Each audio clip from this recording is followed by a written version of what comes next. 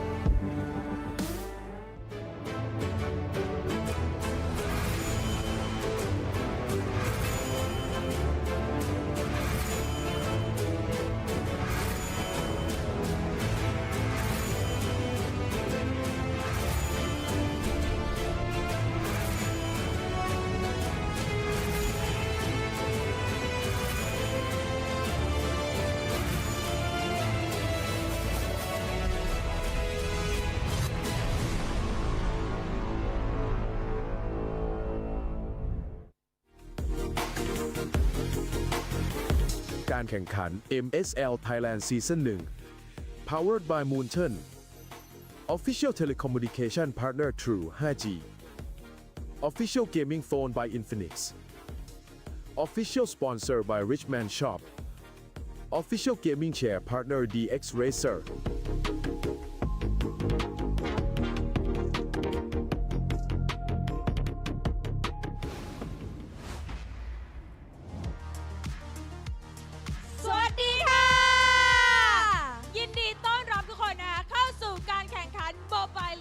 รายการ MSL Thailand Season 1 ค่ะ Hello welcome everyone to Mobile Legend MSL Thailand Season 1 Assalamualaikum Tonton dan puan selamat datang ke MSL Thailand Season 1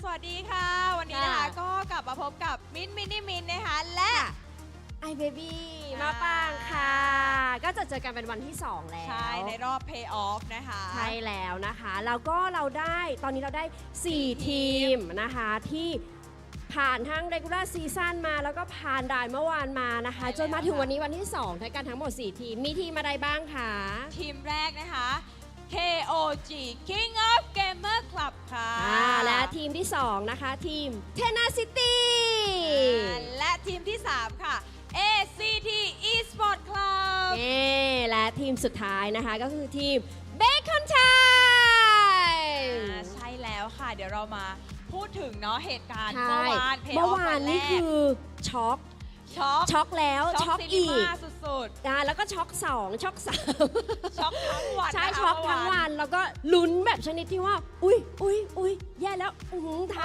าจิกพื้นใหญ่เลย ใช่ทุกเกม ทุกเกม มีเรื่องให้ลุ้น ใช่ ตลอดทั้งวัน ไม่ใช่แค่ทุกคู่ด้วยนะ คือทุกเกมจริงๆ ทุกเกมจริงๆ ทุกแมตช์ ใช่ จ ทุกเก ริง ม ๆลุ้นแล้วก็มีแบบพลิกตลอดเผ็ดเลย เผ็ด เล มาก ย ทั้งสวนเลยเมื่อวาน อ่ะเริ่มตั้งแต่คู่แรกเลย KOG ใช่ KOG สถิติไร้พ่า สถิ ย ติอินซีดัมไร้พ่ายของเราก็ต้องบอก ค่ะ เลยว่าเมื่อวานเนาะก็ เสียสถิติ เสียส เรียบ ถิติ ร้อย โดย ACT Esport Club นั่นเองโอ้โห ใช่ ก็คือ แล้ว ทำให้อินซีดัมของเราเนี่ยพ่ายเลยเมื่อวาน ใช่นะคะ แล้วก็บุรีรัมย์ยูไนเต็ดอันนี้แอบ ทีม เชี เต็ง ยร์ ทีมเต็ง ใช่แล้วก็แอบเสียดายด้วยนะ ใช่ คะ เพราะว่าจริงๆ ทีมบุรีรัมย์ก็คือมีฟอร์มให้เราเนี่ยได้ลุ้นในทุกรอบเลยตั้งแต่ ค่ะ regular season จนมาถึงเมื่อวานนี้เนาะ ใช่นะคะ แต่ก็แพ้กลับบ้านไปแต่ไม่เป็นไร เพราะว่าเรายังมีโอกาสซีซั่น2 ก็หวังว่าจะได้เจอบุรีรัมย์ที่แบบฟอร์มทีมขึ้นมาแข่งแกร่งอีกครั้งเนาะ ใช่แล้วค่ะ ใช่ แล้วเบคอนไทม์เมื่อวานก็คือ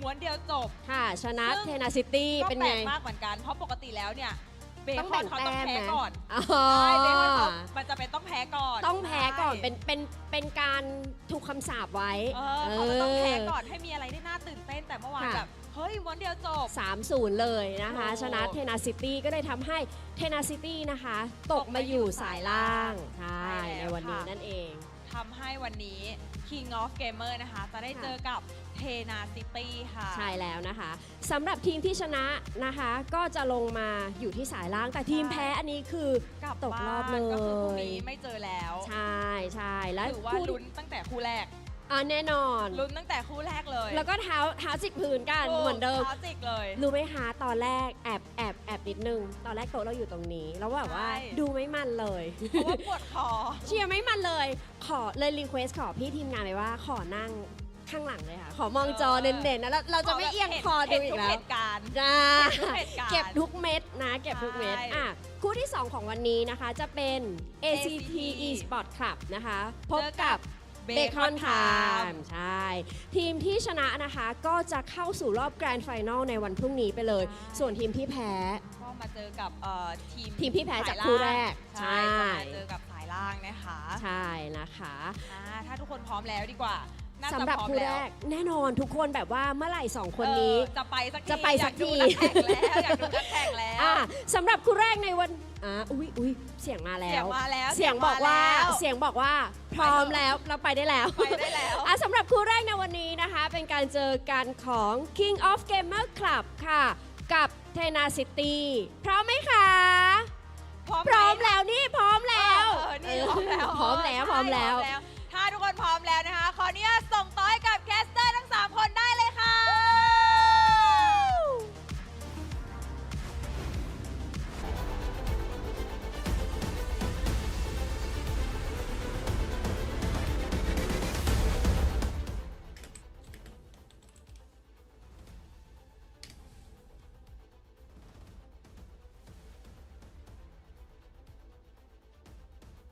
Well, I'm doing good. Bring it on. Hopefully you are too. I just had to do like a little bit of mouth reading for that one because unfortunately I cannot hear you right now. Oh, okay. I don't know How if you about were now? silenced by How about Hugger. There you go. Now, yeah, I can hear you. Do you want to run it back? Let's do it one more time. Let's run it back. Let's do it one more time. All right, bring it on. Let's go. let's pretend nothing happened. Welcome once again to the second day of the playoffs here in the first ever season of the MLBB Super League Thailand. And joining you today in the English broadcast, I will be reintroducing myself. I'm Brigida, and together with me is Renmar, who is wearing red. That is what I mentioned in our intro. How are we feeling today? You already answered that. And I feel like even the hosts are feeling very energetic heading into the second day of the playoffs. Yeah, I'm pretty sure that they are as well. I love the vibe that our two hosts always show all throughout the season, and I'm sure they're just as excited as we are to witness the matches. Of course, day number 1 of the playoffs had so many surprising results. If it wasn't in the outcomes, it was in the drafts. Questionable at times, though some of the in-game decisions were a little bit. Still, it made for a really exciting day number 1 of MSL Thailand. And honestly, while watching, I couldn't help but feel just a little bit jealous, even though it was a long day, especially for Gani, who had to cover for majority of the 20-plus minute games we saw yesterday. It was a very fun and interesting day number 1 for the playoffs. I think that's why I heard, or I at least kind of recognized the host also saying long games, because Yeah. we did come from a day which was sort of filled with quite a number of long games, and Goni too. I don't know if it's just something about Goni, but even during our first cast here in MSL, which was way back in day number 1, we just happened to see a couple long games, and I think that was the only day in the season where we also got to see a Savage, but more on that later, because I think despite that, there have been a lot of like changes throughout the weeks here in MSL Thailand. But we are about to take a quick look at today's schedule, because we have just 2 best of 5 series today, Renmar. Unlike yesterday, we had 4 series, but not all of them were best of 5s. Yeah, of course, we opened it up with 2 best of 3s for the play-ins. But yesterday, all BO5s, KOG, they are coming off of a day wherein we saw them lose their first ever series this entire MSL Thailand Season 1. They dropped 3-1 to ACT, but it was one of those games that was much closer compared to the final result. Meanwhile, for Bacon Time and Tenacity, this to me was the most frustrating game to watch. I think I was a little bit more frustrated for Tenacity, not at them, but for them, because Bacon Time, they were just relentless, especially in their game 1 and 2, the fact that they showed up in packed Florin. But we can discuss Bacon Time a little bit more and their little things that they showed up yesterday. But we are going to be starting it off with KOG and Tenacity in the lower bracket semis. Okay, and now we will be supporting that with a bit of statistics immediately head on. So we are seeing a few of the more common picks here in MSL Thailand so far, because I believe even in this league, among all mid laners, there's such an high importance when it comes to the Zetian compared to like all the other mid laners we see, and even in other regions. Maybe this is something we see unique to MSL Thailand. Oh, definitely. I think Zetian is a perfect slot in for the Thai playstyle, which puts a lot of importance into skirmishes and team fights. So a lot of the highlights, especially we'll highlight packages, we usually see it's going to be a lot of team fights, but you have to take into consideration when these team fights are fought. Are they fought around objectives? Are they fought randomly in the river? And for a couple of the series and games that we saw yesterday, a lot of it was just boiling down to team fights that broke out of nowhere, because a team decided, hey, an opportunity looks good here, even though maybe minion waves don't look that really good that we can push with, although this is one of those exceptions. They definitely had a minion wave here. Zetian is just the perfect foil to random team fights showing up, because if you mistime a team fight and a Zetian, a Fury of the Phoenix, comes down at the wrong time for you, your entire team's getting stunned and you're gonna get punished. Yeah, which is why I also think the Badang is sort of a high pick, because in a similar way, if the team fights do happen or do favor them if they happen more randomly, then these kinds of heroes which are just capable of disrupting and turning around the situation might just work in their favor. And these are high priorities for Carnes in KOG, and on the other hand also BS from Tenacity. So they have their own signature picks, if I may say so, but at least now that they are going to have a rematch in a way, because I think the last time that they met each other was way back in week number 2, and it was still Yep. a maxed out series. It was a 2-1 in favor of KOG, and with Tenacity coming from a very unfortunate sweep, but we're hoping that they could somewhat bounce back and regain their momentum after losing to Bacon Time last night. Yeah, my question right now, though, for KOG is, how shell-shocked are you that you lost your first series of the season yesterday? You're still here in the lower bracket, but now you're going up against a team like Tenacity, who I'd like to think they are a team that definitely would like to pounce on the weakness of a team. Whether it's in-game, whether it's outside of the game mentally, they're gonna do what they can to draft and execute to make the most out of that.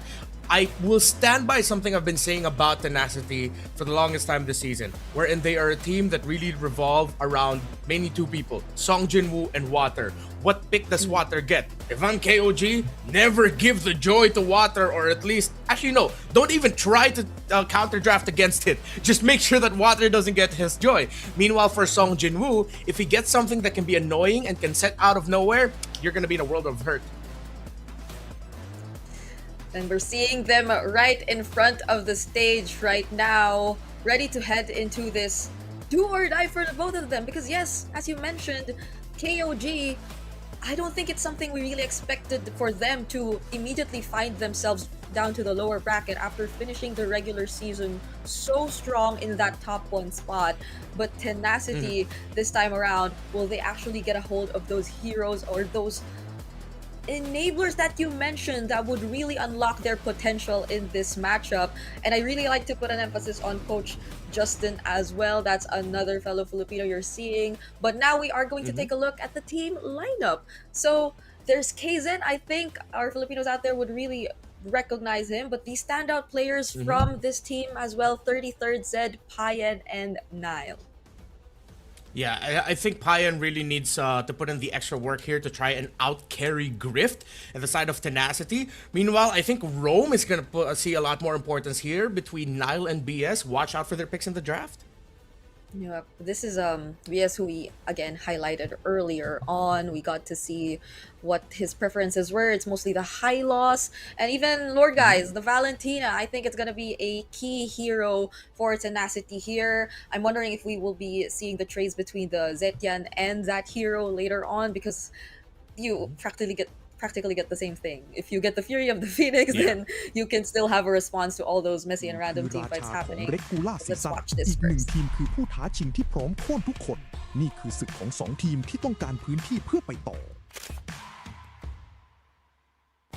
พวกเราอาจล้มลง แต่เราจะไม่จบลงตรงนี้ ความพ่ายแพ้ครั้งเดียว จะไม่ได้เปลี่ยนสิ่งที่พวกเราเป็น พวกเราจะพิสูจน์ให้เห็นว่ายังคงเป็นทีมที่แข็งแกร่ง ผมไม่ได้มาที่นี่เพื่อหยุดแค่รอบนี้ พวกเรายังมีเป้าหมายเดียวคือแชมป์ ตลอดฤดูกาลที่ผ่านมา พวกเราก็แข่งมาหลายเกมครับมาอยู่จุดนี้ก็ไม่ได้แข่งมาเพื่อแพ้ครับเทนเนสซิตี้ก็มีความมั่นใจในตัวเองว่าจะกลับมาเพื่อชนะอีกครั้งพวกเราก็ต้องการไปต่อครับเราก็จะทำทุกอย่างเพื่อมันพวกเราขาดแรงกดดันมากๆและสุดท้ายเราจะคว้าชัยชนะ นี่คือโอกาสสุดท้าย และจะมีเพียงทีมเดียวเท่านั้นที่ได้ไปต่อ ทุกอย่างจะถูกตัดสินในแมตช์นี้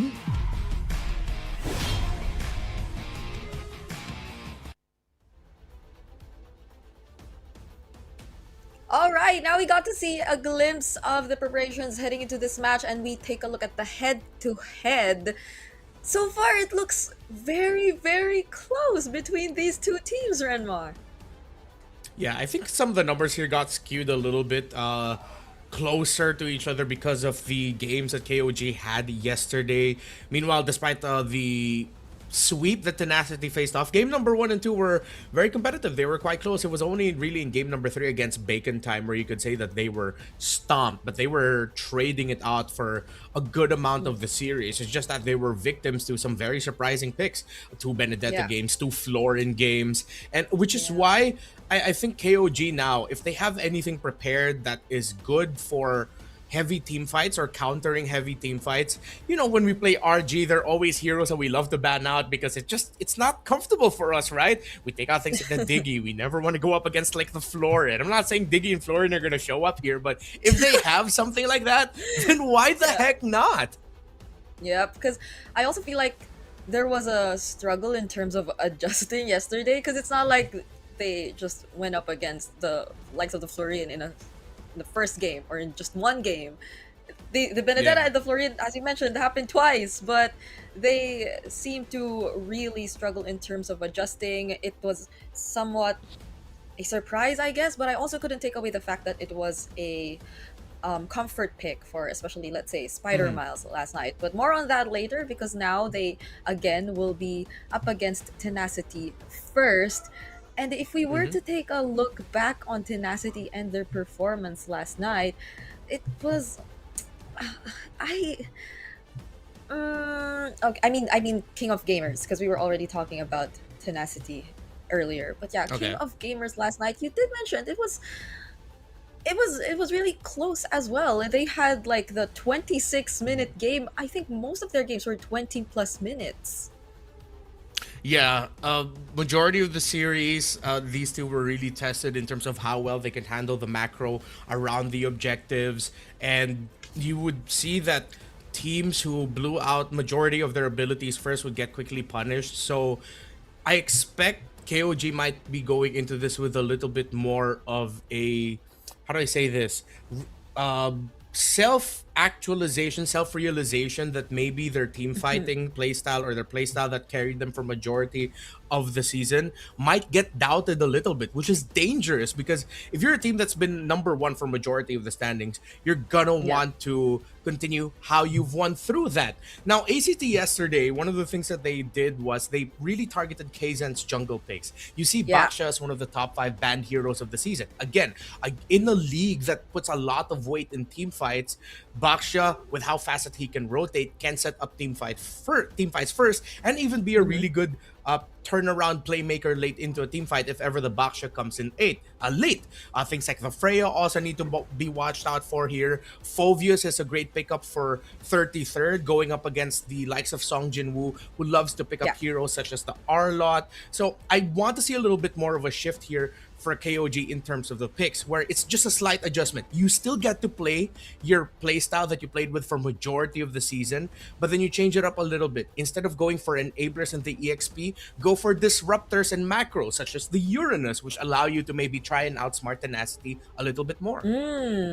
So are we looking for a bit of a more active role that we might get to see from Kaizen as well? Because you also did mention that, yes, I think teams tend to put a bit more focus on Kaizen, especially when it comes to the drafting. I think that's also why we got to see him pull out the Akai a couple times in week 4, and even just yesterday. Though that did result in a win, though, it wasn't necessarily the kind of jungler that you mostly just play around. Though there's a lot of disrupting that can happen with that, if it's just that. So 33rd, I agree.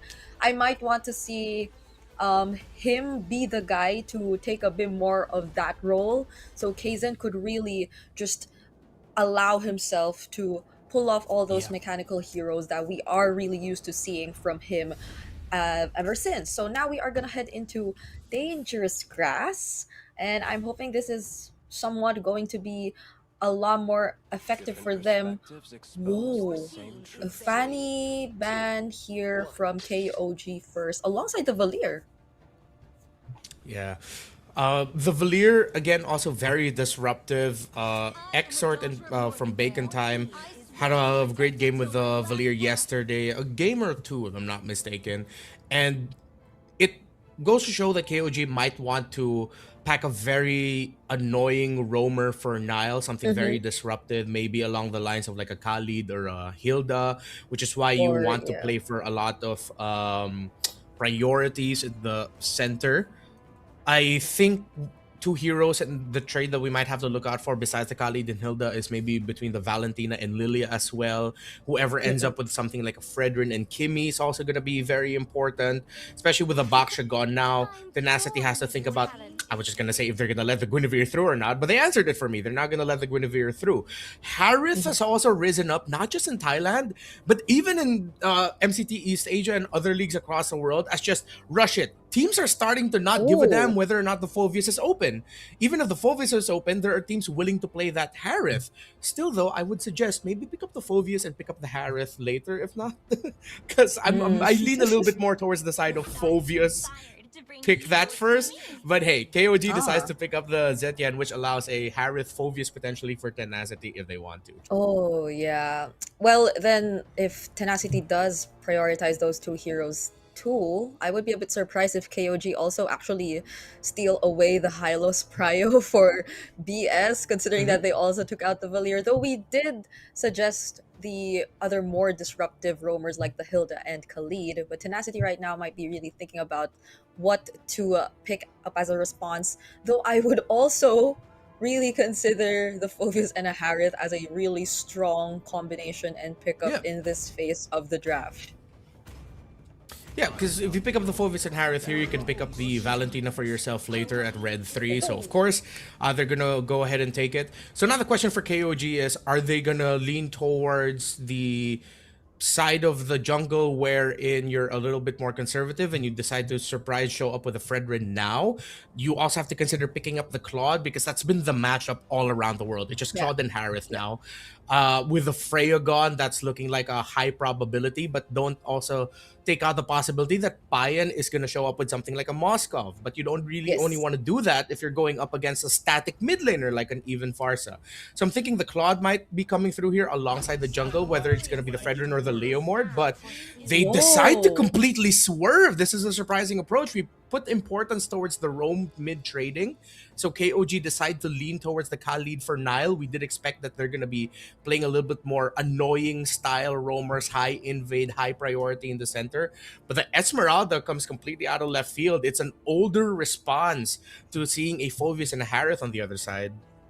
Yeah, and this is likely going to EXP anyway, right? And it's only been mostly KOG using the Esmeralda upon checking the statistics. It's been like 2 picks for them so far with 100% win rate. Things seem to be looking really good for them using this hero pick.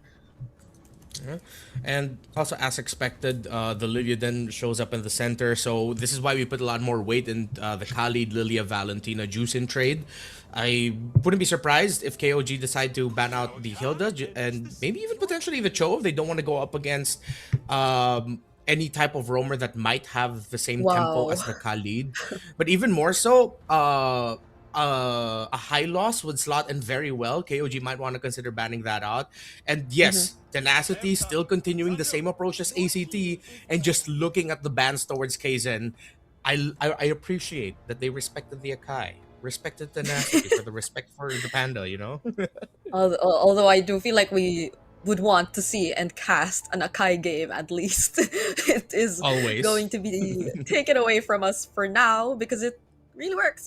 Although I also feel like there might be a need for a bit more damage if we take a look at the lineup from KOG at least, especially towards the late game. But again, we still don't know what Payan is going to pick up, so there's always a possibility that he just grabs that really scaly gold laner that hopefully can match what the Harith is going to be capable of if we ever do get to the late game. And now they take out the Moscow, which could be one of it. Yeah, I think this is a little bit of a confident show here by Tenacity that we don't care about the matchup. Good ban there on the high loss. It slots in much better. I think they're much more okay with going up against something like a Hilda. You don't see enough right now to warrant picking up like a Gata Kacha at red 4, so we might just see the Hilda lock in now, or maybe even the Cho. Yeah, I think if Payan's going to end up with something like the Claude later, he's going to have to be ready up against Grift, just being very aggro in lane. With how they're banning, with how they prioritize the Harith early, this really feels like they're showing that Grift is confident that he can just beat up Payan in the laning phase. Yeah. The only, willingly gonna let go of the Claude. I think they're gonna be really okay with that. So now they complete, or at least they pick up the Leomord for their jungle role, and that's another option down for Kaizen as we wait for whatever jungle pick he is going to consider later on. Yeah. What else I could think he- he's just gonna have to settle for something like a Fredrin, but then with the Lilia already there, it's gonna be really tough. They don't have the Fredrin Kimmy combo together. It's gonna be a juice in. Their damage spread is quite sad. I think they're gonna have to settle for something maybe surprising here. Pack a Nolan for the burst. Nolan, yeah. Maybe a Joy, but then with the Phoveus locking down on you with a heat-seeking shoulder tackle, might be tough. So go for raw burst here. If they go for something a bit more tanky, might not be good. Unless there's something surprising like a Martis. Oh, okay. That's a lot of magic we're seeing from KOG Yeah. right now. Oh. Uh, And I think this is a really good response. Yep. With the center of the map, you get priority with Glue and Lilia together, but let's see. There can be some matchups, especially with how well you can time the Desert Tornado and then the lift from the Zetian. You might be able to win out the trade early on against the Glue and Lilia. But then the inevitable thing is once you hit level 4, once you're heading into Turtle 2, especially around the Turtle 2 timers, that's when you just start to see Lilia play really confident and now start giving a lot of difficulty for heroes such as Khalid and the Jusin.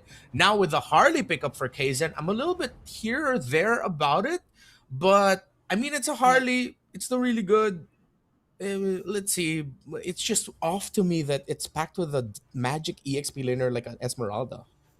Yeah, this is still dangerous grass nonetheless, so hopefully they're able to maximize that. But yeah, the presence of a glue is making me feel kind of iffy as well, because I've just seen countless instances wherein the glue just suddenly is able to get his stacks on the Harley, and that just changes everything. Although the Claude could have a much better time getting his stacks in as well, there are just so many interactions that we have to watch out for when it comes to this game as we finally head into game number 1. And as expected, they will be taking a bit of the better control so far when it comes to the river. Yeah.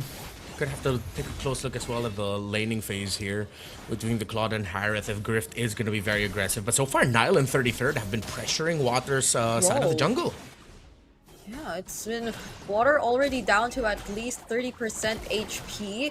I guess this is one of the advantages of really having a lot of fighters early on who are just as tanky as these two. Water, oh my goodness! Wasn't even able to take that green camp and he got dived under the turret! Perfect rotational start there by Nile and 33rd. Question was, where was BS? What's he doing all the way on the other side? You already see your jungler getting pressured like that. If the glue timed this rotation with the Leomord, it could have been better.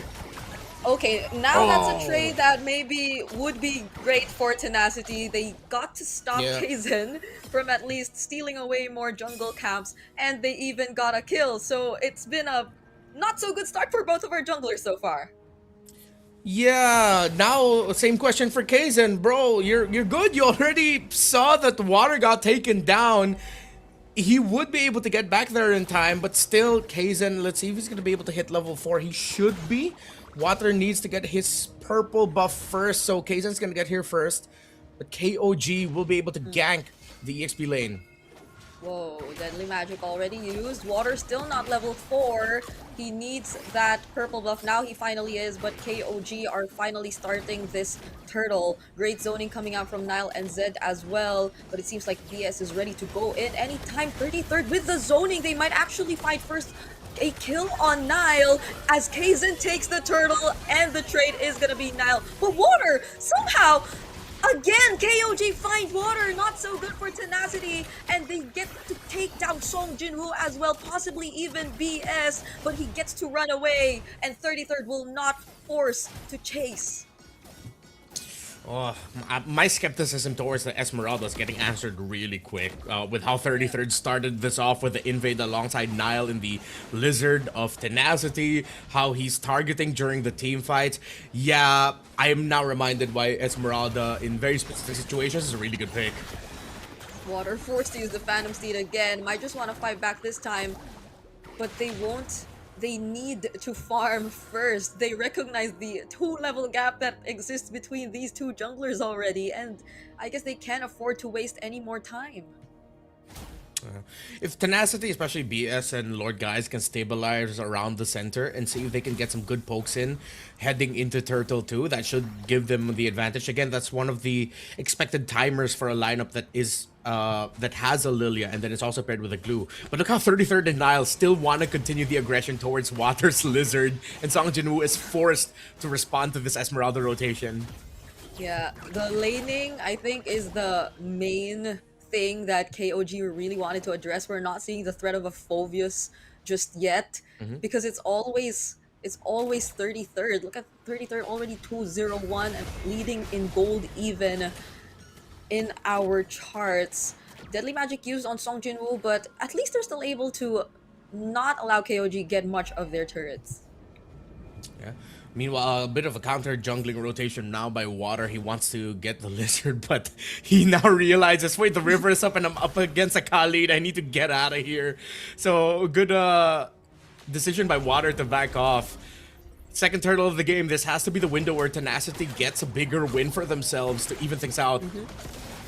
Okay, Lord Guys just can't go in. BS already down to half HP. Song Jinwoo coming in from the sides, forced to flicker out just because of that. And the Raging Sandstorm from Nile. Now it's 33rd jumping in as well with the Falling Star Moon. Song Jinwoo's not able to do much, not even as the Phoveus in this game, as KOG take this second turtle for themselves and might just want to keep going. Look at how they take away that orange buff from Water. Water just wants to play professional MLBB, but he can't.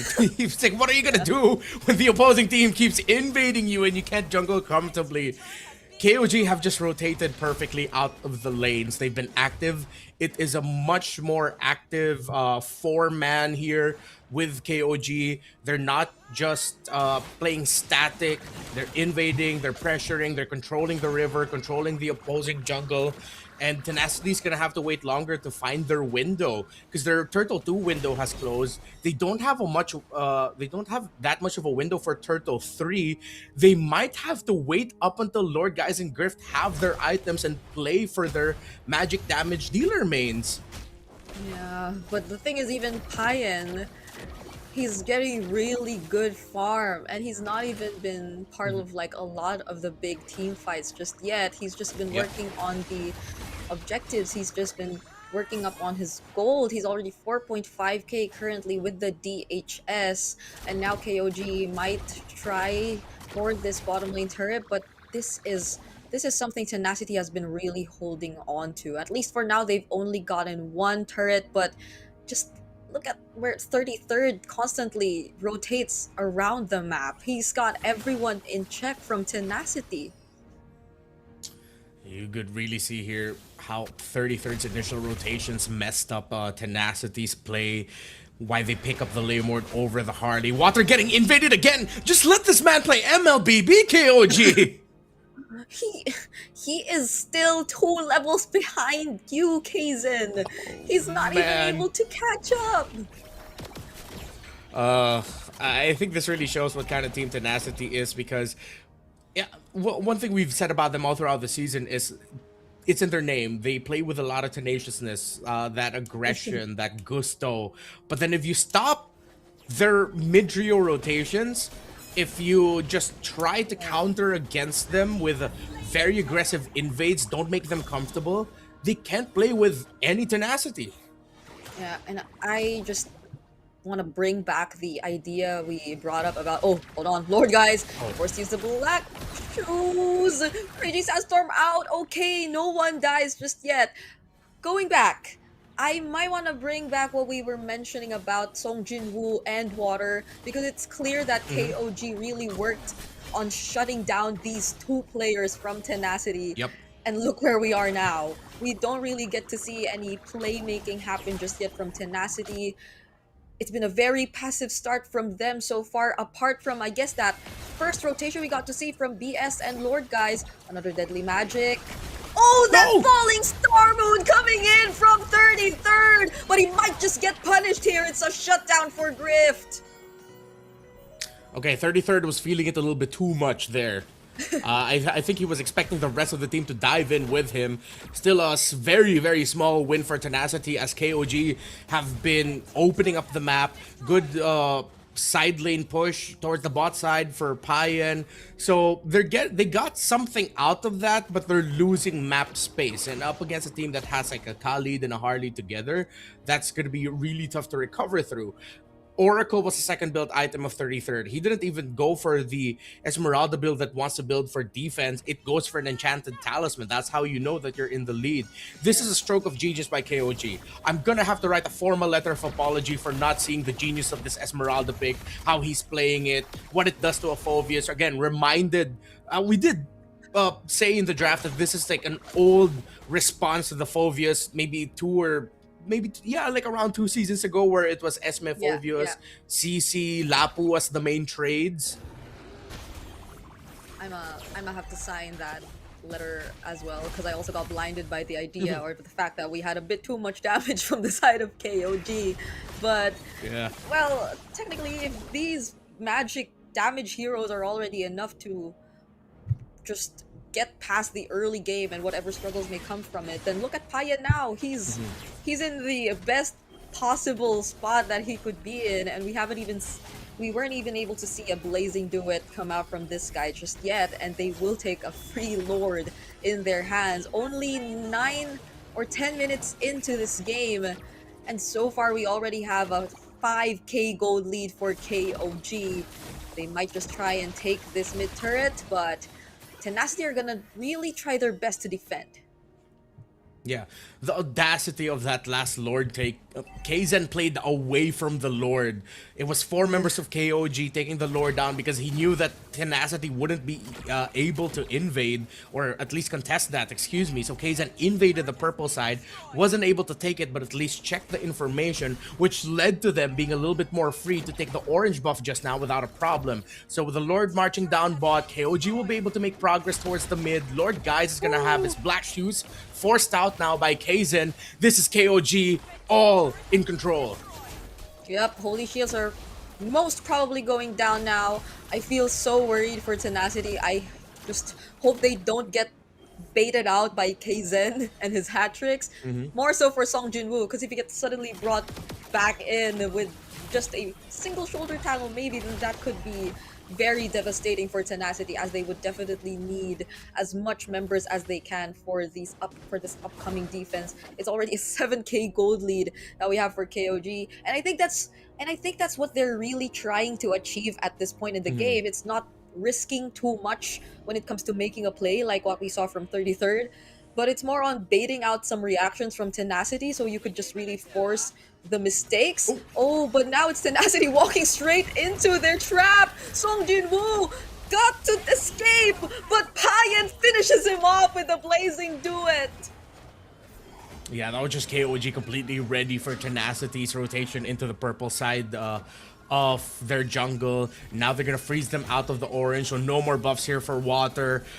KOG have really just, as we mentioned earlier, targeted Song Jinwoo, have targeted water, the Esmeralda of 33rd, their early rotations. Story, very clear. Tenacity, not ready for it, and they're getting punished. What a stroke of genius. They knew that they were going to be giving up the Phoveus and the Harith. Tenacity bit into it. I'm not sure if they expected the Esmeralda to come up, but so far with how they're playing, it really feels like they weren't ready for this, especially because they weren't able to protect water early on. Yes, they were able to take Kaizen down, but then that wasn't that worthy a trade because you still don't have that early game answer for that Esmeralda. So even if Kaizen got taken down, it's a quick respawn. His orange buff spawned up. He hit level 4. It's those little things that you aren't taking into consideration that to me shows like there are still some lapses in the overall big picture decision making of Tenacity. Yeah, Kaizen went down, but 33rd and 33rd and Nile never let go of that bottom side of the map. It Yep. was them just constantly really being in the face of tenacity. And it's not like Kaizen wouldn't be immediately able to bounce back. Just look at him now, once again being the guy to secure that Lord. And I think at this point, being the guy to just really try and go for these bait plays. Now, the Lord immediately spawns down bottom. They've been managing the waves really well. But at this point, with a 10k gold lead, could the wave clear? Could the Lilia possibly answer all this pressure that's about to come in from KOG? Yes, but I think the other question for me alongside that is, can Song Jin-woo and BS live long enough? Oh yeah. That's another deadly magic you got to see just now with all three waves synced up. Ooh, water! Water nearly went down! man. How did that even happen? Oh. Kaizen wasn't there! The damage was just from what, Zed or Payan? Yep. Oh, deadly magic. BS using the spread. Water still working on that Lord, but all base turrets are now about to fall. Infernal Pursuits, Flicker Dark Wave from Song Jin-woo, but he gets immediately bursted down. And now the Zaman Force has a response with the Blazing Duet and the Winter Crown. Rift is already very low, but at least Water, they're able to deal with the Lord. 11,000 end climbing is a gold lead. Kaizen goes in with deadly magics. And Water forced back. He just got out of the respawn. Oh my goodness, another Zaman Force! Lord Guy's nowhere to be found. Payan, he's just able to use all these auto attacks, and it's enough for KOG to still fight back. Now they're knocking on the base. They still have a minion wave alongside them, but the Phantom Steed is here from Water. He tries to defend. There goes another deadly magic! Blazing Duet! There's the immortality from Nile Pop, but Song Jin-woo again going down! Water as well with the knockup from the Lantern Flare, and it's gonna be a wipeout. KOG will take game number 1. In the immortal words of Shaquille O'Neal, I'm sorry, 33rd. Sorry, coach, I wasn't familiar with your game. The Esmeralda pick executed to perfection, making the most of some early lapses from the Romid duo of Tenacity, and they just never let go. If 33rd doesn't get the MVP here, I might be just a little bit annoyed. Just a little bit. Yeah, that I swear, even in that last sequence, just look at this now. Your question got immediately answered. Song Jin-woo could not last long enough. Song Jin-woo, BS, couldn't really tank the damage, and Lord Guys couldn't even throw out all those blooms just because of the threat that you could anticipate in terms of the burst coming in from KOG. Like, it's either Kaizen, it's either Zed just jumping in, and everything just seemed so well coordinated for KOG in that game number 1. It was not a 20-minute game to start the second day of the playoffs. It was a fast one, very decisive early on. King of Gamers, it looks like they really knew what they needed to do to make this start work. Usually in these beginnings, I would hopefully think that we can credit the coach for this, because you know those moments where after the draft shows up, you see the coach go looking left, looking to the right. He's gonna be speaking into his microphone. He looks like he's angry, but he's just like really dictating some conditions and some early plays that they can go for. If that was coach's call, shout out to the coach. If that was 33rd and Nile just deciding on the fly, hey, let's just invade this guy's lizard. Shout outs to them. It's Yeah. crazy to think that it was one rotation very early on in the game that just got Tenacity super uncomfortable for the entire game. It brings me back to the early days wherein we got to see the Khalid being brought back in the meta. He was able to do that alone, but I don't think you can anymore in the current meta. But he got a lot of help. He got big help from 33rd right there. Nile and 33rd did such a spectacular job at just really making sure the early game went their way. So we barely had to pay attention to the other parts of the map. Not even the threat of a Harley Claude matchup seemed to matter for them. And okay, sir, you can afford to keep flexing right there. Yeah. Let's see what Renmar would be saying about Payan. I think he also really somewhat deserves this MVP title. Yeah, you know what? Everything was set up for Payan. If he messed up here, maybe we wouldn't have seen the wins that KOG got in some team fights. Maybe 2 or 3 fights before the final siege. He went perfect as well. He got the job done, but again, 33rd in what he did with his Esmeralda was just.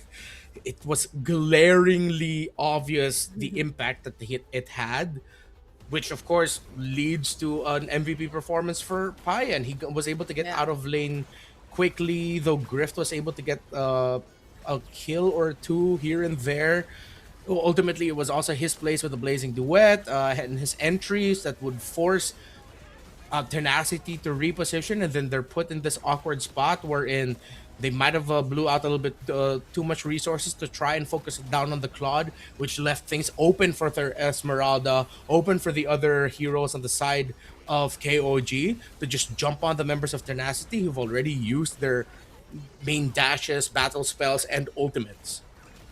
Yeah, I think there were a lot of attempts from Tenacity nonetheless. Like even towards that end, it seems like Song Jin Woo tried to take a more active role with that flicker dark wave that we're seeing right now, right on cue. But again, you just can't really provide the right amount of follow up. The damage won't be enough just yet. It's mostly just like sacrificial plays you try to go for to extend the game as much as you can, when clearly it seems like they were just delaying the inevitable from what we got to see based on KOG and how their understanding of the game actually worked.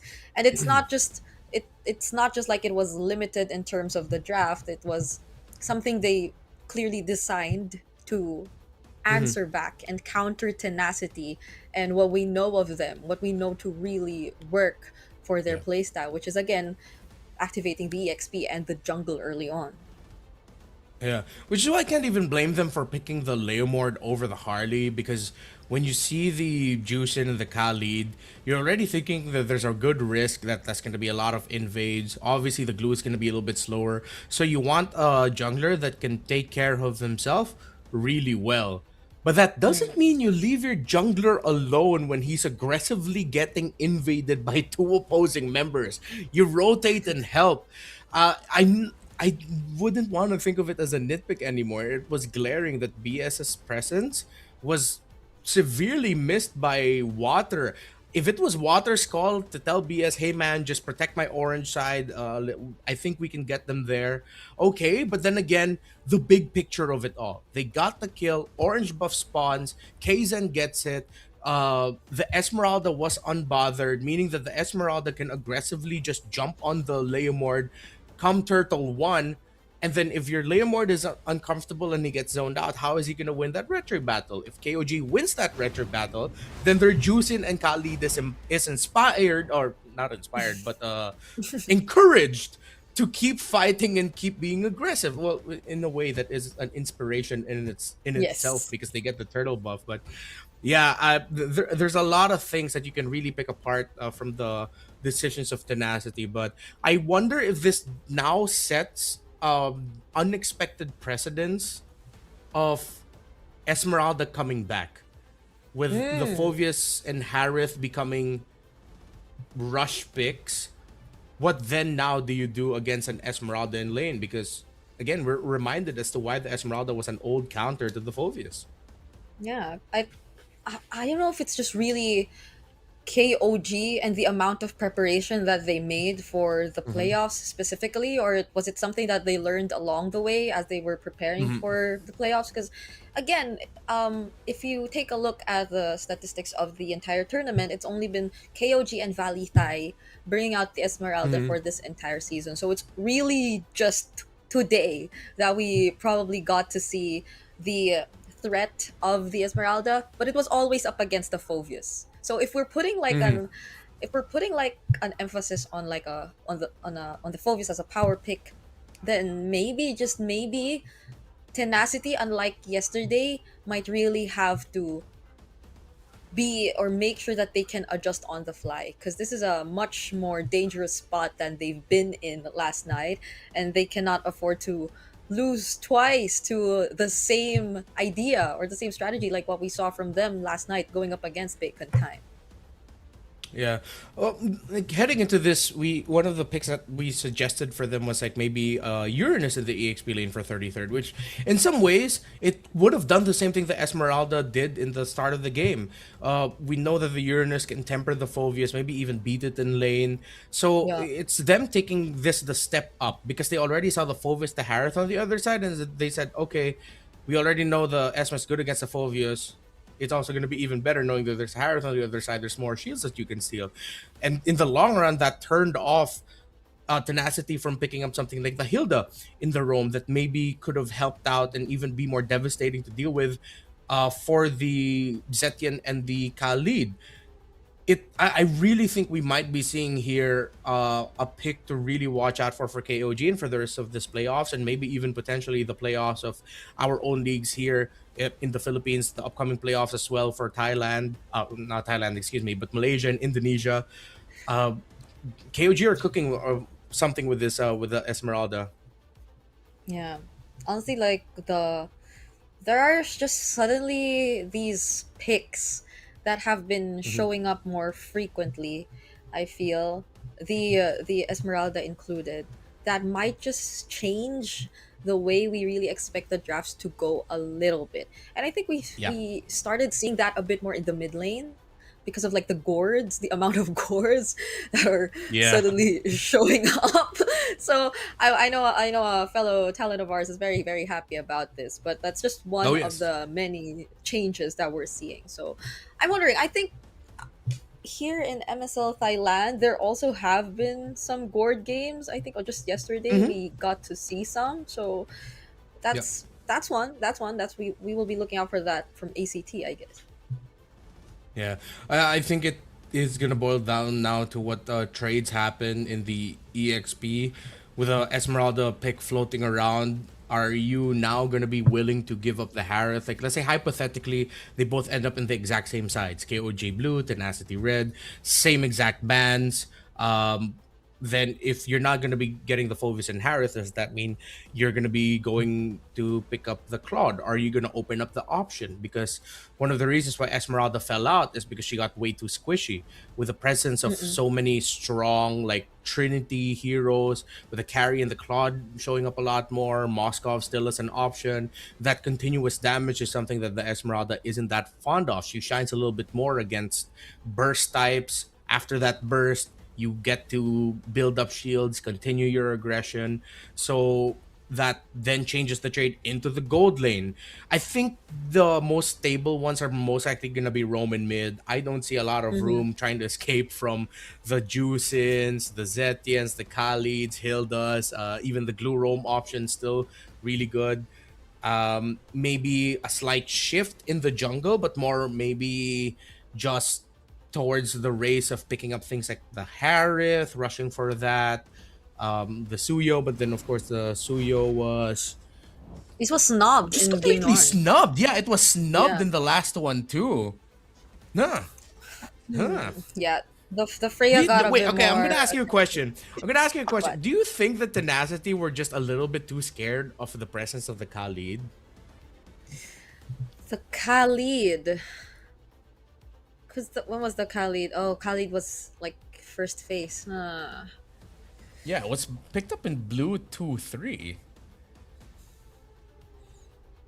So the Lilia, Leomord, and the Glue were the choices after the Khalid. Right? I, in a way, Yeah. but I'm hoping they don't get too reactive again. If that were Yeah, to exactly. be the Yeah. case. Yeah. Because I think if the- Tenacity start getting reactive, they don't play their game. Yeah, exactly. They changed the game plan a bit too much. Well, we did expect like the exact sequence from Tenacity nonetheless, but maybe try to not just be too reactive and also adjust on the fly, like in game. Because again, the Yeah. BS play, where BS really positioned himself Yeah. throughout the early game was something Yeah. that we were wondering about. Yeah, I mean, you could definitely say that was BS. A bad spot. It was the bad spot to be in. You should have really tried to protect your jungler just a little bit more. So, hopefully, yeah. I think we've picked apart Tenacity enough. I trust the Yes. coaches. I mean, they've had a terrific season. They could have been one of the teams to make it into the top 2 spot.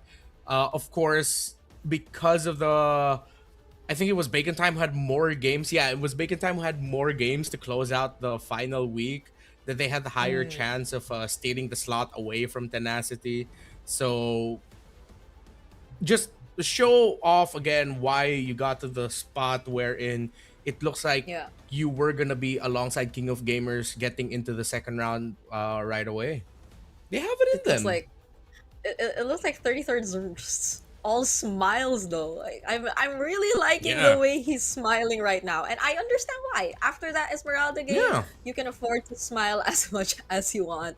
And this is our player head to head between Kzen and Water. So interestingly enough, there are much better stats what we get to see from Water, but it's probably also because of just the heroes that they choose to play. Yeah, of course, Water, he flows with it. If he gets his assassins, if he gets his favorite picks, just expect him to shine. I wouldn't be surprised if maybe if down to the wire, let's say this ends up becoming 2-0, even if it looks really awkward, they might just pick up a Joy in game number 3 and still somehow get a win with it. That's how good he is with that pick, and that's how comfortable they are playing with that. Now, I'm thinking though, if how they're gonna approach this game number 2. I hope we can already see the draft so we can see in Yeah. what side that they're gonna be on. Because if they're just gonna try to reiterate and maybe fix a bit of the decisions they made in the draft in game number 1, I wouldn't mind if they actually just tried to go red side here again and just adjusted. Now knowing that there's an Esmeralda that could show up on the other side. Yeah. Now it's also like making so much more sense to me why the Valir was just taken out, because there was this condition that they were really planning to do. So Yeah. there's like the first few bans are already really telling of what to expect from KOG. If ever they do get blue side once again, because now we'll be in expanding rivers. So let's see what the sides are gonna be for both of these teams. Hopefully it's hopefully for Tenacity it's okay, They it's Tenacity switch. going on blue. Okay. Okay. Still respecting the hell out of the Guinevere, and this time they take out the Phobius. They don't want to just like rush pick that. I think that's also a signal that KOG is going to be losing the Harith. Most likely going to be a rush for the Harith here on Grift. Question is, what then do you consider taking out? You don't have to worry about the Esmeralda now, since that was more of just an answer to the Phobius and the Harith together. And it would be too greedy if KOG still decided to pick up the Esmeralda just as an answer to Harith. Again, it worked out well the last one because it was answering two things. Yeah, and not with like the Baksha still open, I guess. Because Exactly. Oh, wait. No, yeah. They also have to consider the Baksha now, because I don't think KOG want to ban out their pick. Oh, they ban out the Harith. I think they know that maybe Water isn't going to lean towards picking up the Baksha, and they might be able to just get away with picking it up. So I think you go they Marcel here. prioritize? Huh. I wonder. Or nah. It's the Claude is still there, but or the Harley? Yeah. Harley too, you also have to consider. I think BS just needs to be more active and make his presence felt. I'd want to see him pick Marcel more, but okay, they pick up the Baksha. I think KOG would want to pick up the Marcel now. And then with the Harith and Freya taken away, they can pick up the Claude. So they can go for Claude Marcel. There's a wide pool of mid laners. Think they don't need to rush the Valentina. I think teams have also grown to the point where they're now willing to play Marcel against the Valentina. They're not that scared anymore of giving up a golden hour. This is so great for the Baksha pickup though, because we're in expanding rivers. So like, Mm-hmm. hopefully, this time around, Water doesn't get, or Water gets to play MLBB. You know, like Yeah. hopefully this If he time still around, doesn't get to play MLBB as a Baksha, bro, I feel really bad for him. Oh, wow. oh. Well, the Zetian was something I was also considering because of like how the passive works. I just didn't expect like Yep. the Cho to come out this early on. Same. Well, that's always been one of the things that we considered when Cho was a little bit more active in the meta. Oh, a Selena. Okay. I think, yeah, this was something banned out by Bacon Time. It was either game 2 or game number 3 against Tenacity. So now knowing that you're up against the Cho and with all of the vision on the map, especially since I learned not to hate on an early Selena pick after how Mingwin performed in MPLPH with this hero, I would like to say, with the Baksha, with the traps that you can place, interesting. Considering that you're the roam mid combo, you go for that swerve, you still end up with the Suyo. So this is a lot of pressure by Tenacity, and I like that now they focus on the roam mid trio to dominate, but then you give up the Sora without the Valentina to worry about. This could be punished in the early objective fights just when Sora hits level 4. If you're not careful, they still ban out the Valentina as a potential of it going into the EXP lane. So good checklisting here by KOG, but I like the priorities of Tenacity. It's not them being reactive. It's them with their best foot forward of wanting to take control. Now they're sticking to plan, and I am already starting to imagine how the rotations are gonna look like. The Baksha, the Selena, either can go first. If you land that Abyssal Arrow or Baksha Shield Unity, you could already expect the other to follow. And so early game positionings are definitely gonna be key for King of Gamers here. Both junglers, by the way, really commendable Suyo users. Just a 43-50% win rate difference between the two. But now it's the junglers that are now being focused on for Tenacity. Kaizen again finds himself in this spot, but it seems like he's always okay with being in second phase because he has like an entire or such a deep hero pool anyway. Yeah. I think KOG were also ended up having to ban out the Uranus because in my head they might have wanted to try to take out the Lapu. It's one of the best heroes that you can use to deal with the Sora, and also because you just have someone who doesn't have to worry about getting knocked back by the Zetian passive to just force the passive away. But then you take out the Uranus because the Uranus takes out pretty much does the same thing, just with a different kit overall, but it would have been more annoying for them to deal with. Because if you kick the Lapu Lapu to the back, there's a good chance you might be able to take him down, make him waste his abilities. But if you kick a Uranus, especially if the Uranus is packing Purify, it's not going to be a good time. Tenacity still respecting the utility jungles that could show up. You still can pack a Fredrin here, but it just might be too slow. So I think the KOG jungle pick should come up later and then just pick their gold laner now. Try to get a really good matchup for Payan. With all of the dive on the side of Tenacity, you don't have to worry about an artillery mage. I think Moskov is well warranted. More mobility. There we go. Yeah. Exactly as you mentioned. And meanwhile, for Tenacity now, we finally are able to take a look at their sides. What does Song Jin-woo finally play in this scenario? You gotta consider he's going up against the Sora, so if they really want to have a better laning phase, against the Sora, since the Uranus is out... Well, we mentioned the Lapu Lapu earlier. I think would be really good. Lapu... It's just... Yeah, it's just really gonna be a Lapu at this point. Okay. We're waiting for Kaizen. Is it the Fredrin or is it something else that he has in mind for the jungle? Yeah, Fredrin. This might be a really tough Fredrin game. You're up against the mobility of the Suyo. I think they might just end up having to settle for something like the Leomord, which is still open. But then that might be a little bit too dependent on them getting some kills early, and with the boxer there, that might not be happening unless you're already level 4. I'm thinking there's a surprise pick potential. They banned the Because the Hayabusa Lamor just feels early. too safe. Oh wait, no, yeah, Haya, but you're up against the boxer. It might be, you might not be able That's to play. true. Okay, so it is a bit of a surprise. They get the Joy. Okay, let's see how Case is gonna play the Joy against Water, who has made a name for himself as one of the best Joys in the world. That's gonna be a statement right there from Kaizen if Yeah. ever he still gets to perform out of his mind on the Joy. Such a shift from playing a game number 1 on the Harley, still in Magic, if it's just that, but we're seeing Yeah. a lot of mobility from both sides this time.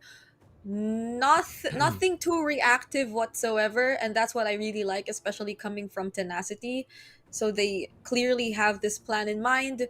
I'm just worried about still the early game execution. Like, how are they going to position themselves and rotate? Because that's what drastically changed the outcome in game number 1, Yep. despite how promising their early game picks were.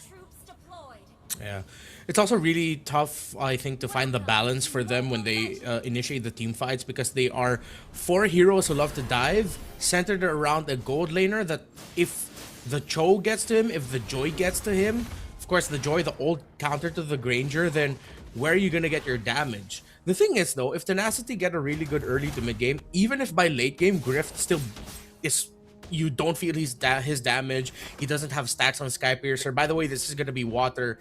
Hopefully he's the one not packing Skypiercer, because he'll be way too greedy if you give it to the Suyo. You still have the damage available for you with just the other 4 members of Tenacity. Now, I think one of the heroes we also have to watch out for mainly is the Cho.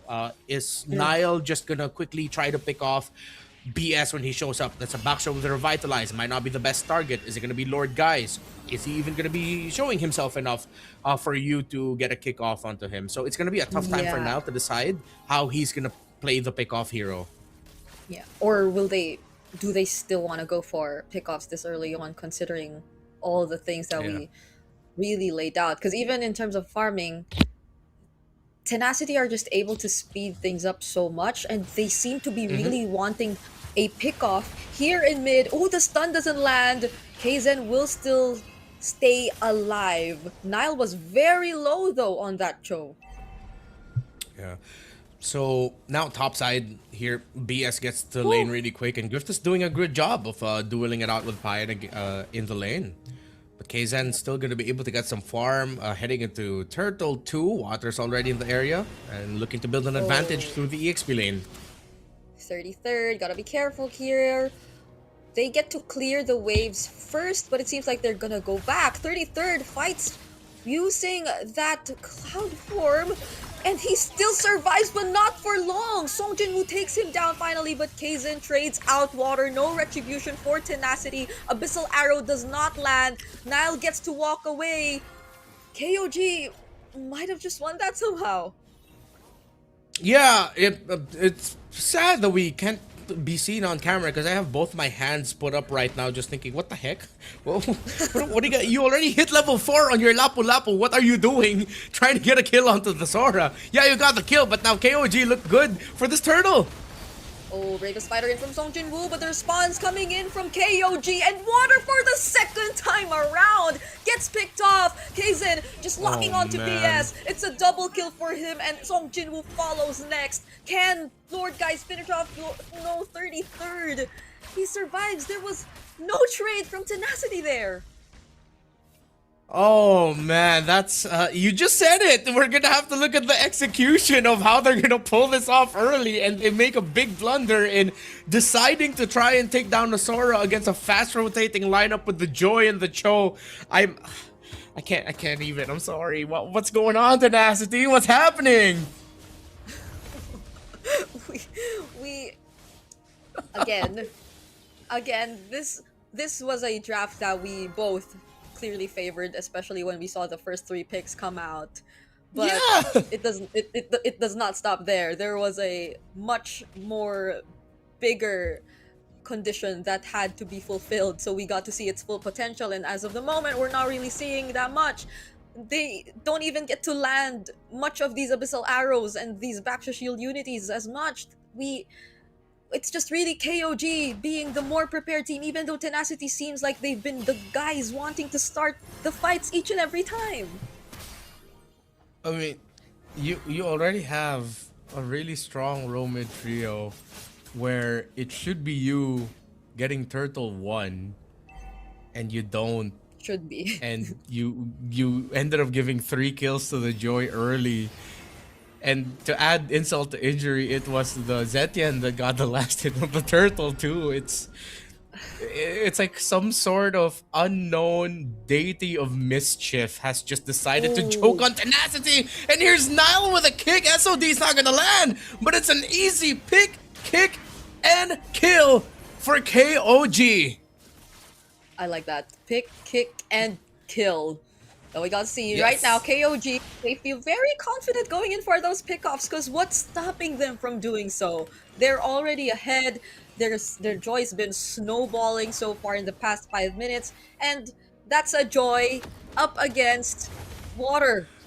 Water, who again we mentioned earlier, has been phenomenal on the Joy as well. So this is such a statement that we're seeing so far from Kaizen, but this is depending too if KOG actually don't make a blunder themselves, because they're getting a really good hold of this game so far. Song Jinwoo shows himself up, but Kaizen's just focused on taking this turtle. They do get to spot out Griff though. Okay, Tenacity now starts to go in. Water this time around actually secures the retribution. They get brought back. There's the revitalize as well, but it seems like BS will be the first target. 33rd takes him down, and Tenacity will disengage.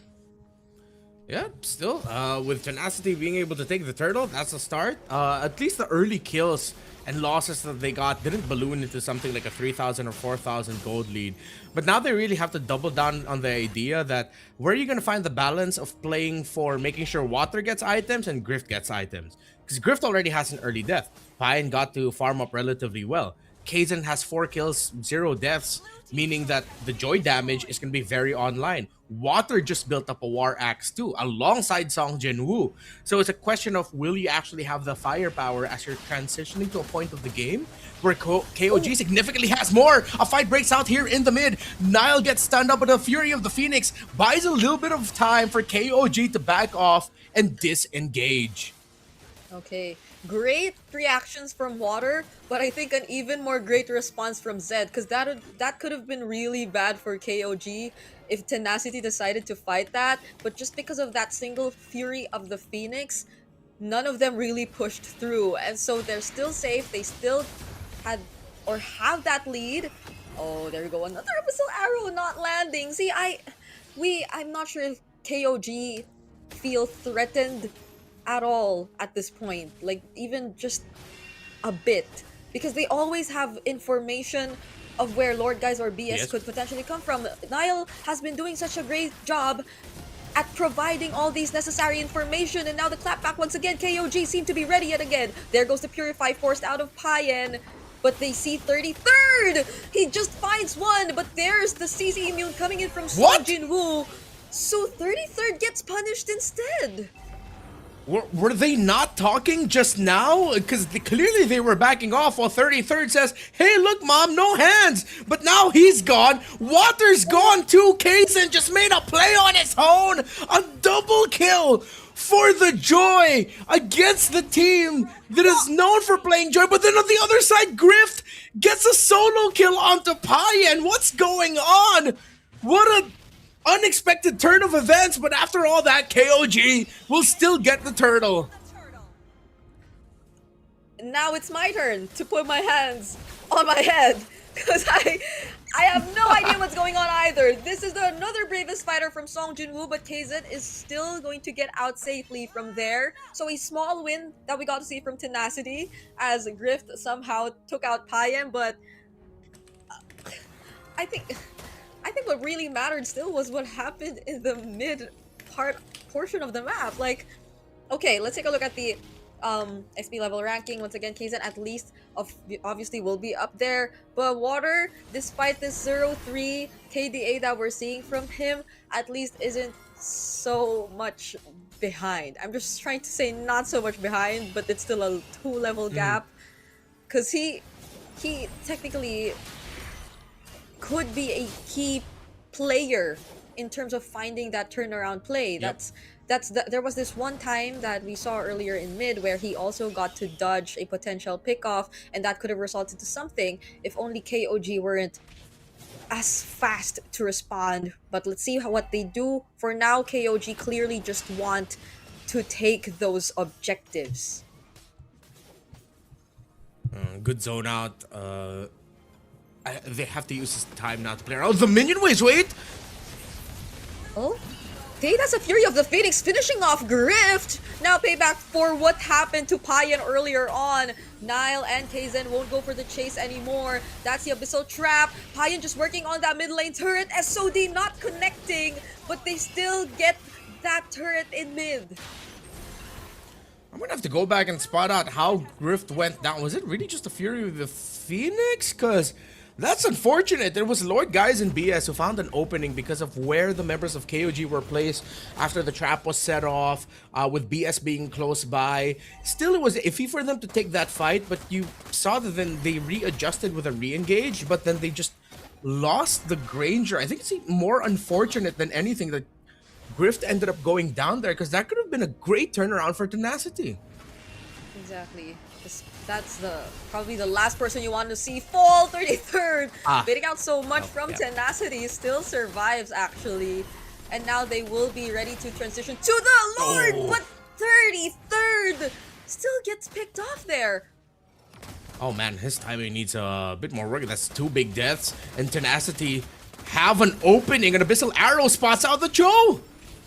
Okay, this might just be something for Tenacity. Water secures the Lord for them, but Kaizen, just in time, might go for something, but Tenacity, with the amount of ability they have, it'll be so easy for them to just take whatever they want and get out whenever they feel that it's no longer safe. And that's exactly what we saw happen as they took away that Lord. I'm actually surprised at how fast they were able to blitz that Lord.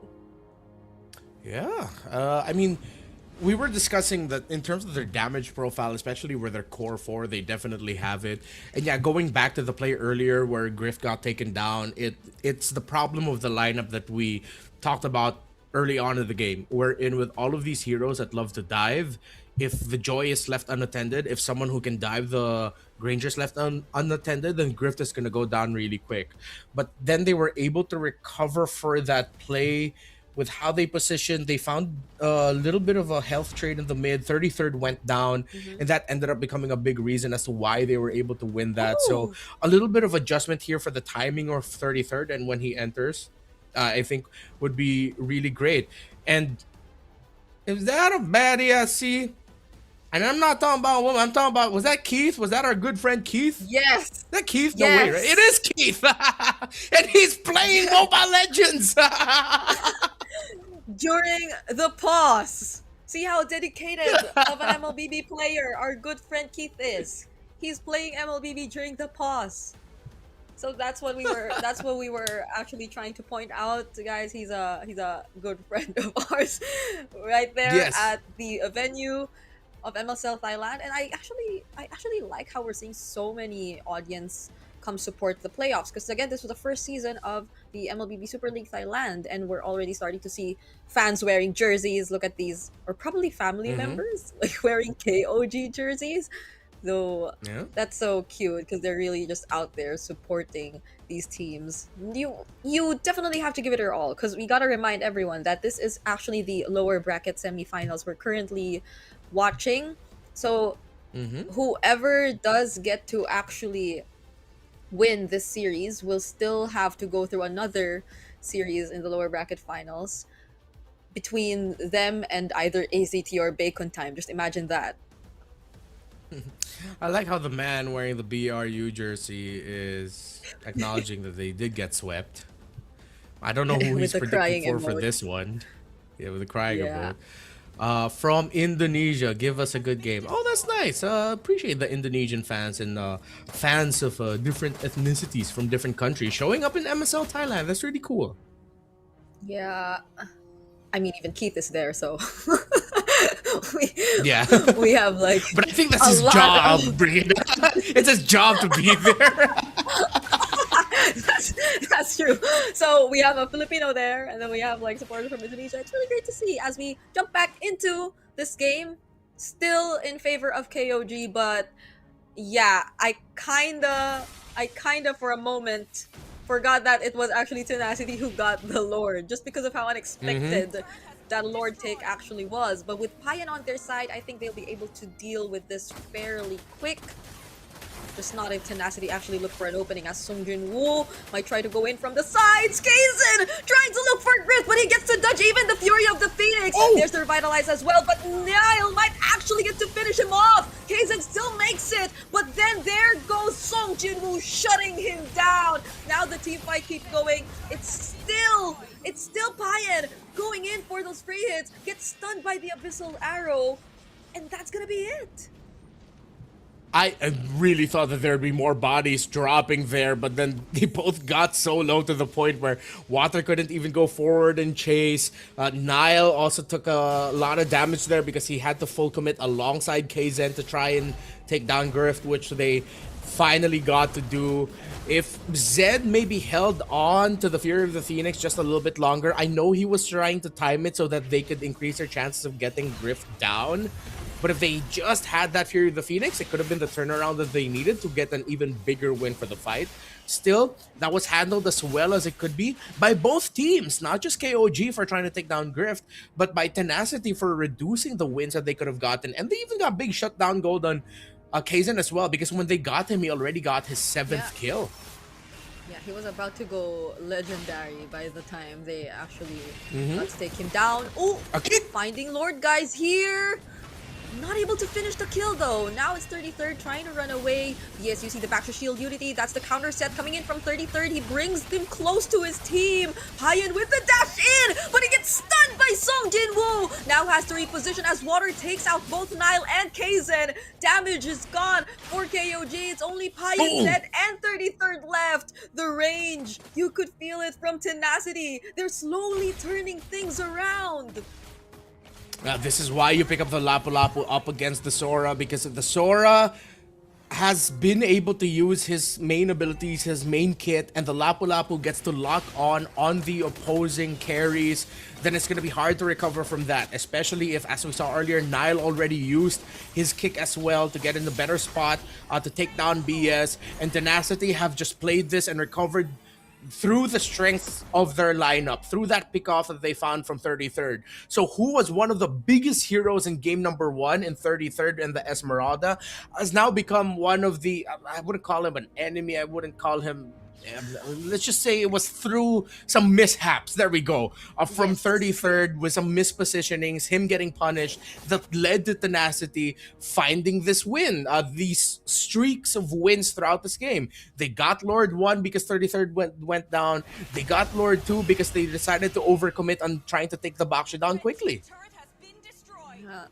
33rd has to really be more careful now. This is like the point in time where in order to redeem yourself, you gotta look for that really good turnaround play, but it's all Song Jin Woo and Water once again, finding Payan even under 2 turrets. Kaizen looking for more trades. Water gets to dash out, and now they work on the Lord first, but this is terrifying. Just look at how confident Song Jin Woo and Water both were as they went for that dive up against Payan. And now Tenacity might want to go for more, but KOG get to clear out the waves. The perfect land shaker, flicker combo, and Water diving in alongside him. It's a risky strat, but as long as you have at least one person backing up the Granger, then you're gonna be well supplemented. Make it hard, make it difficult for Kaizen to try and take that Granger down. And as long as you have someone to peel, you are gonna be good. KOG's errors have led to them losing a lot of advantages that they had on the map. And now they are only just left to one tower. Good thing for them is going to be the bad thing for them is it's going to be in the same lane as where the Lord is going to be spawning. So they're going to have to send Payan to manage topside. Still, it was with this Moskov that Payan got some early weekly MVPs. A surprising play from him. Heroics through this Moskov. It's his signature. Can his signature deliver and show why it is his pick of the season for a reason? Yep. They're now all holding onto Payan and what he could potentially do, even despite this very risky situation where Tenacity are just not holding back and they're just doing what they can. The dive potential, you could definitely see it as they just constantly try to look for Payan each and every time. But there seems to be a different call for KOG, but Tenacity are quick to sense what that is. Can Niall find another key way of the dragon? Or is it just going to be them brawling it all out themselves? Kaizen has a different plan in mind! He goes in all alone! Payan now here to finish off what he started! But Water and Grift, they had enough damage to take care of themselves! Zed falling down too! 3 members are gone for KOG, now making it 4! 33rd leaves Niall all alone for this defense. Can he actually do it? Probably not, as an entire waves comes crashing in and Tenacity equalize the series. It was a Hail Mary play by KOG. They forced it. They wanted it. It looked good, but they weren't ready for the Granger and the Suyo to be helping each other out to survive. What could have been heroics by Payan ended up being a victory for Tenacity through Grift and Water. We absolutely have to see the replay of that last team fight. Kaizen, this was that moment. Kaizen was so confident going in. I guess there was a clear communication that the goal was to just reduce the HP for both Water or Grift, enough for Payan to finish them off. But as you mentioned, it was just Grift and Water being more prepared to fight back during that entire sequence. I think this is also one of the reasons why we really look for teams to check some conditions first, because that's a risky play. Definitely, if it aligned for KOG in that last one, we would be praising them for taking the risk. But you also see the other side of the coin into why, especially here in the Philippines, teams want to take this checklist first of vision before they execute. We've been hearing that just a little bit more, as well as we've been getting more Infinix mic checks that give us a little bit more information. So now for Water here, his MVP performance, I don't know if it's because he was making a lot of the calls of deciding to go, but definitely you felt his presence more as the game went on, especially after they got this Lord 1, wherein Water played a little bit more comfortably. It's the Water that we know has helped bring Tenacity to the point of them being one of the top contenders here in MSL Thailand. Yeah, and so far you just probably cannot use the joy against this guy. He will not allow you to win against him with that joy. Could have been something really, especially based on how decisive Kaizen was during the entirety of that game, but in this scenario, it was really that last play.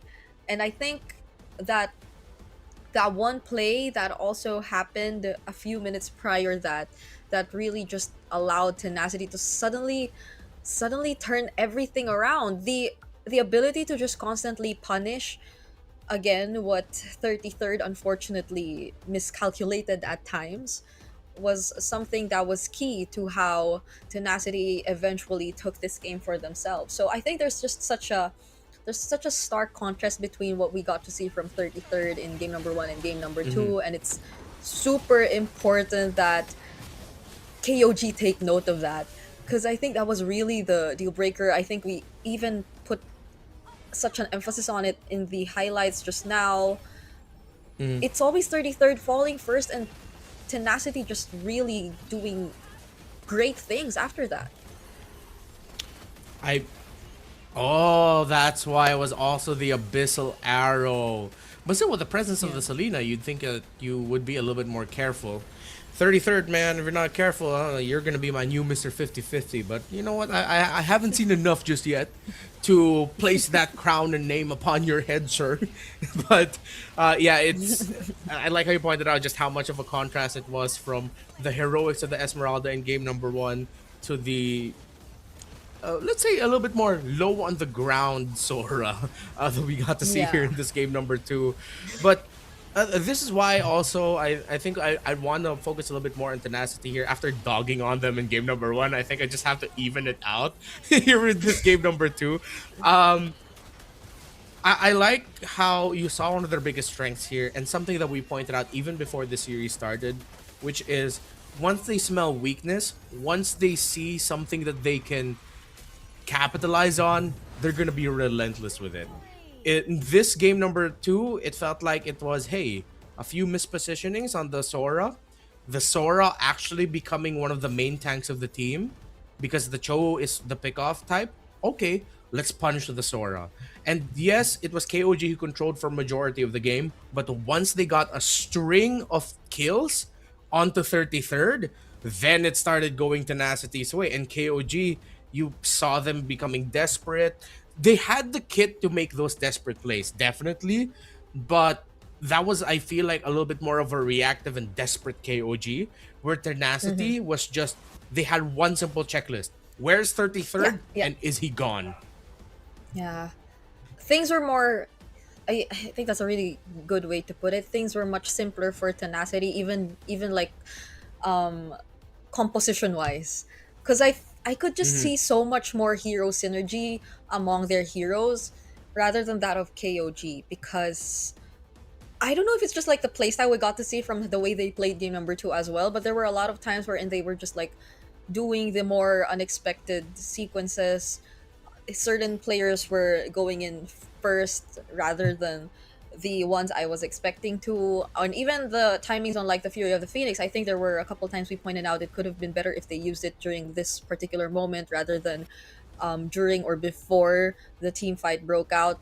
So I think it was more like individual plays we got to see from KOG, which was very different from what we saw in game number 1 that worked for them too. Because like 33rd and Nile were inseparable early on, but it felt like they had two different things that they were trying to achieve here in game number 2. It's either you go for those really big pickoffs, which didn't really happen a lot of times, or those massive 2 or 3 man setups from 33rd, which also didn't happen most of the time. Yeah. It's unfortunate where KOG ended up just experiencing what Tenacity experienced in the early game. Where in Tenacity, we were questioning as to what's happening. You guys are supposed to be the lineup that has the lead, the lineup taking control, because you can bully KOG early through the center of the map. You have a terrific combination in the Baksha, Selena, and the Suyo. What's going on? But then as the game went on, it ended up those questions that we had for Tenacity early on ended up getting carried on over to KOG, wherein it was a little bit more simpler though. What's happening with the Cho and the Sora? Some miscommunications here and there. I think it was glaring that one play wherein 33rd decided to go, "Hey mom, look at me," while the rest of KOG already had their eyes set and going into the objective in the lower portion of the map. But hey, I think we have an interview here. ตอนนี้นะคะเราก็อยู่กันที่ BCC Hall เซ็นทรัลลาดพร้าวชั้น 5 นะคะกับการแข่งขัน Mobile Legends รายการ MSL Thailand Season 1 นะคะตอนนี้เนี่ยก็เป็นเกมที่ดุเดือดมากๆเลยนะคะระหว่าง KOG กับ Tenacity นะคะตอนนี้ก็คือเสมอกัง 1-1 นะคะพี่1ผม1เนาะเดี๋ยวเรามาแวะสัมภาษณ์แฟนคลับกันหน่อยดีกว่าเริ่มจากฝั่งนี้ก่อนได้เลยค่ะครับสวัสดีครับชื่อออมสินนะครับวันนี้มาเชียร์ KOG ครับผมด้านนี้ล่ะคะสวัสดีครับชื่อเต้นครับมาเชียร์ Tenacity ครับ แล้วในทีมที่เราเชียร์เนี่ยเรามีเชียร์ใครเป็นพิเศษไหมคะแบบว่าคนไหนเป็นไอดอลของเรา โอ้โหผมเชียร์ทุกคนเลยอะเพราะว่าทุกคนเล่นเก่งมากๆเลยครับผมแล้วก็สามัคคีกันมากเลยคือแบบแต่ละช็อตที่ออกมาเนี่ยคือแบบทำผมแบบสะดุ้งเลยอะ สะดุ้งเลยนะ สะดุ้งเลยโอเคด้านนี้แหละคะ ก็วันนี้มาเชียร์ไอ้น้ำวอเตอร์ครับ ไอ้น้ำ แต่ก็ได้เชียร์ทุกคนเหมือนกันครับ ผมเชื่อว่าวันนี้พลังแพ้สายล่างไงก็ชนะแน่นอน เพราะว่าวันนี้เนี่ยถือว่าเป็นเกมที่เดิมพันเลยนะ เพราะว่าถ้าแพ้ก็คือตกรอบเลย อันนี้มาดูเป็นครั้งแรกไหมคะ เคยไปดูที่ลีโดมาก่อนไหมในรอบ regular season เคยดูครับผมแบบโอ้โหตื่นเต้นมากจนต้องแบบมาดูที่นี่ให้ได้เลยอะ ไม่แล้วเนี้ยเป็นรอบสำคัญด้วยไง มันเป็นรอบ pay off ด้านนี้ล่ะคะ เคยไปดูที่ลีโดไหม เคยไปครับแล้วโหรอบนี้รอบสำคัญจริงครับแถมของแจกยังเยอะด้วย ใช่ ของแจกเยอะมากนะคะ ใครนะคะที่อยากมาดูหน้างานแบบสดๆนะคะ BCC Hall เซ็นทรัลลาดพร้าวชั้น 5 เดินทางสะดวกไหมคะ สะดวกมากๆครับผม ใช่ MRT BTS สะดวกมากเลยนะ ครั คะ บ แล้วก็มีโค้ดแจกนะคะ มีเสื้อ มีหลายอย่างแจกนะคะ แล้วก็สามารถมา 5v5 ด้านหน้าได้ด้วยแล้วตอนนี้เนี่ยคือเกมมันเสมอ 1-1 ก็คือแบบว่าตึงๆเลยตอนนี้ เราคิดว่าทีมที่เราเชียร์เนี่ยจะทำแต้มได้ไหมคะในเกมถัดไป ผมว่าทำได้อยู่แล้วครับ เพราะว่าอินซีอยู่ที่สูงเสมอ เอ้ย อินซีมันอยู่ที่สูงเสมอ เทนาว่าไง ผมว่าบางทีแพ้สายล่างอาจจะชนะอินซีก็ได้นะครับ เอ้ย คือตอนนี้เนี่ยเอาอีกแล้ว เฮ้ย คือทีมงานนะคะ เลือกแต่ตัวซีเคดมานะ เวลาสัมภาษณ์อ่ะ คือเขาขิงกันยิ่งกว่านักแข่งอีกนะคะ บางที เอ้ย มีอะไรอยากฝากบอกนะคะ KOG ไหมว่าแบบให้กำลังใจนักแข่งแล้วก็ทีมที่เราเชียร์หน่อยในแมตต์ต่อไป ผมเป็นกำลังใจให้ครับทุกการแข่งขัน ผมเชื่อว่า KLG ชนะได้แน่นอนครับ KOG ดิวะเทนาแพะดื้อค่ะ ก็ต้องให้กำลังใจเขาเยอะๆครับ เพราะว่ามันก็เป็นแมตช์สำคัญนะครับที่ ใช่ วันนี้แมตช์สำคัญ จะไปรอบชิงด้วย ใช่แล้ว ก็อยากจะให้กำลังใจพี่เขาครับสู้ๆครับ แล้วก็อยากจะบอกขอโทษ KOG ด้วยนะครับ ที่วิลเลจปูจักเทียนมันลดไปอะไรเงี้ยครับ โอ้ย โดนไปหนึ่งทีถ้าทุกคนพร้อมแล้วนะคะ ขอขอบคุณน้องๆแฟนคลับด้วยนะคะ ขออนุญาตส่งต่อให้กับพี่แคสเตอร์ทั้ง 3 คนได้เลยค่ะ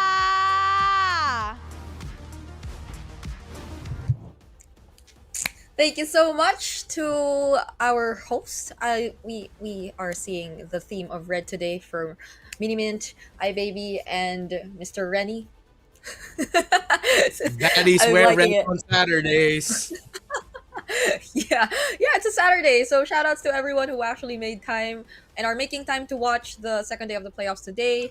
And yeah, so we are going to jump back in the series in a bit. Hopefully that was enough time for both to reset. I feel like even if it was Tenacity getting that last game, it still wasn't as smooth of a start for them.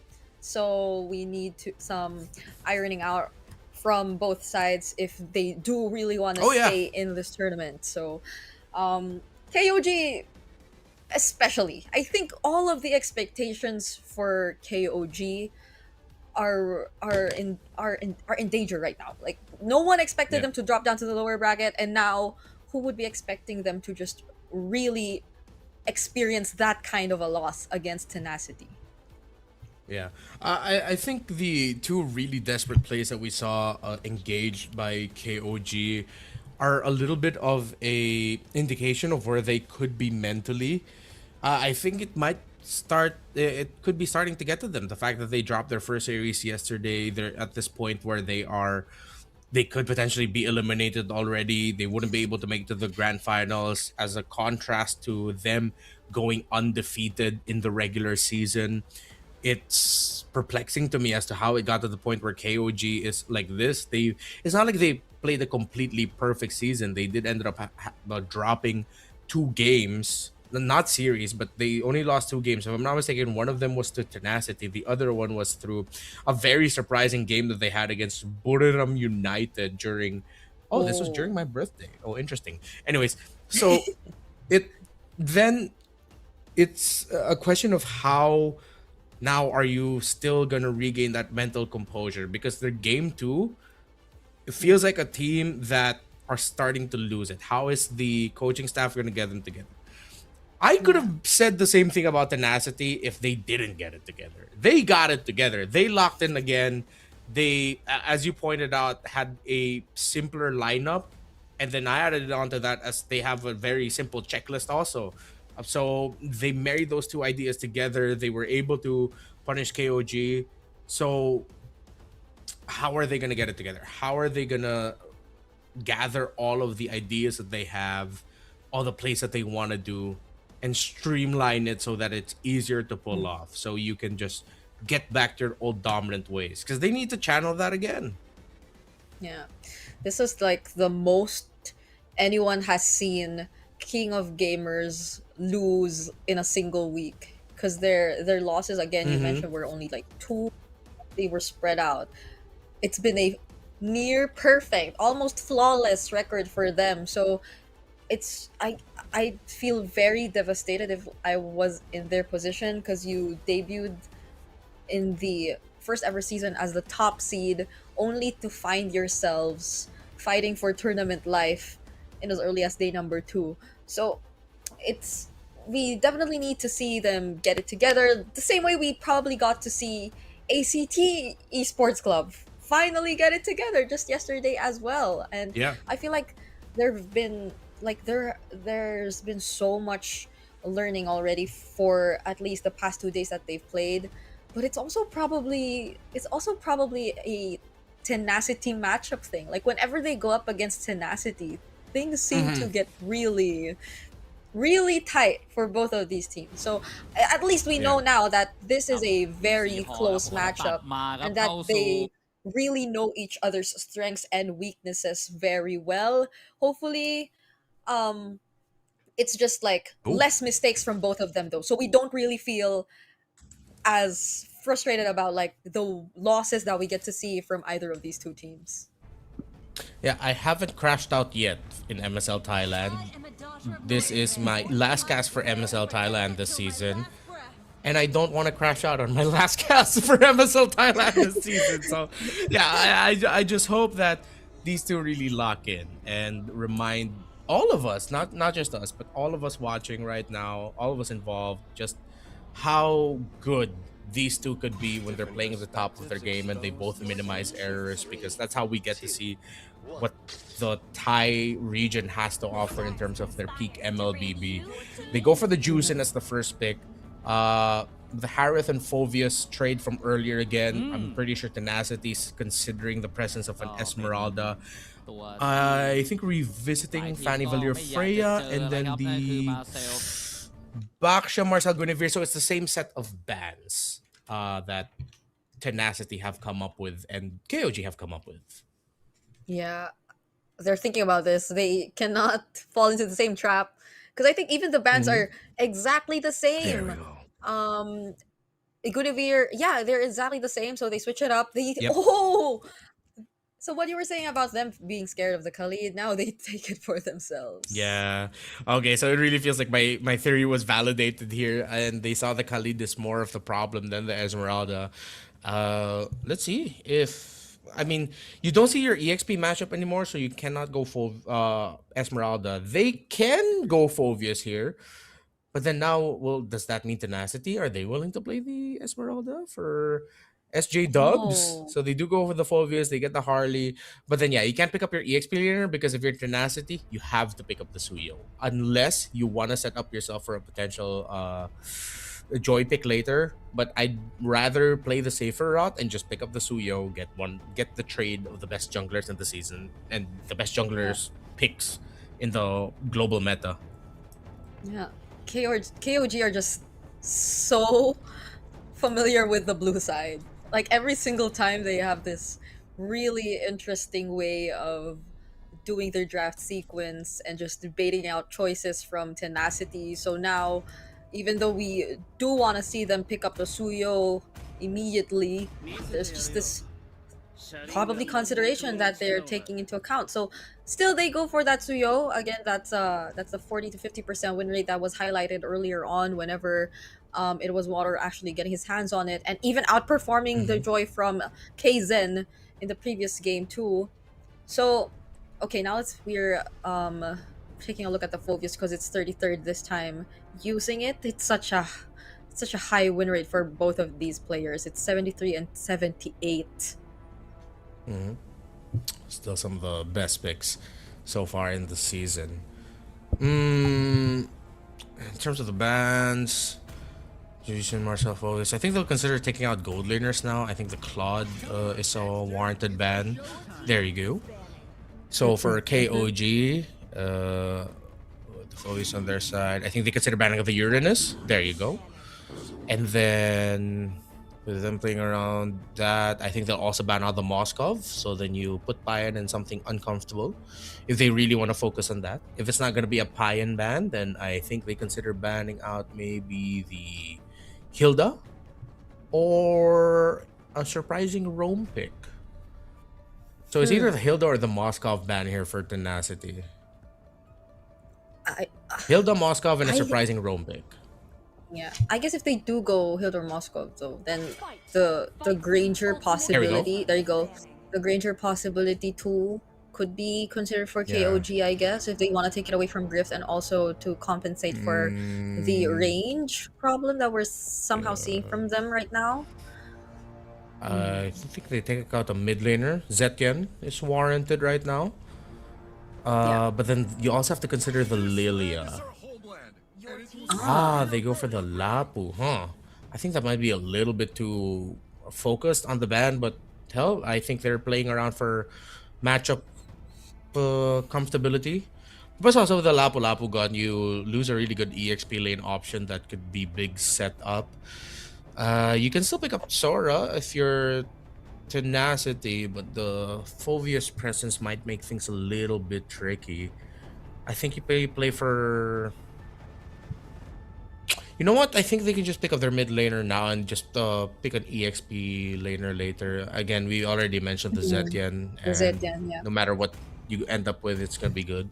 Or the Valir, but you don't see the other side yet. Yuzhong, right. Forgot about the Yuzhong. It's a good pick. Okay, so it's been quite an option here in Thailand as well. Now for KOG, in order to complete their lineup, we're looking at again the gold laners, the Moskovs, the Grangers also still out there. Ability wise, it's definitely going to be so important. Okay, there's the Moskov.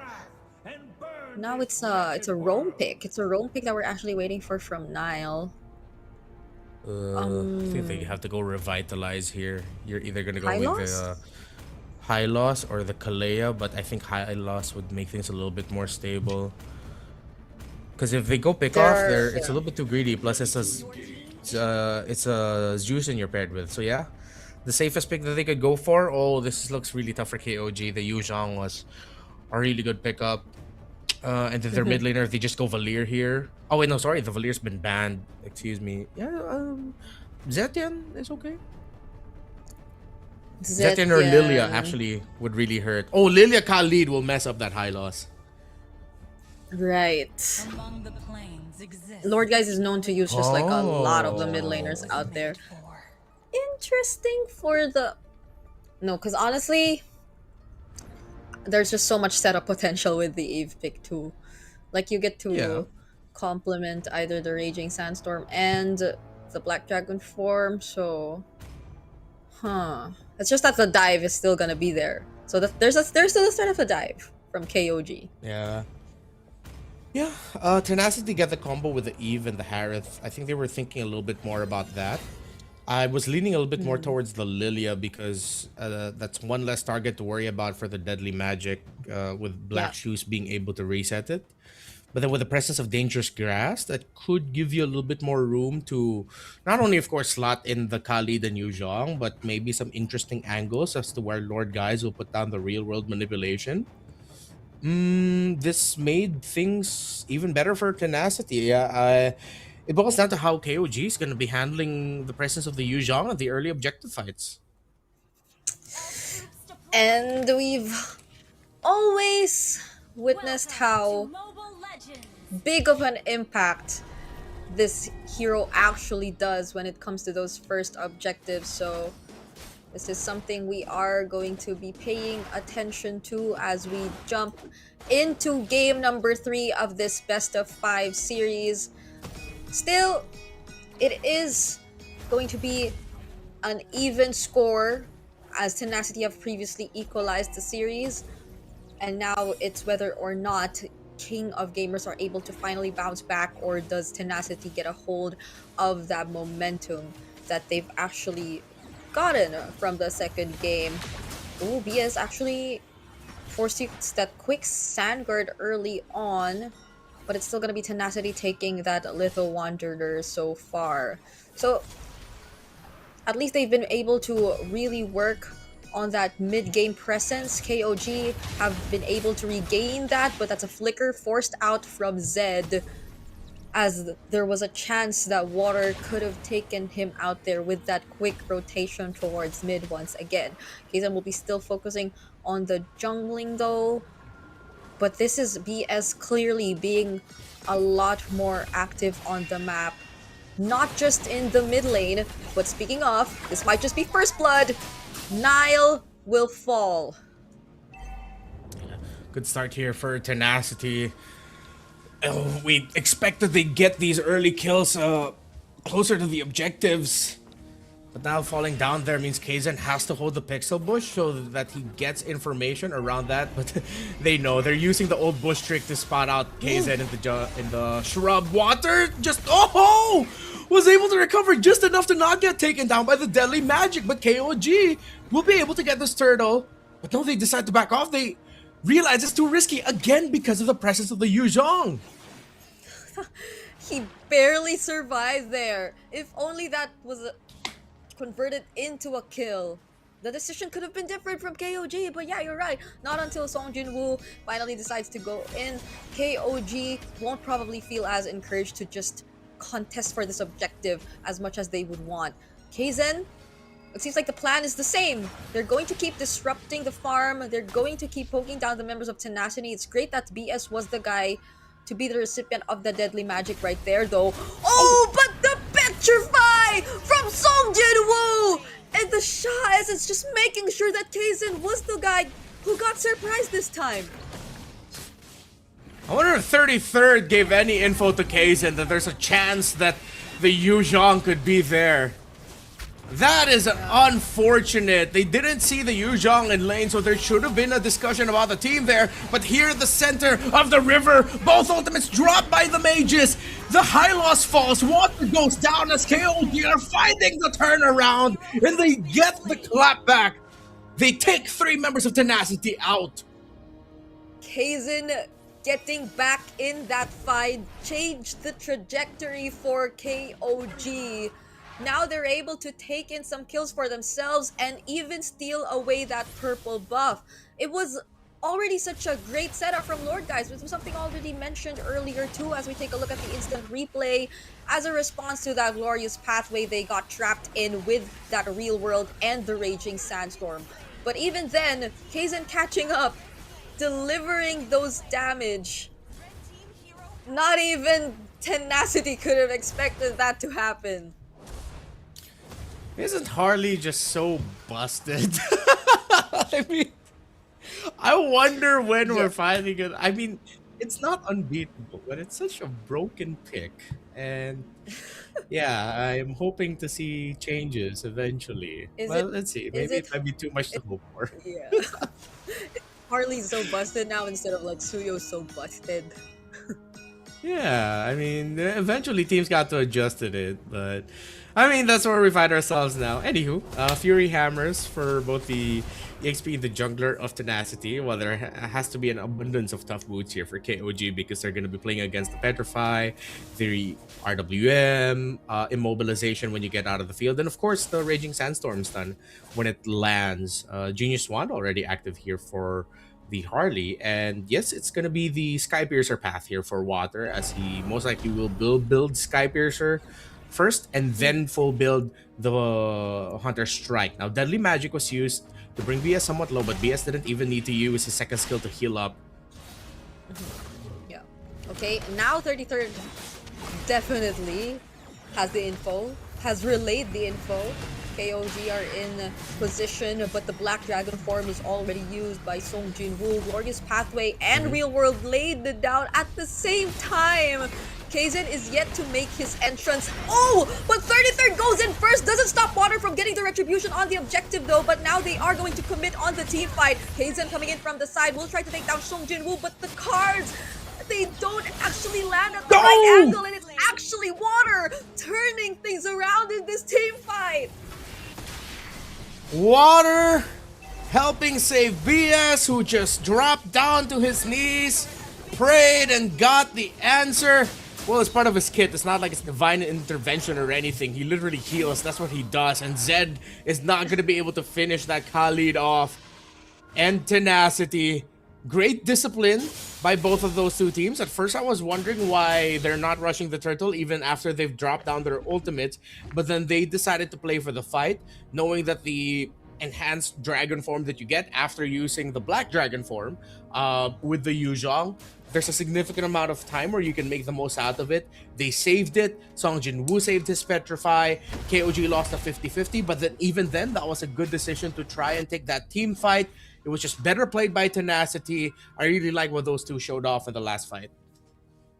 Yeah, tenacity is just suddenly feeling very different. It's as if I don't want to consider what happened in game number 1 anymore, or even the early portions of game number 2, simply because of how Water has been performing on his role, even on these 2 consecutive Suyo games, where it seems as if there's a clear plan from Kaizen in terms of his rotations, but they're not letting it get the better of them. And now tenacity trying to take down this turret down bottom, using the real world manipulation as well. The response with the Crimson Beacon. Water again! How did he find Payan right there? Lord Guys will be the trade. 33rd coming in from the sides, and oh my goodness, this time it's a 3-for-3 trade, but it's a triple for Water, not until he gets shut down by Kaizen just the same. 33rd still making it with the Flicker Dark Wave, but Griff has his dashes. It's a disengage. It's gonna end up becoming a turtle for KOG. Big losses across the board. Tenacity might have bitten way more than they could chew there, with Water getting taken out. And this helps equalize things a little bit for KOG. Tenacity were getting closer into the realm of roughly around the 2,000, nearing in the 2.5k gold lead. But then KOG got to balance it out. So now we go to a theme that I'm now starting to see here with the series. Just balance in your decision making, in your aggression. Whoever achieves a near nirvana state of balance is going to be the one who wins the series. You can't be too aggressive. You cannot be too passive. It has to be perfectly balanced in both sides. It's been such a tricky spot for both of these teams to find that perfect balance. It's always just either one of them being a bit too aggressive or passive, and nothing in between. Only those very rare moments that they finally find it and take the game for themselves. Oh, but Griff actually used the Zaman Force right there. Now it's a potential dive from KOG as the SOD also lands. But there goes the real world manipulation. They're trying to defend this turret. They don't get to defend it though, but at least they find the kill on Payan. Oh, tough loss there for KOG. They need their gold laner up. Still, they have a lot of damage coming in through the Harley. Good read there by Kaizen to try and take down Water, going through the lower portion of the map. Tenacity is going to be able to break the tower up top. They're handling the zone and holding the shrubs really well around it. One level ahead is this Harith, but I think a closer look at the items once they show up. Still a bit of a trade here. Griffin again using the Flicker and the Zaman Force just with that single deadly magic. So KOG still have their ways of getting back into this game. They're still capable of holding these brushes. It's just that mostly it's Payan's having a not so great time. Like, I think that's one of the biggest differences we're seeing here.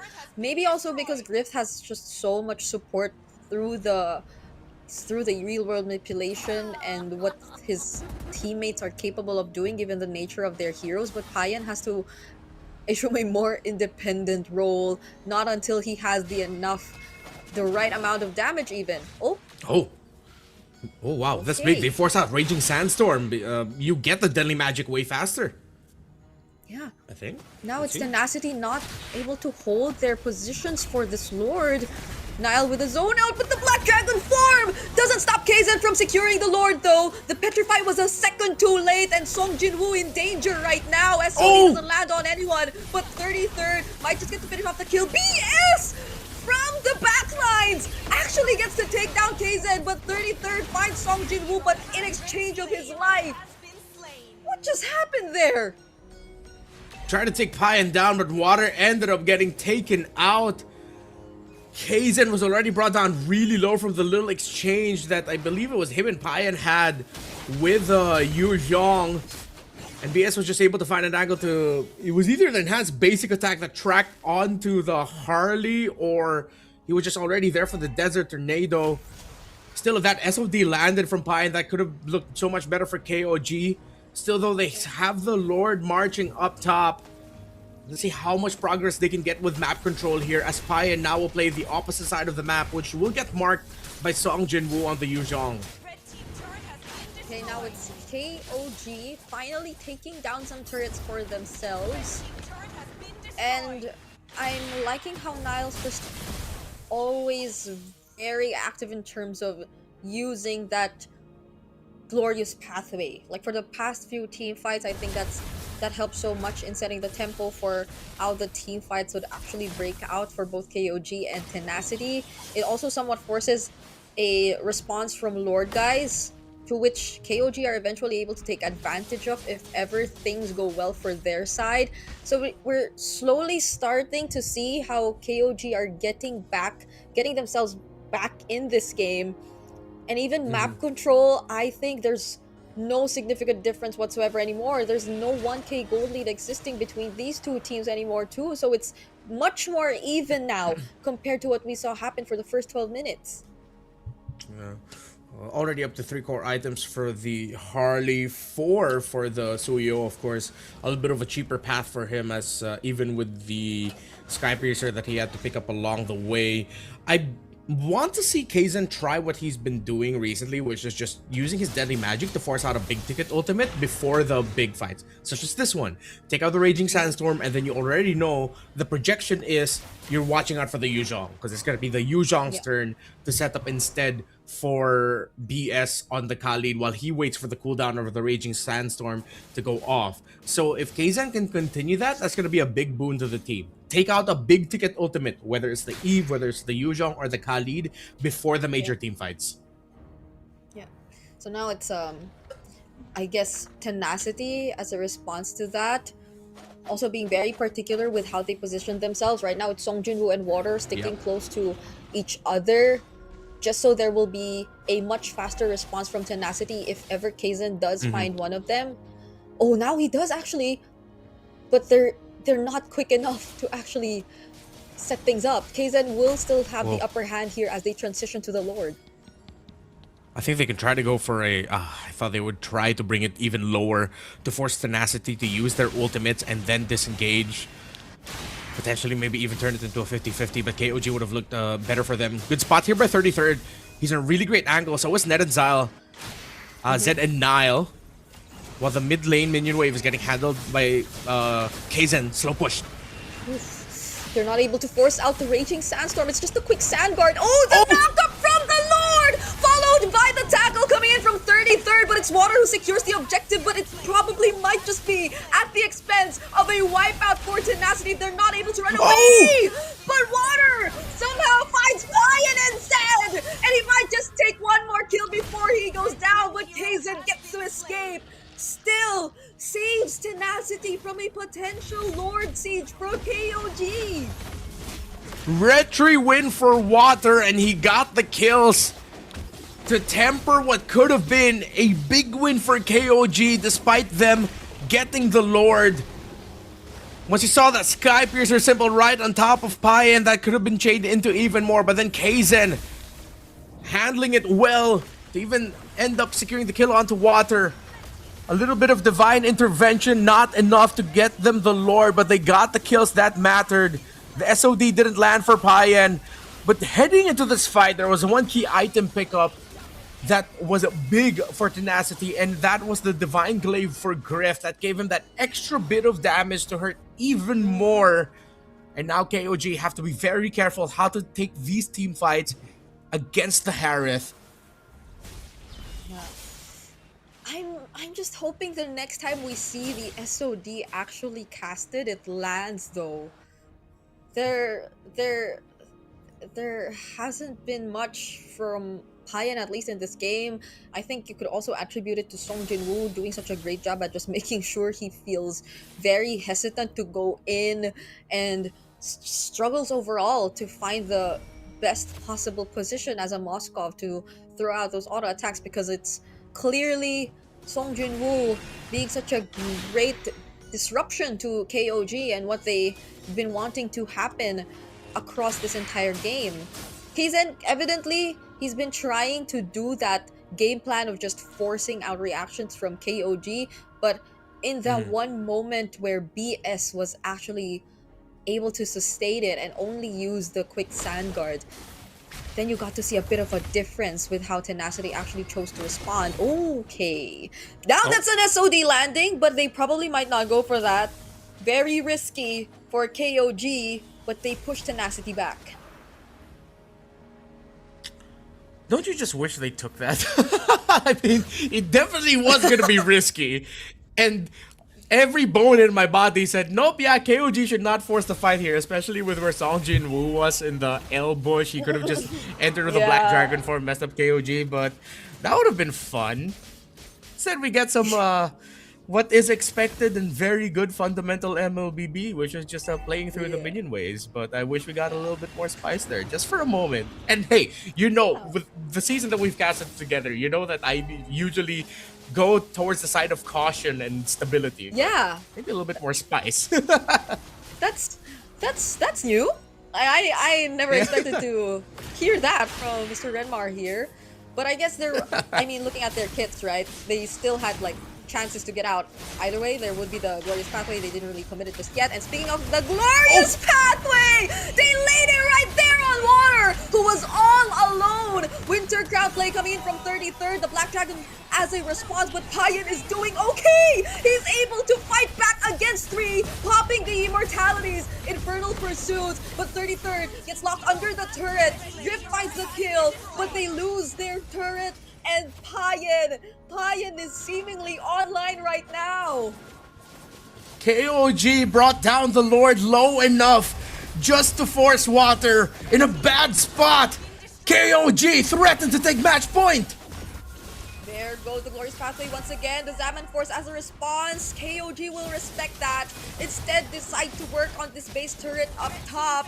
And Water is gonna make it. He will be respawning soon. But KOG, they still have a Lord. And the Lord will spawn top for the next one. Good for Tenacity. They still have a tower holding unless this Lord can charge in and unless KOG can get some basic attacks on that. Now brings down the Glorious Pathway to try and stop that defense. Up top, Kaizen looks straight for the base. Okay. BS actually takes the damage from the Deadly Magic, and KOG are not gonna risk it anymore. Okay, so they are clearly sticking with the more careful fundamental gameplay that we are somehow used to seeing, but at this point things are just getting so interesting. We would have wanted a bit more spice. Yeah. There was a little bit of, but just enough. Like maybe it's like level 1, is this even spicy? You have to check with the waitress or waiter if they served you the right dish type of spice. Wherein Kaizen showed up in front of the base alongside the minion wave, making Tenacity react to Kaizen showing up because they have to send the Harley back. They're not gonna risk them just completely getting blindsided with a split push right in front of them because they overcommit on looking at the Lord. And that just gave enough room for KOG to to complete the break on the tower so that Tenacity's base gets the full Brazilian. Now KOG, with the Lord spawning in 25, the bottom minion wave needs to get managed. It needs to get cleared up here because you're gonna see Kaizen is gonna loom around here and play through the slow push with that. Yeah, their turrets are gone. It's a cleanup by KOG here. Yes. In this map, in this game, as they position themselves for this upcoming Lord, which is, by the way, an evolved Lord, because we're already 20 minutes. The first 20-minute game we're going to see today here in MSL Thailand. And Water has to be very careful about this. He cannot put himself in a dangerous spot yet again. Nile already using that glorious pathway, and that was all it took, literally. Yeah. KOG just blitzed that Lord. Tenacity weren't able to do anything. Yeah, they couldn't take the risk with all of the minion waves getting pushed and in favor of KOG. If they risk that fight, high chance that it's gonna be a split push somewhere. It's gonna be you getting wiped out because you're now thinking of scrambling back mid-team fight to try and defend from all the minion waves coming in. 33rd gets spot out, but he gets to flicker out of here. And they use the real-world manipulation! Okay, the SOD did not land right there. KZen 2 doesn't find the deadly magic just yet. But then here we go, KOG using the glorious pathway. Yet again, they're already in the base. The Lord is in the base. KZen's just trying to put in a bit more damage, but just look at the amount of damage you get to see from Payan. They get to secure match point after that grueling 20-minute game. Tenacity, the name of your mid laner is a reminder of the situation. Lord, guys, Lord, what are you doing using the RWM? As the Lord is already out and sieging, that is your main defense tool. Taking down the Phoveus, trying to pick him off before the base siege is not gonna be enough of an answer. Even though it would have been 5v4 for you, that's a scenario where KOG could have just thrown bodies. Tenacity, a moment of regret for them using that RWM. They needed that for the defense. Yeah. And so we're back to where we were 2 games prior to this, where it just felt very unfortunate. There was a sequence of very, I guess, miscalculated decisions that we got to see from Tenacity happen in that game, because you saw it. They already lost one major ultimate, which was the Black Dragon form. They used it right just as KOG got to secure the Lord. So you would expect them to play the more careful game after losing such an important resource, and considering that the Lord spawned immediately after that. Like, I was honestly surprised we saw the Lord marching inside the base already just a couple seconds after we were talking about that clash where they used the real world manipulation. So unfortunately that wasn't the case, and they had to pay the price. There was little to nothing that they could do, even though Water was just playing his heart out trying to go for that defense. There's only so much that you're capable of doing when the Lord's actually already inside and you're up against a marksman like the Moskov, because Payan probably did not care about anything else during that base siege.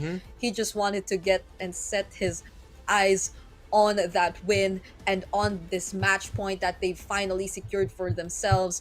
And he or Nile will be considered the MVP there. I said it earlier too. I love the way he just used this high loss. Yeah, which is so perplexing to me because Tenacity already had enough damage on their Harith that they don't need to worry about leaving the Harith alone, because you're packing it with an Eve. But then in the last objective team fights, you saw there was a shift in the mentality of Tenacity where they decided to think a little bit more defensively for some reason, which is very good for Nile. In a way, it was sort of with how he was set up by Tenacity with very easy, glorious pathways to set up for his team with those very easy, glorious pathways. It's a no-brainer that he ended up getting MVP. He has 100% kill participation. It's one of those games as a high loss wherein, hey, thanks for setting this up for me and my team. Glorious pathway, you're gonna get run over. Again, it's a question to why Tenacity took some decisions when they already saw where their aggression was rewarded. Them playing around the Yuzhong is rewarded. Then they ended up turning that Yuzhong into a bit of a defensive tool because they're worried about the engage coming in from 33rd and Kaizen. Yeah. That was perplexing to me. Yeah. That was the only instance Song Jin-woo actually felt like there was a different purpose as to why they used the Black Dragon form, because the timing in itself was already different from all previous instances wherein they used the Black Dragon form.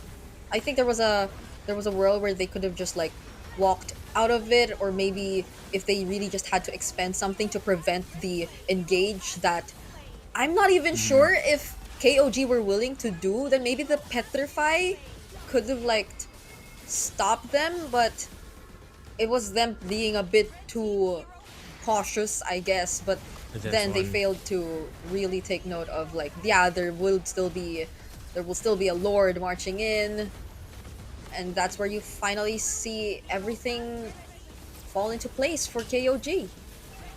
Yeah, I think that the team fight for this Lord that we saw a few scenes ago ended up becoming the turning point. Song Jin-woo, at that point you have to use a Black Dragon form to zone out. I think one of the biggest reasons why we saw a bit of a shift in the mentality of Tenacity in the objective fights is it seems like someone in the team made a call to address that Water was having a lot of difficulty getting close enough to the objective.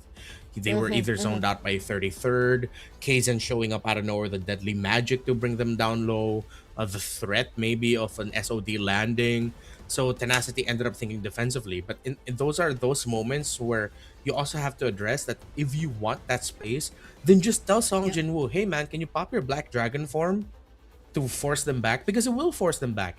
If KOG fight into a Black Dragon form being active, that's gonna be worse for them, because they will have to commit dashes to get closer into the fight.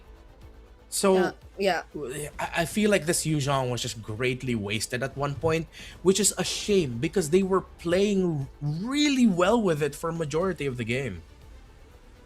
Yeah, no, actually, you're right, because that was a moment where even the real world was already committed, and typically once you secure objectives, especially at that point in the game, the default call would just be to get back, because you wait for the Lord. So either way, there could have been like a chance they wouldn't really consider the full commit.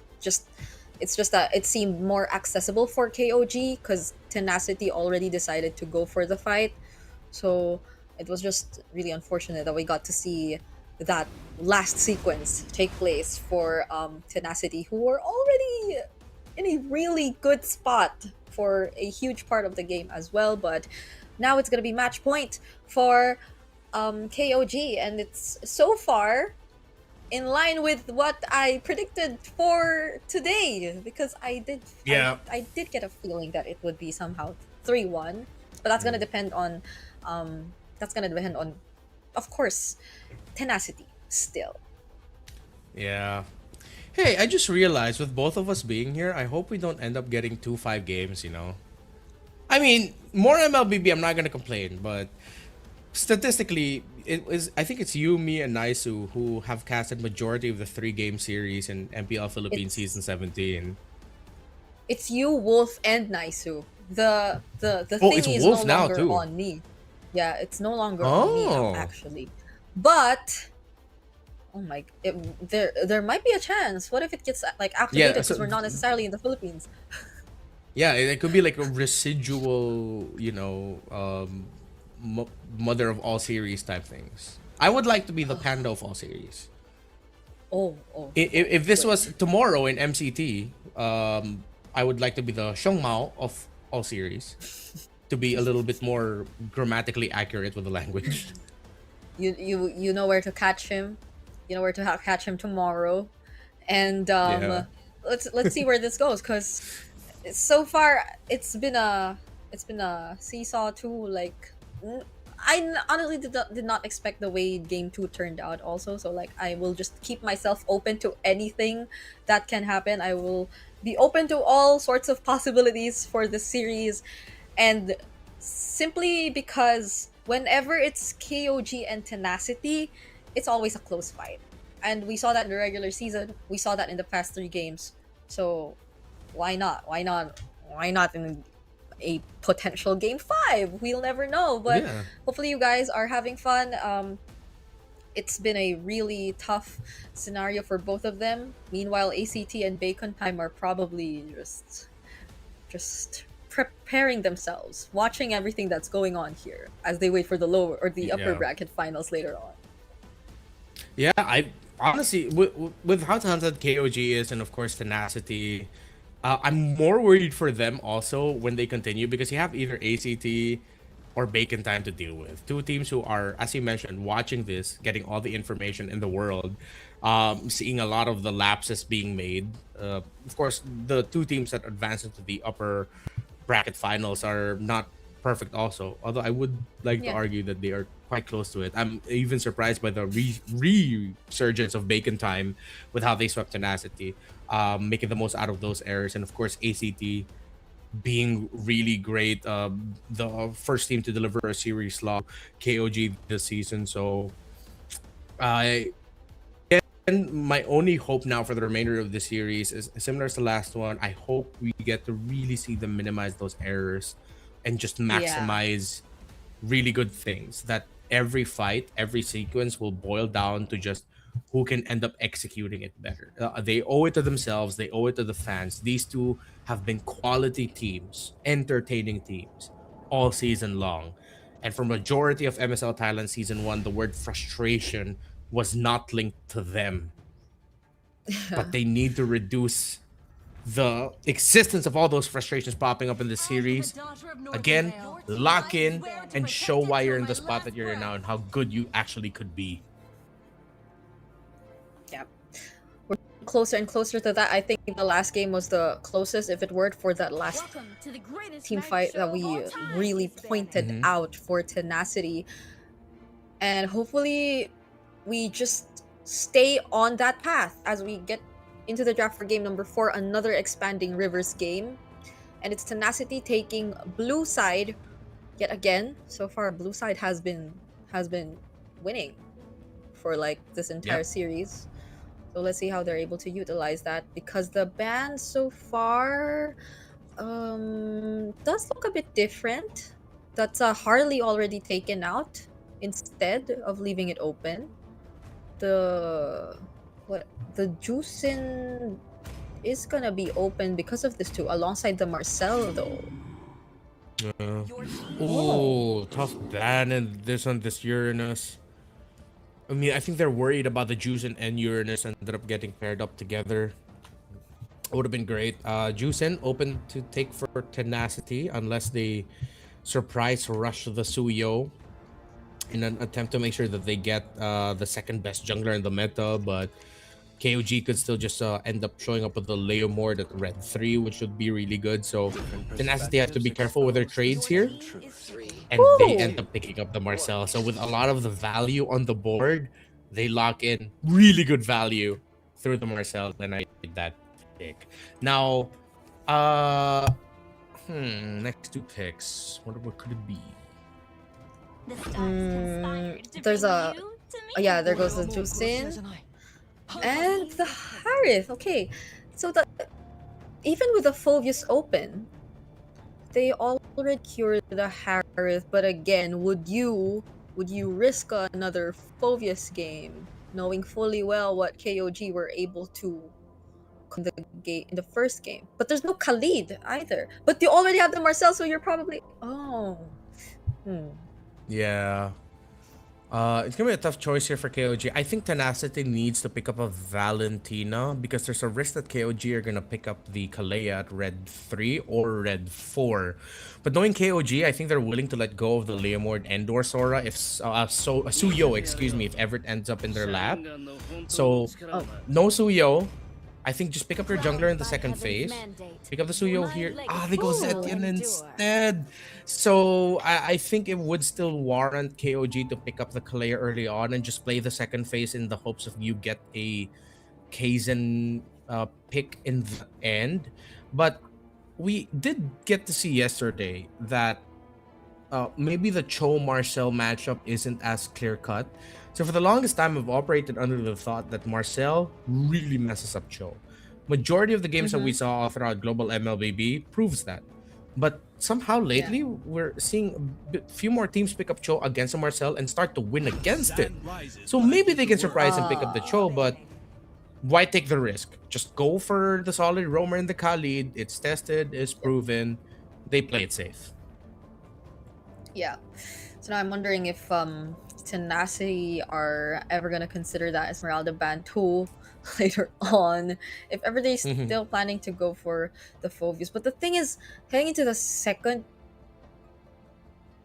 picking phase, it's also KOG who gets first. But like up against the Marcel, that's probably one thing to consider before you actually pick the XP lane. So gold laners taken out first for KOG. I am not the only one. Good reach. They take out the focus instead. Yeah, I think we don't have to worry about an Esmeralda showing up here. I think you definitely need more damage though. If you're KOG, you just cannot be playing for the Harith. Although the Khalid will provide some really good early game damage. I think a damage focused EXP laner would be okay too. But it's tough to always operate around the presence of a Marcel. Take out an R-Lot for a really good counter engage. I think they're just gonna end up with something like a Lapu. Would they want to consider the Yuzhong themselves? It's gonna be really easy to pop the passive of the Zetian and just use the Black Dragon form, bump into her if she has a her passive up, and then that could be an easy call for the Juicin and the Khalid to step forward. So either could be Lapu or Yuzhong later for the EXP pick. Right. I'm also actually wondering if there are like Terizla users even here in Thailand. Let me double check that. There have been a couple Terizla games, but none from Tenacity and KOG. Yeah, none from these. I think it just goes against their style. Few. Yeah. True. Because I believe there was a game yesterday where you even got to see a Terizla get picked up by Tenacity and Song Jinwoo, and just really doesn't fit how they want to play the game. Yeah, it's a setter, but you don't really think of a slow lumbering Terizla as a hero akin to Song Jinwoo. You think more of heroes that we mentioned, Yuzhong, Lapu. It's really tough always to think about drafts here with the Marcel because the timing is just so awkward. Your nightmares. Alice. Great pickup. Okay. I guess the closest to the Uranus that you could possibly get since it's already taken out. Also like constantly just popping and pressuring the Zetian later on in game. So Tenacity with the gold lane and XP lane pick. The past is where ashes think- in the wind. There's a Now there the carry for Better. Lift. Yeah. There you go. Yeah, the Lapu Lapu as expected. I appreciate that Tenacity didn't just default and pick up the Claw. They realized they need something a little bit faster, and the true damage would have been better. The thing is, the Claw, yes, would have been better because you have more space to work with using your BMI. Whereas if you're the carry, you have a dash and a flicker, which once those are burned out, it might be easy for an Alice and a Khalid lineup. Well, even the Juicin to chase you down. So in terms of the jungler here, it's a tough choice. I don't think you can just default and pick up utility. You also need damage. Do you risk Lancelot? Some iframes would be useful, but it's so awkward to find a good pick right now.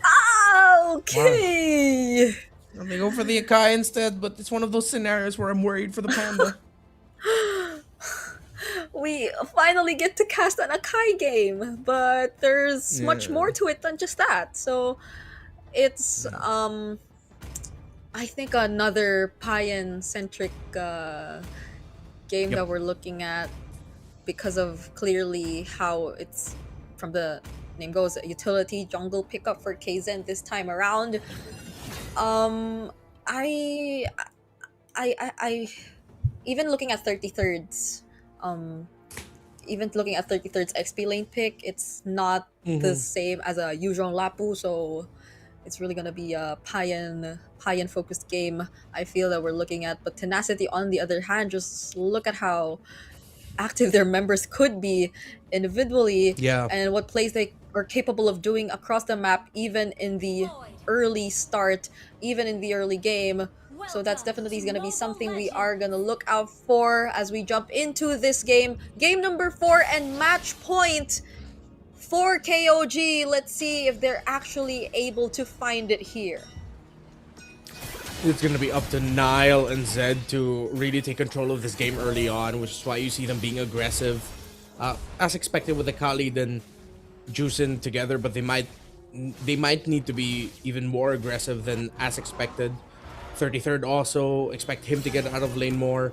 If you want to go up and balance out against a lineup that wants to be active, as you pointed out, as what Tenacity has, you need to be even more active than that. Invade constantly, trade constantly in the center, which is why I appreciate again what Zed's doing here. Despite all the pokes that he could take, he knows that he can take this. He can take these duels early on so that you slow down BS and Lord Guide. So it's damage control from minute 1 for KOG here. They get their aggression going. They stop the aggression that Tenacity could find so that there's even more room for Payan to work with, because you want to transition this for the Harith much smoother. You want to be able to make sure that once he's active and he can get out of lane and be an impact maker in the team fights, that you are not at the deficit, that you can hold down the front line, that you have a tanky front for your Harith to just dash around. Yep. And so that's a very important role that both, or actually all three heroes of Nile, Kaizen, and 33rd will have to play. And as we look at them slowly position themselves here in this first hurdle, Song Jin-woo seems to be waiting for the right moment to just jump in with the bravest fighter, and he finally does. Forces out the Crimson Beacon from Zed, but there goes the Fury of the Phoenix just the same. Kaizen just trying his best to focus on this turtle, and he secures it together with the first blood, taking down Water. Not what we expected to see in the early start from Tenacity, and no casualties from KOG.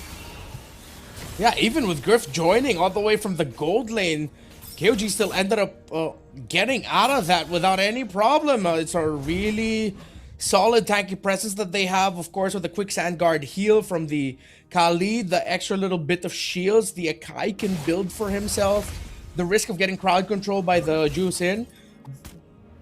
KOG are playing this early game perfectly. All the conditions we ticked out for them in terms of being aggressive, not being afraid to trade, they're doing that. Because if they are more cautious compared to Tenacity can run them down.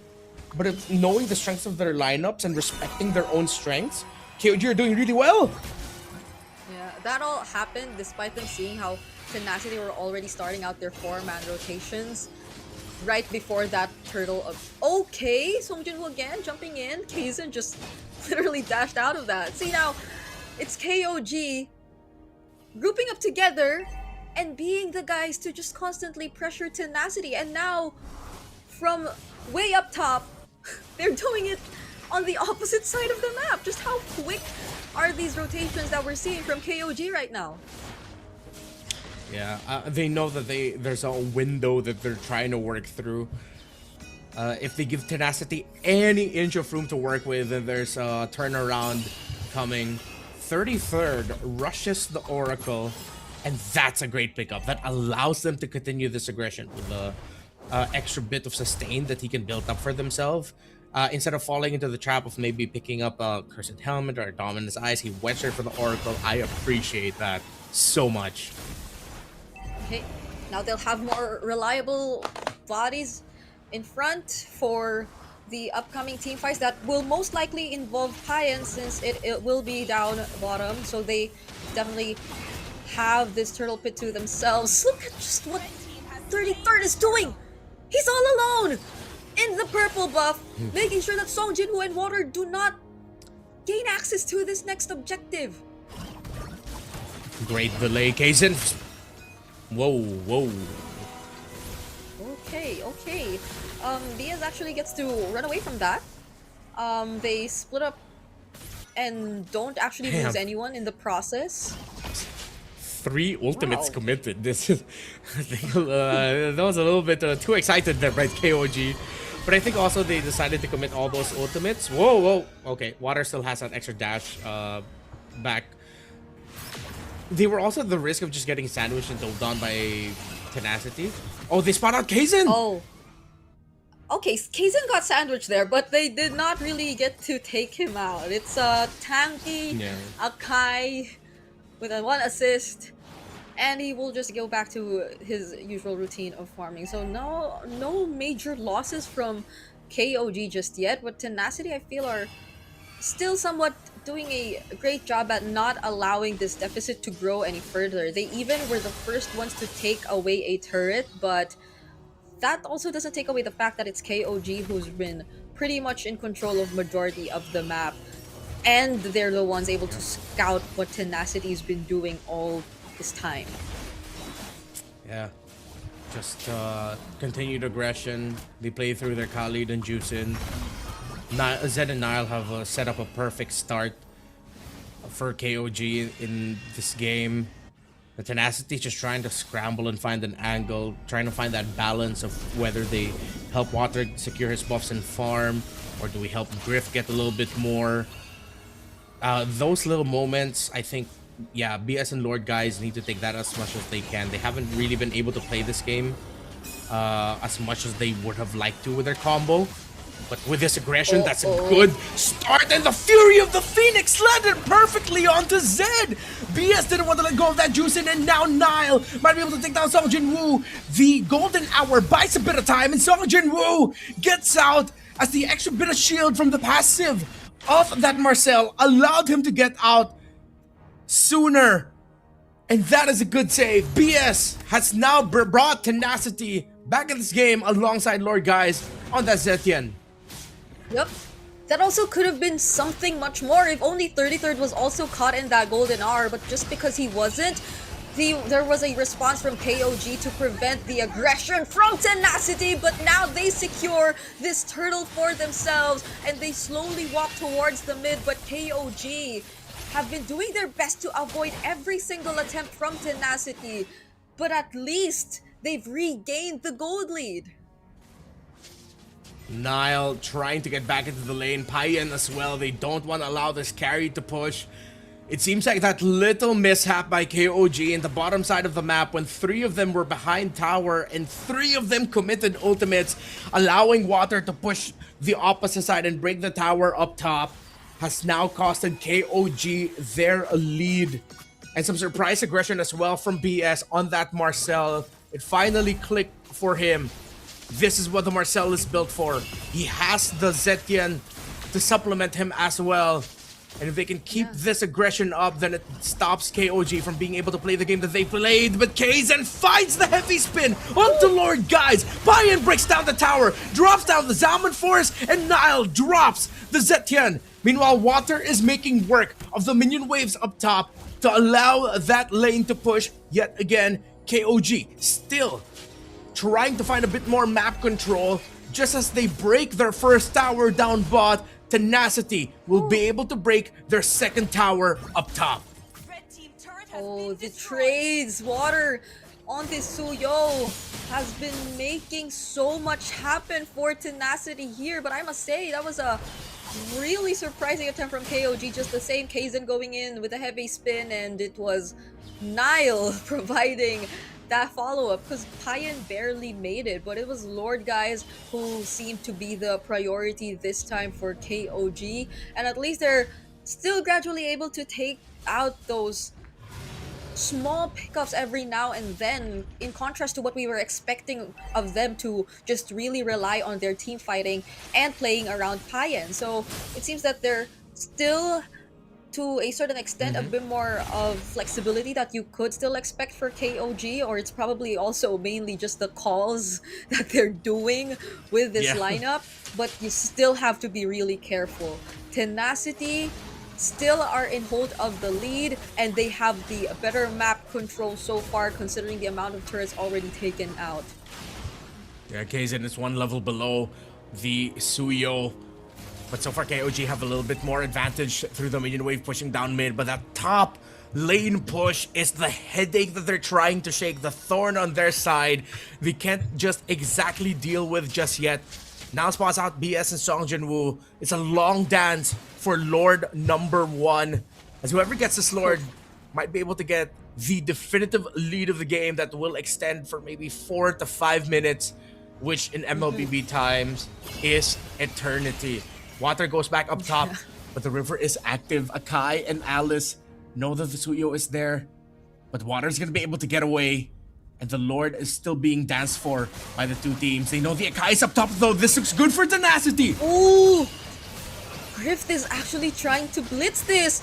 Can Kaizen make it in time, or can they buy enough time? Kaizen makes it and steals away the Lord from Tenacity, even though they worked so hard for that Lord. Song Jinwoo gets knocked up and is the first to fall in this fight. 33rd might just get traded out. That is gonna be him still surviving though. Again! KOG lose nothing. Kaizen came back right on time. The river was still flowing towards the objective, and Tenacity just couldn't secure the Lord in time. KOG looking to hold on to this lead. They are not gonna lose this game just yet. This game will extend longer. That was just Lord 1, but the definitive lead will fall into KOG's hands. Tenacity's next main condition: hold on to their mid lane for as long as they could. That felt so sad. If you were Tenacity, Grip we just thought they had enough damage to do it before Kaizen could even arrive, but that doesn't seem to be the case. Not even using the golden hour was enough to stop KOG, because I think it was also casted right after the Lord was already taken out. And now 33rd also picks up a winter crown, so you could expect a lot more plays to just happen from this point onwards. Man, Tenacity, they lost whatever they were able to build just like that.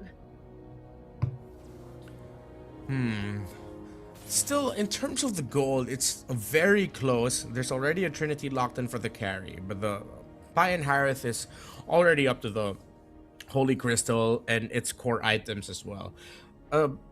As long as Tenacity can continue playing the map as a 4 versus 1 split with Water being the 1, this should still be very doable for them.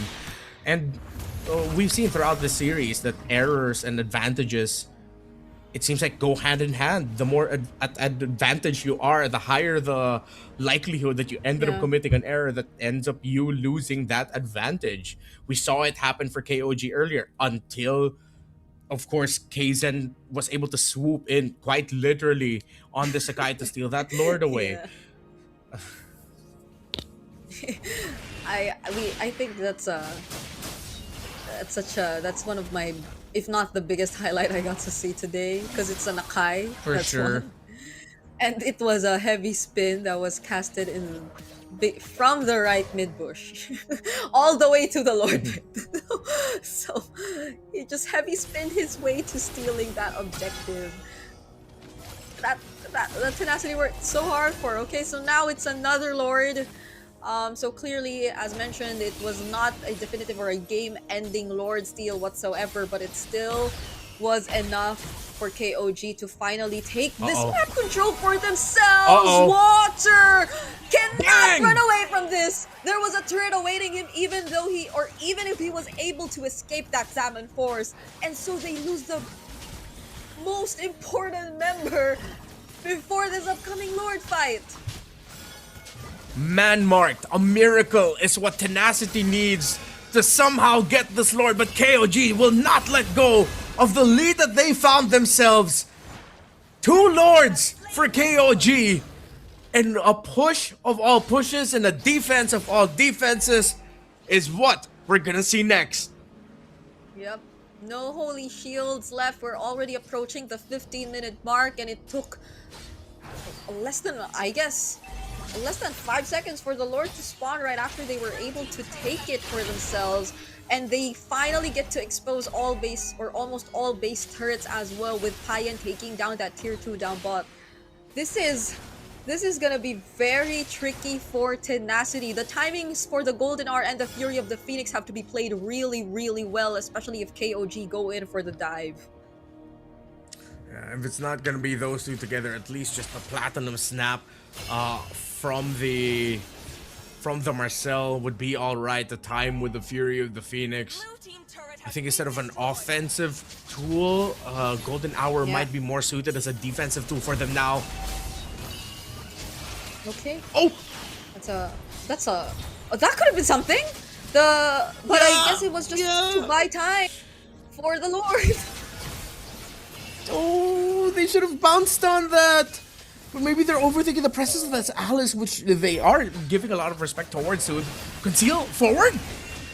Okay, now they're gonna go for it actually. That's a conceal, and the Bravest Fighter already committed by Song Jin-woo.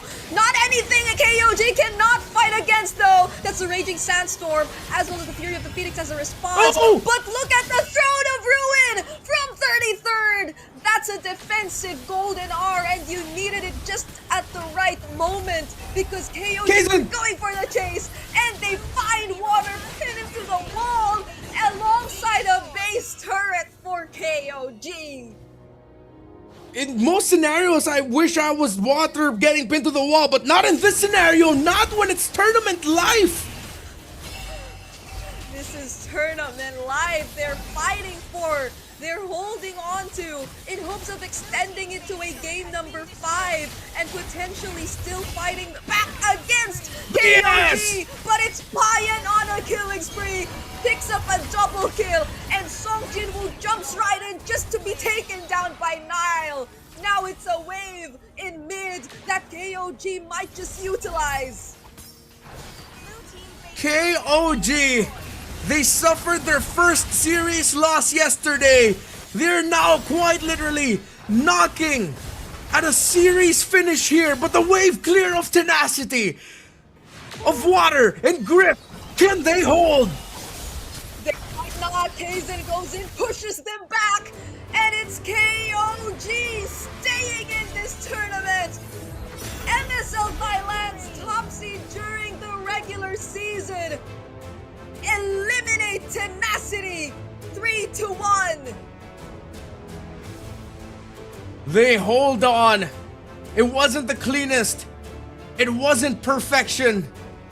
But at the end, it delivered the win. And that is all most of us can just ask for. A win to keep fighting. KOG, keep on fighting.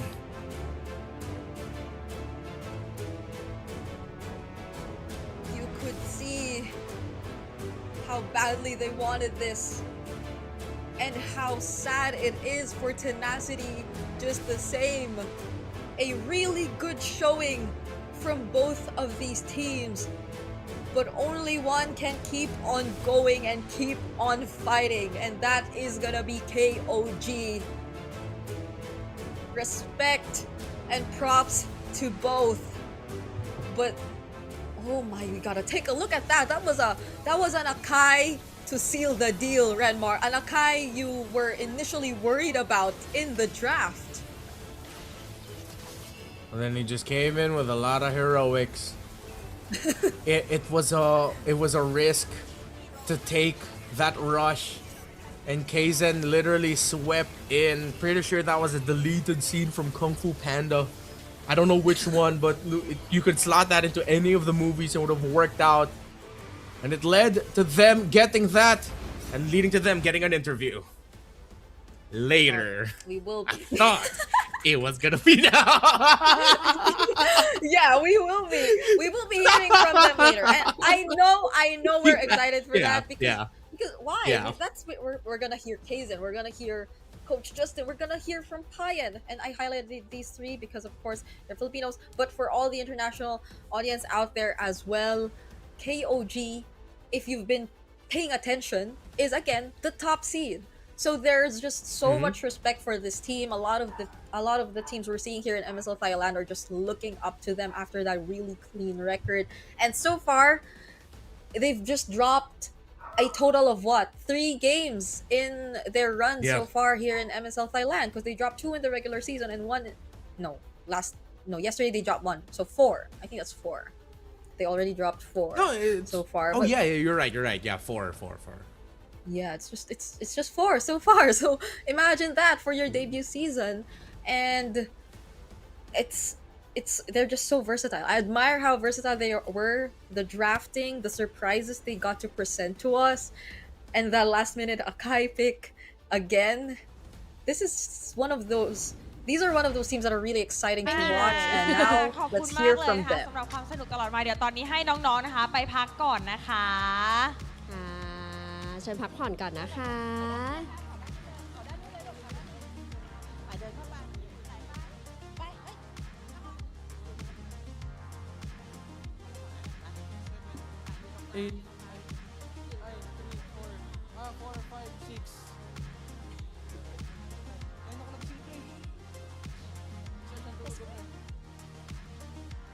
โอเคค่ะ ตอนนี้นะคะเราก็จะมาสัมภาษณ์ผู้ชนะของเรานะคะ KOG King of Gamer Club ไหนใครเป็นแฟนคลับใครเป็นแฟนคลับ Congratulations ฝั่งนี้โอ้ แฟนคลับแน่นหนาแฟนคลับแน่นหนา อันนี้อาจจะต้องเปลี่ยนภาษาเนาะโอเคเดี๋ยวเรามาถามความรู้สึกก่อนแล้วกันเนาะเพราะว่าเมื่อวานเนี่ยเกมมันพลิกแล้ววันนี้ก็กลับมาได้เนาะ Okay, so how do you feel about today?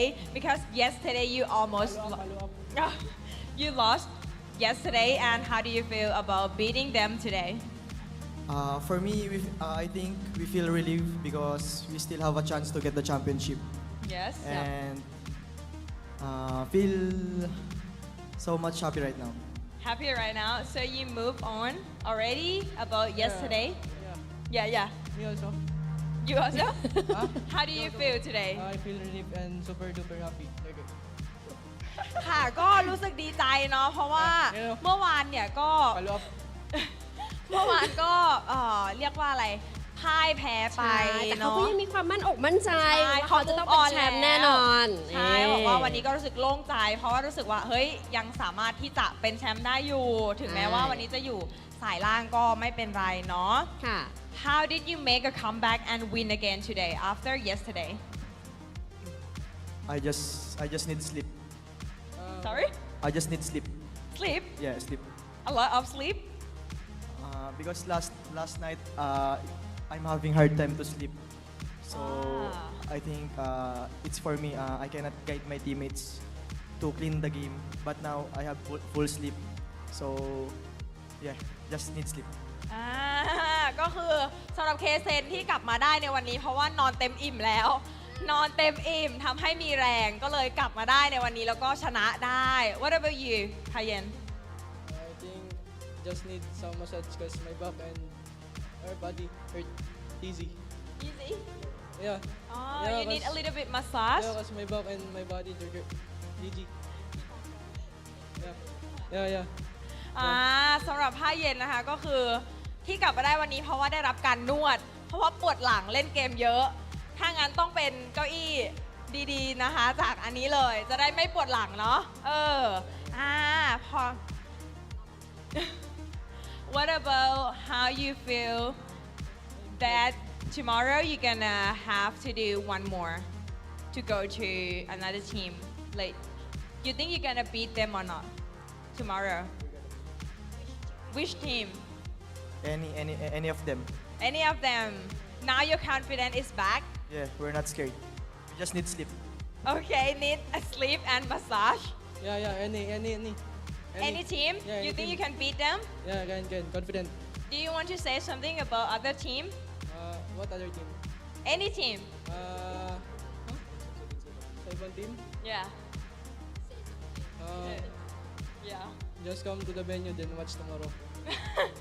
ก็สำหรับสองคนนี้นะคะเขาก็บอกว่าตอนนี้เขากลับมาแล้วนะคะ เพียงแค่ต้องการการนอนแล้วก็การนวดที่ดีแล้วเขากลับมาแล้วค่ะ ก็เจอทีมไหนก็ได้เลยตอนนี้เพราะชนะแน่นอน ที่ไหนก็ได้มั่นใจแน่นอน ขอแค่มาผ่านมาพรุ่งนี้เจอกัน เจอกันเดี๋ยววันนี้ขอกลับไปนอนแล้วก็กลับไปนวดก่อน จะได้มีแรงเนาะพรุ่งนี้โอเคค่ะ เดี๋ยวให้น้องสองคนไปพักก่อนเนาะ ค่ะ แล้วขออนุญาตส่งต่อให้กับพี่แคสเตอร์ทั้ง 3 คนได้เลยค่ะ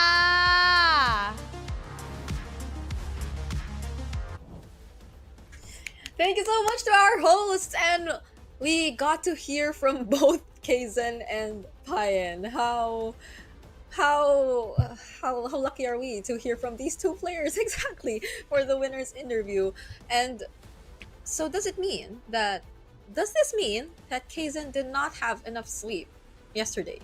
Yeah, that's what he said. Like, apparently they underperformed yesterday because Kaizen had a tough time sleeping, and now that he got sleep, well, I could see that maybe as to why sleep was the case. Because yesterday there were some moments where actually a lot more compared to today, where I was watching their match against ACT and wondering, oh, this is very uncharacteristic of KOG, a few of the decisions they made and all that. So maybe that was it. And then with the early mishaps or some of the mishaps that they got this game, I feel like that was also just a little bit of a smoothening out process, making sure like they're good, they're back. And yes, don't be surprised. Pine looks really young, but that dude is surprisingly ripped and buff. I remember seeing it in the regular season, and even I was floored. I was like, whoa, that kid's more buff than me. What am I doing with my life? I just turned 30 this year, and now it's not the time to have an existential crisis because let's celebrate the MVP of the game.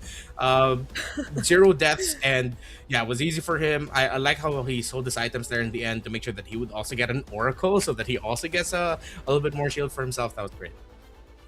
Yeah, we did say that this would be a game where KOG were likely to play around Payan, because imagine the lineup being an Alice, Khalid, and then a Kai, just making things so much more accessible and possible for you. So it's great that we did not see just that. Well, Payan was able to accomplish what was expected of him, but also like individually these players also finding ways to activate their lineup even without the presence of Payan just yet. And I think we saw a lot more of this, especially in the early stages of the game. This highlight to be particular because Payan is nowhere to be found here, but look at how KOG were just able to handle things, even taking out water. I think that was another thing, no? Like, it was very uncharacteristic of Water as well to die as often as we saw him here in this game. This out of all games, or if not get taken out, like be in very difficult positions yet again on the Suyo. Yeah. Oh. Yeah, I'm really trying to think of how this could have gone so much better for Tenacity. It really couldn't have just been them losing the Lord. Seems like after that though, you saw a little bit of a crumble in their mentality. I mean, Water also didn't have the easiest game. Maybe you also have to take it into account that for the majority of MSL Thailand Season 1, and we pointed it out earlier, this is a team that really operates around the success of their EXP laner and the gold laner, Song Jinwoo and Water. And Water had a tough game. Yeah. He had to time his entries really well because of the heavy spin, the risk of him just getting brought in. The Alice pickup was also really great. I think this is why we, heading into the series, are looking for more picks from KOG that break tempo in team fighting, that make you think twice about dashing in, that if you mistime your aggression, it's easily punishable. You make the aggressive team overthink. Don't just allow them to go and go again.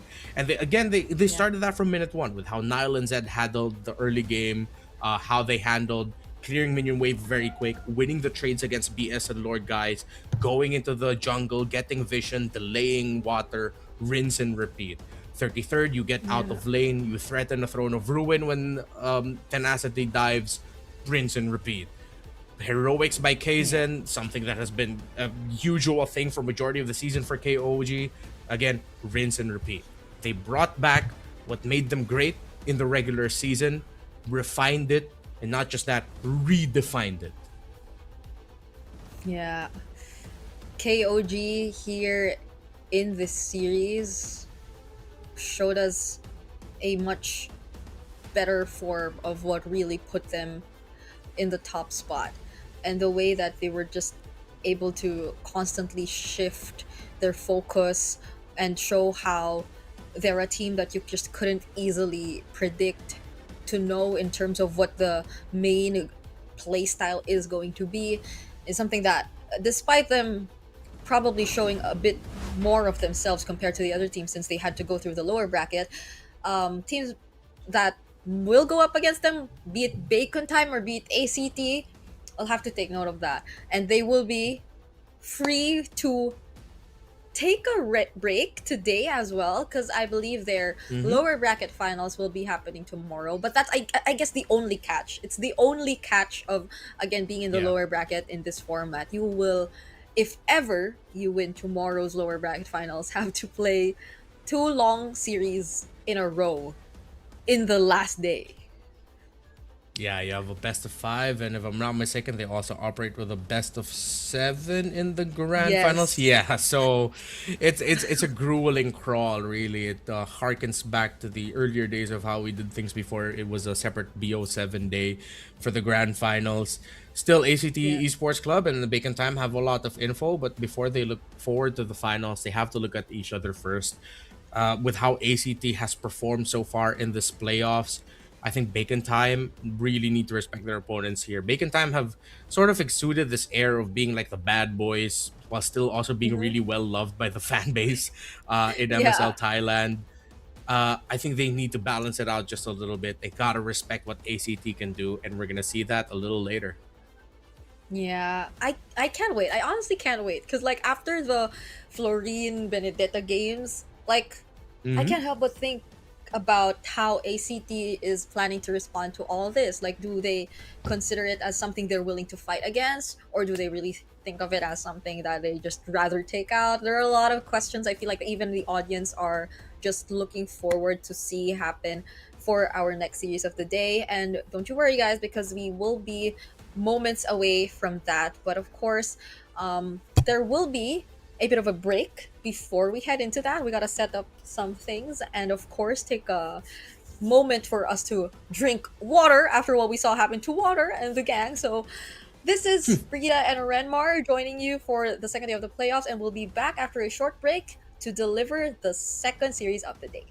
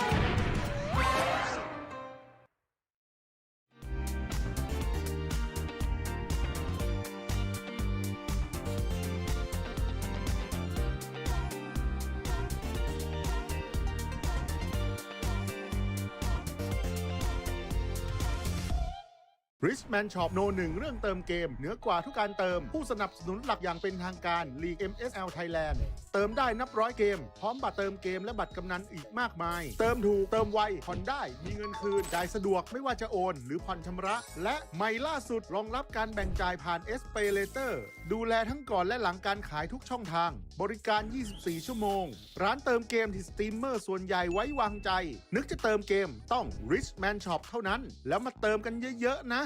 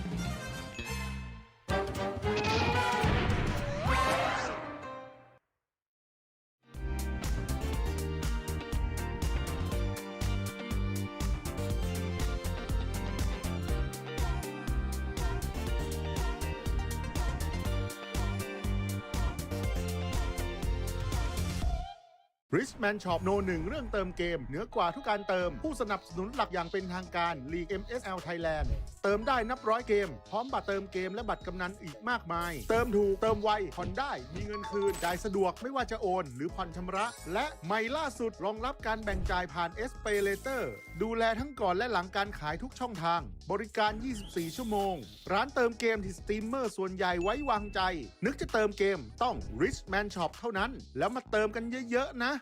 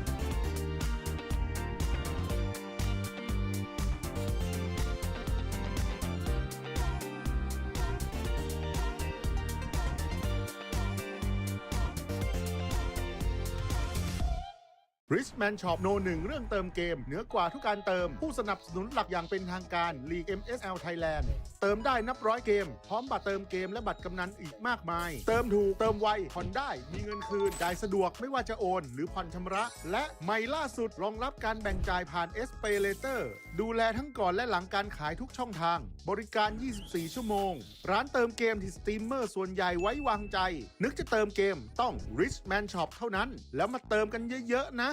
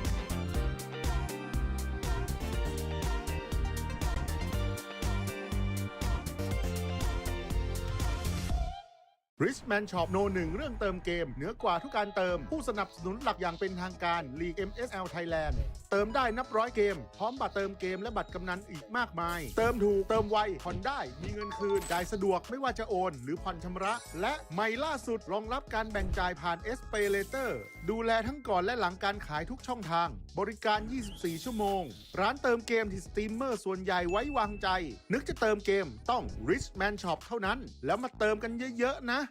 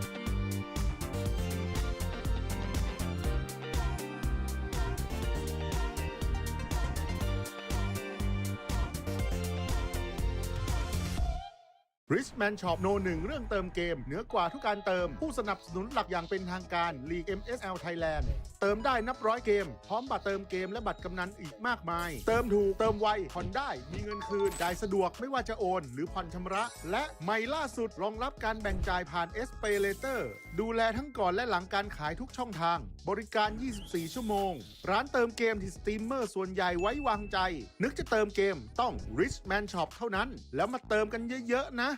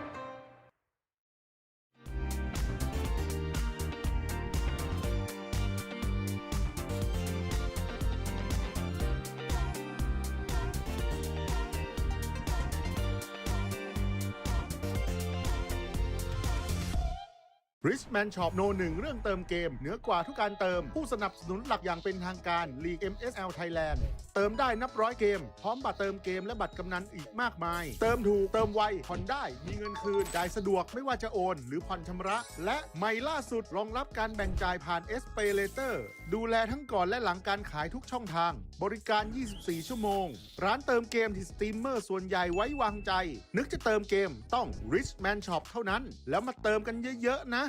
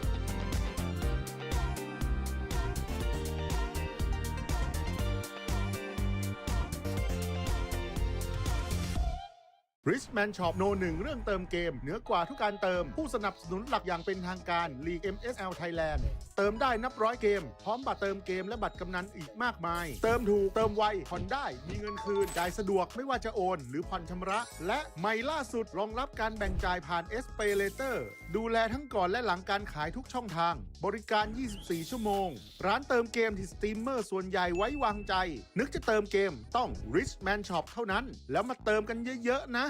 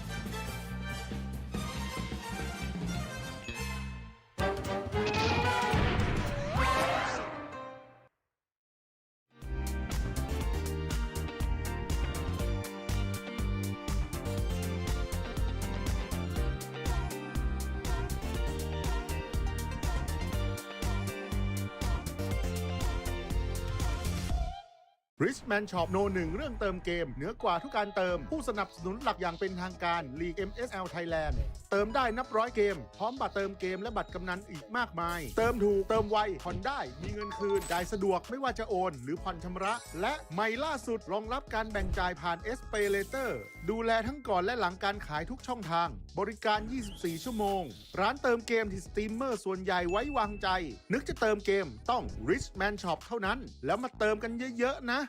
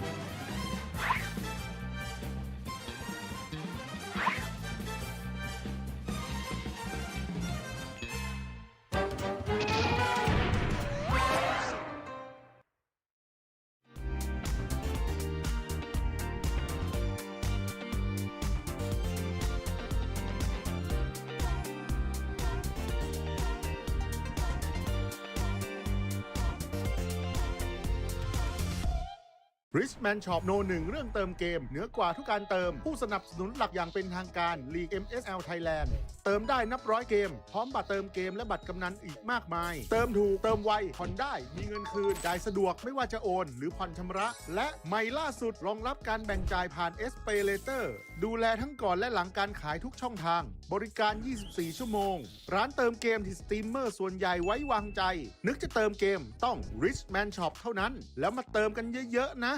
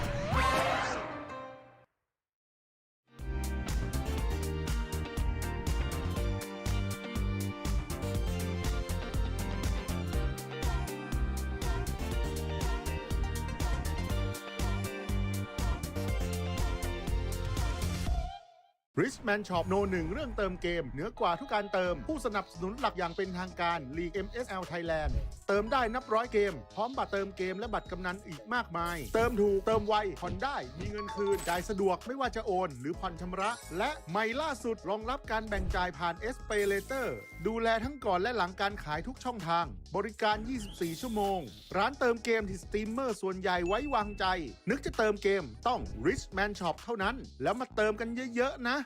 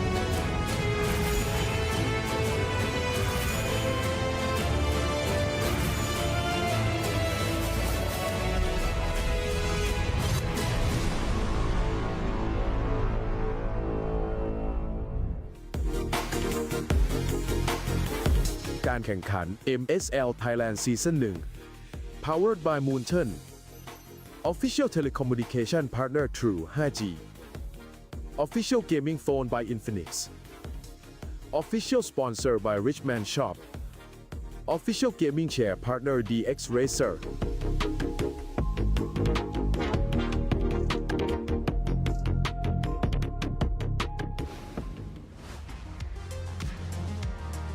สวัสดีค่ะ เย้ กลับมาเจอ ดีใจ กับ มาก สองสาวพิธีกรอีกแล้วนะคะ แบบนี้หมายความว่าไงคะพี่มะปางเจอกับเราอีกแล้ว ไม่รู้ว่าแบบนี้คือยังไง แต่ถ้าอย่างนี้แปลว่าลงได้แล้ว ลงได้แล้วก็อยากดูแล้ว อยากขอเวลาแป๊บหนึ่ง ใช่ใช่ ขอเวลา นิดหนึ่ง แป๊บเยว นิดหนึ่งก็คือก็แปลว่าเราจะเข้าสู่การแข่งขันในแมตช์ที่ 2 ของวัน ซึ่งวันนี้แมตช์ที่ 2 ก็คือแมตช์สุดท้ายนะ ซึ่งเป็นแมตช์ที่ดุเดือดมาก แน่นอนเพราะว่าแค่เราเดินออกมาจากห้องพักใช่ไหมคะ โอ้โห เยอะมากแฟนคลับเยอะมาก ถูกเสียงเชียร์แบบว่าดังมาก ใช่ ยังไม่ทันขอเสียงเลยเสียงมาแล้ว ใช่ไม่ได้เสียงเชียร์อะไรเสียงไล่เราลงเอง อยากเจอนักแข่ง ใช่ แล้ว ไม่ได้เขาไม่ได้เชียร์อะไรเรานะคะน้องมิ้นค่ะเขาไล่เราลง อย่าเข้าใจผิด ใช่อ่ะเพราะว่าคู่ที่ 2 จะเป็นการพบกันนะคะ ระหว่าง ACT Esport Club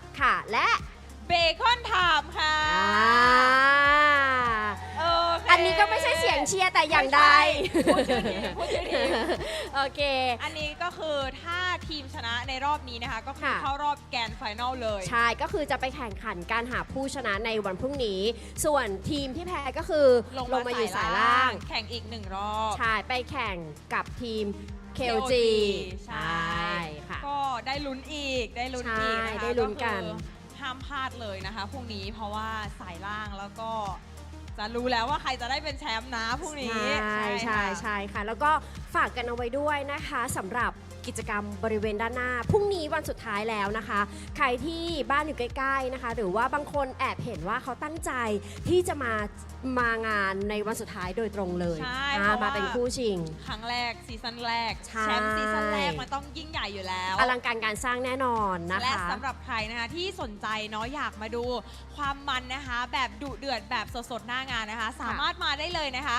BCC Hall เซ็นทรัลลาดพร้าวชั้น 5 ค่ะ ใช่แล้วค่ะ ก็มาเจอกันนะคะวันสุดท้ายมาเขาได้อะไรมาสร้างความทรงจำดีๆ ในซีซั่นที่ ในซีซั่น 1 กัน ที่หนึ่ง ค่ะแล้วก็ด้านหน้ามีกิจกรรมเป็นสแตนดี้น่ารักให้ถ่ายรูปภาพนะคะ แล้วก็มีเมิร์ดของทางค่ายมีสังกัดหลายอันเลย ใช่ และที่พลาดไม่ได้ก็คือมีเป็นป้ายให้กำลังใจนี่อย่างนี้อย่างนี้ นี่ นี่สามารถเขียนป้ายเป็นการ์ดให้กำลังใจได้นะคะแล้วก็เอาเข้ามาชูตอน ให้ แข่ง กำลัง ขัน ใจนัก เนาะ แข่งใช่อ่ะตอนนี้ถามก่อน ขอ พร้อม เทสเสี ไหม ยงไหม ใช่ เทส ใช่ เสียง ใช่อันนี้อ่ะขอ เอา ACT ก่อนไหม ใช่ใช่ ขอเสียงแฟนคลับ ACT Esport ครับหน่อยได้ไหมคะ มีป้ายอยู่ด้านหน้า เยอะ มีชู เย ป้าย อะ ชูป้าย ใช่ อุ้ยอีกทีมนึงยังไม่ทันขอเสียง ยัง เลย ยัง ขอเตรีมแล้ว ยังใจเย็นๆ เตรียมแล้ว ใจแล้วอ่ะเดี๋ยวจะพูดเอง เพราะดูเหมือนน้องมิ้นอ่ะอ่ะ ขอเสียงทางฝั่งเบคอนไทม์ค่ะ เอ๊ ธงมีอะไร เฮ้ยทำไมฝั่งนี้พ็อปมันเยอะจังเลยอ่ะ เตรียมมาจากบ้าน เขารู้ว่าฮอหนาว อ๋อ ก็พกมา และอีกในหนึ่งธงอันนั้นน่ะ นอกจากจะโบกชัยชนะในอนาคตได้หรือเปล่า แต่ก็ไล่เราสองคน ไล่ ด้วย แบบพี่ไปแล้วค่ะ พี่ไปได้แล้ว โอเค ถ้าพร้อมแล้วนะ พร้อมแล้ว ตอนนี้พร้อมแล้ว เดี๋ยวขอส่งต่อเวทีนี้นะคะ ให้กับ 3 หนุ่มแคสเตอร์ด้วยค่ะ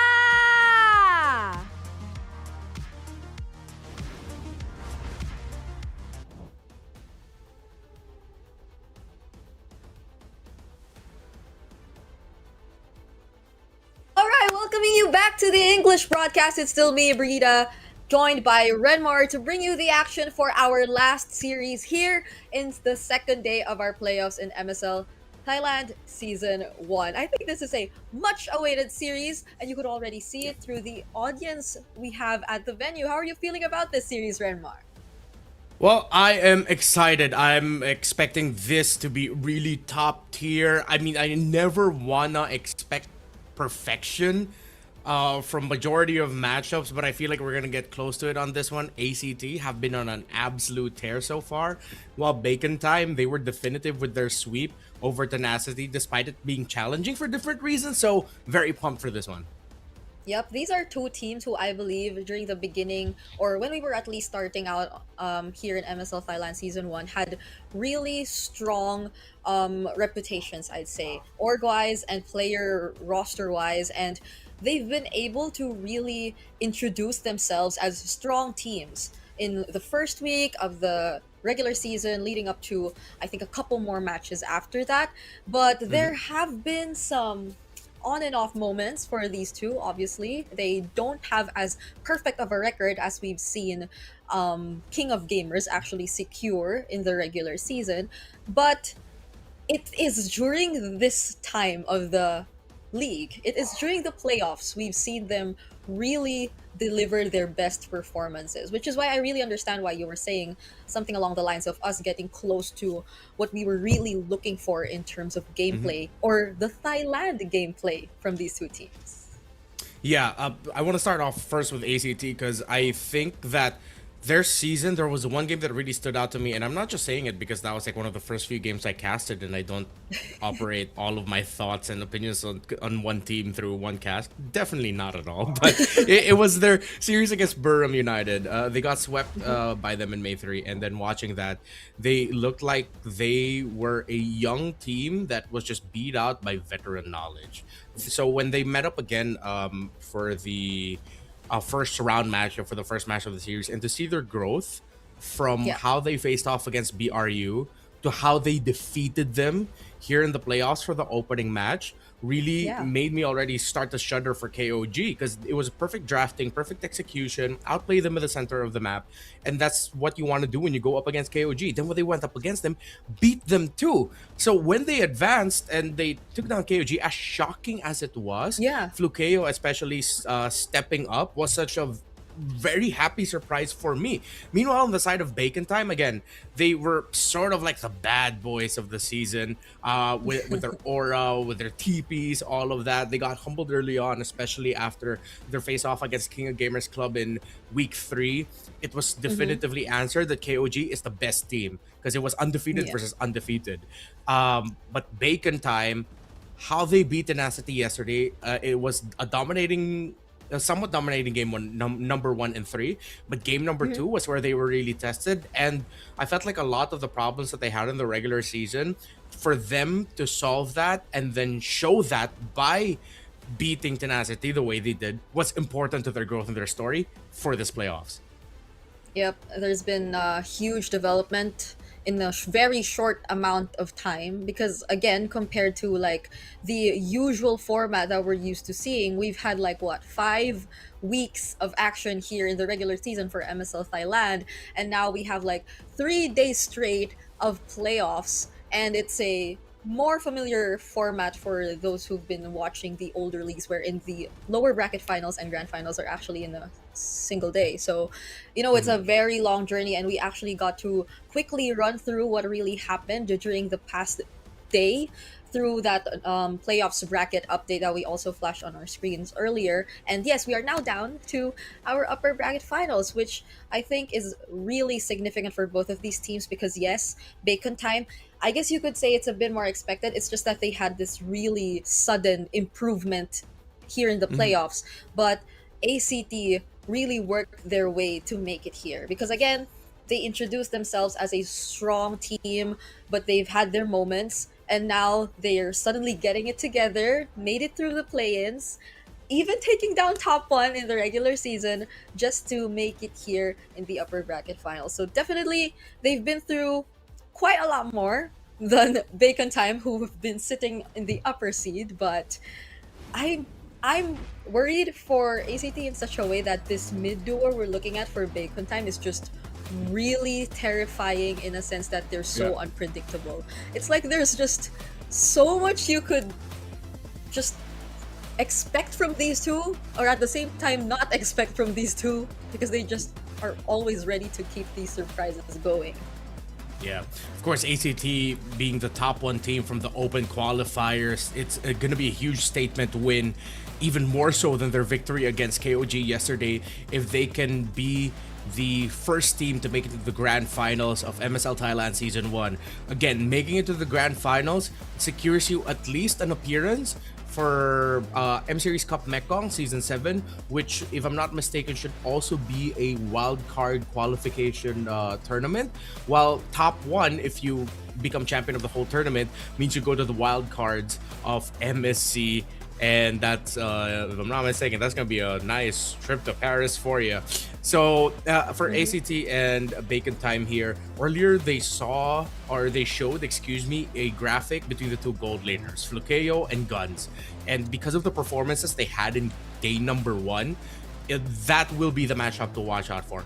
Guns on his Harith, Flukeo on Harith as well, but the Claude and pretty much any other marksman that you can think of, but I'm mainly looking at those two, are some things you have to watch out for both of them.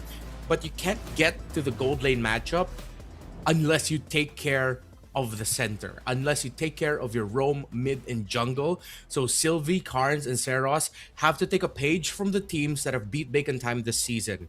If you control the center of the map and you give B-Boss a difficult time to farm, Bacon Time's timers are gonna be very, very short, and it's gonna take a long time for them to be able to catch up. Yep. As you mentioned, it's such a huge feat if ever either of these two really get to secure that slot and make it all the way to taking that nice trip. But let's take a look at these player intros first. ตลอดฤดูกาลที่ผ่านมาผมมั่นใจว่าทีมเบคอนไทม์คือหนึ่งในทีมที่ดุดันที่สุดในลีกพวกเราจะไม่หยุดจนกว่าจะไปถึงแชมป์พวกเราถูกคาดหวังให้ชนะตั้งแต่วันแรกและพวกเราไม่ได้มาที่นี่เพื่อเป็นรองใครพวกเราจะไม่ทำให้แฟนๆผิดหวังตลอดฤดูกาลที่ผ่านมาพวกเราผ่านการแข่งขันมาหลายแมตช์และพวกเรารู้ดีว่าไม่มีอะไรได้มาง่ายๆถ้านี่คือโอกาสสุดท้ายพวกเราก็จะสู้ให้ถึงที่สุดพวกเราผ่านมาด้วยกันและจะไปต่อด้วยกันตราบใดที่ยังมีเกมไม่เล่นพวกเราจะไม่ยอมแพ้แน่นอนทุกอย่างที่พวกเขาสร้างมาตลอดทั้งฤดูกาลเหลืออีกเพียงก้าวเดียวเพื่อเข้าสู่รอบแกรนด์ไฟนอลแมตช์ที่จะตัดสินว่าใครจะได้เข้าใกล้คำว่าแชมป์มากที่สุด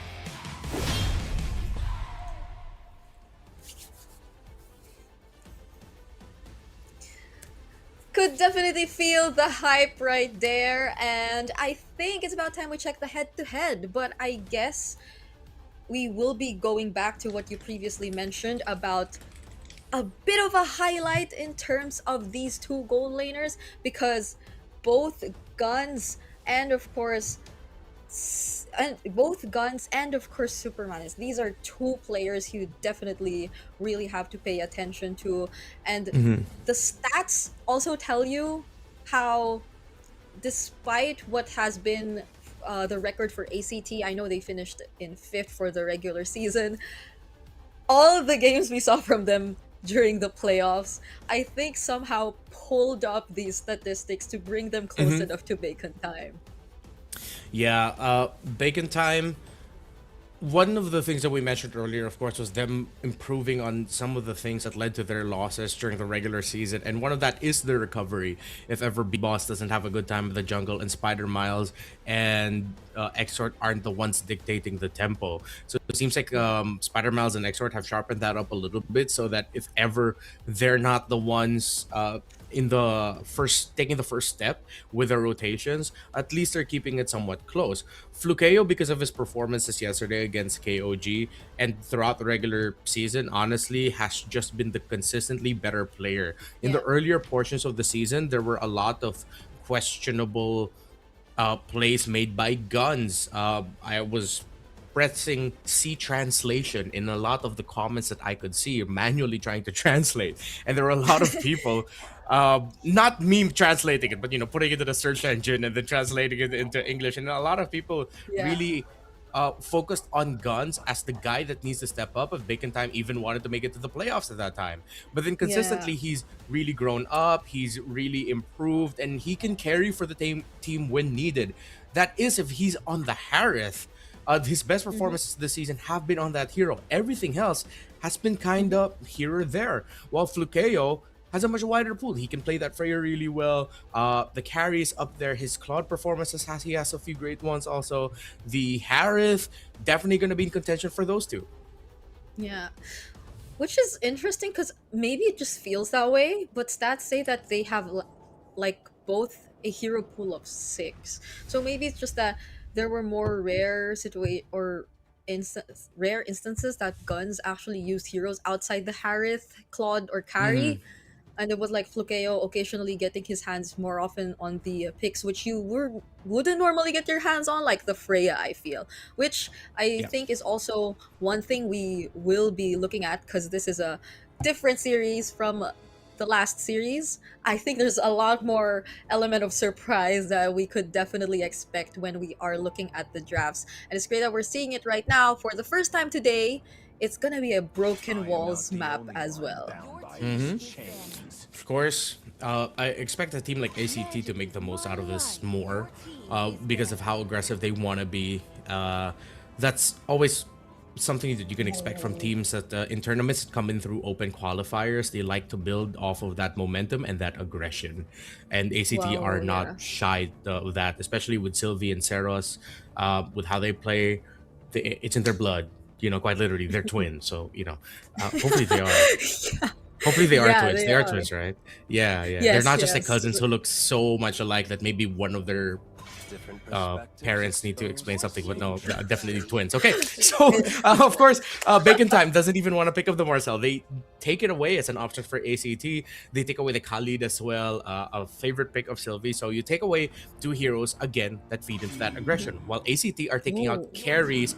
And of course, with the experience of Bacon Time, playing with Spider-Miles and Exort, expect them to be a team that know how to make the most out of a Uranus. Yes, okay. They won't go for the Juice and Prio because the Freya is open, and it was something we mentioned earlier on, so that might be something ACT would want to consider instead.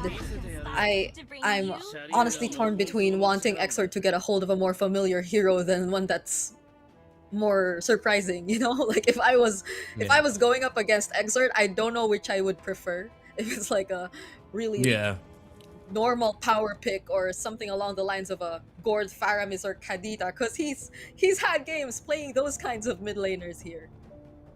Yeah, I also don't want to discount the Kadita might make a comeback after their pensions for it early on, but Bacon Time, I am quite surprised that they still picked up the Eve after seeing the Suyo and the Juice in, only because there's a risk that ACT can pack more dive, but they already have the Freya paired up with it. And then to add even more to it, they add the Baksha. So even if ACT dive on this Eve, there's a risk of you just getting completely blown up by the Freya alone. So at least it's well supplemented. And with how fast Bacon Time pick it, seems like Bacon Time, they are reading ACT really well. They know their tendencies.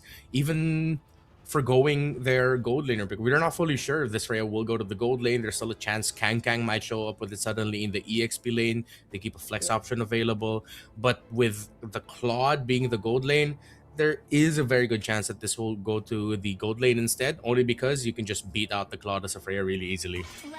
Yeah, so it is sort of like as expected. The dive is diving for ACT, but yeah, after what happened yesterday, they just probably would rather not try, because I think it's already somewhat setting up for that kind of roam. Like there's a chance you slot in a Florin considering the Baksha in, well, I assume the jungle, but there again is a chance you get to flex it now that they took out the Florin.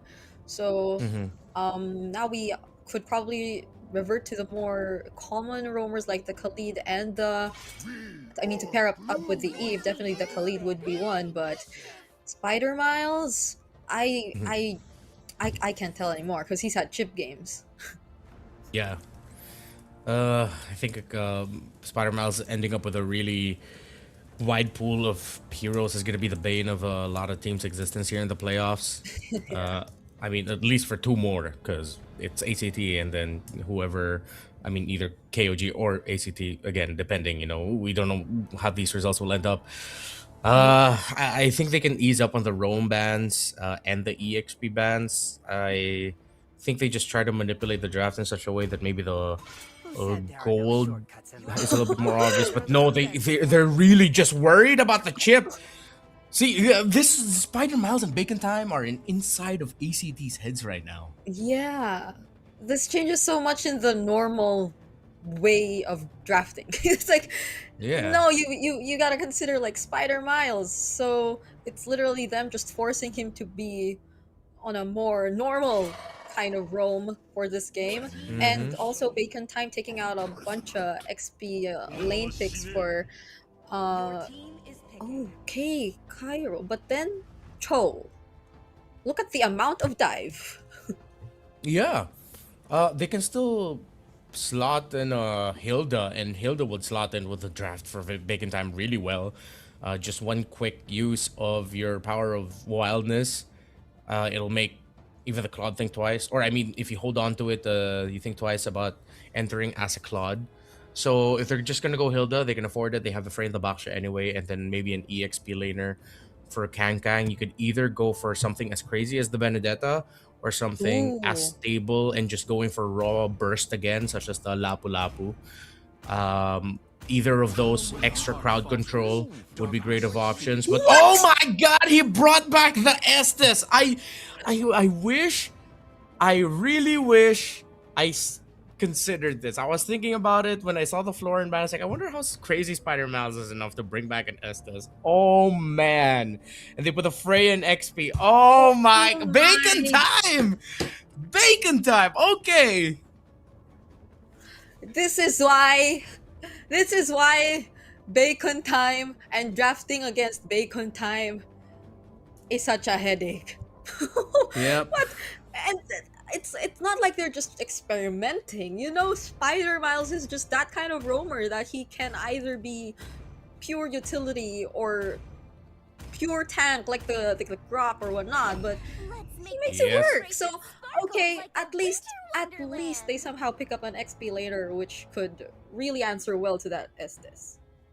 Yeah, I thought of them taking out the Glue and Terizla was just taking out like tempo breakers, you know, strong fronts, all of that. But then it makes so much more sense now with the pickup on the Estes. I'm Filipino, y'all know I'm rooting for the lineup with Estes. Not because they're Filipino, but because it's an Estes. Yeah, we miss seeing the Estes, and my goodness, it's an all Purify lineup. Yep. Bacon Time. Oh, Bacon Time. I think I'm gonna this is so regret fun.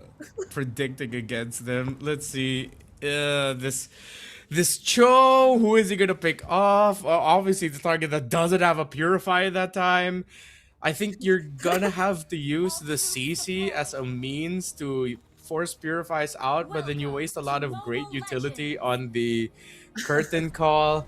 This could go really bad, really quick for ACT, or it goes good for them until they can no longer kill the members of Bacon Time because of raw heal and sustain. Yeah, I can't say if there'll be an in-between or it's just either that or that. Because I Yep. know I know you as a pro player usually time all these battle spells and whenever they're down. But looks like you have to keep track of a lot more than usual because these are 4 players on a Purify. That's gonna be an early skirmish though. B-Boss actually found himself in danger right there. That's the jungler going down at the first minute of the game. Okay, B-Boss, what the heck? Man, that is not the start you want to have. You're... No, just no.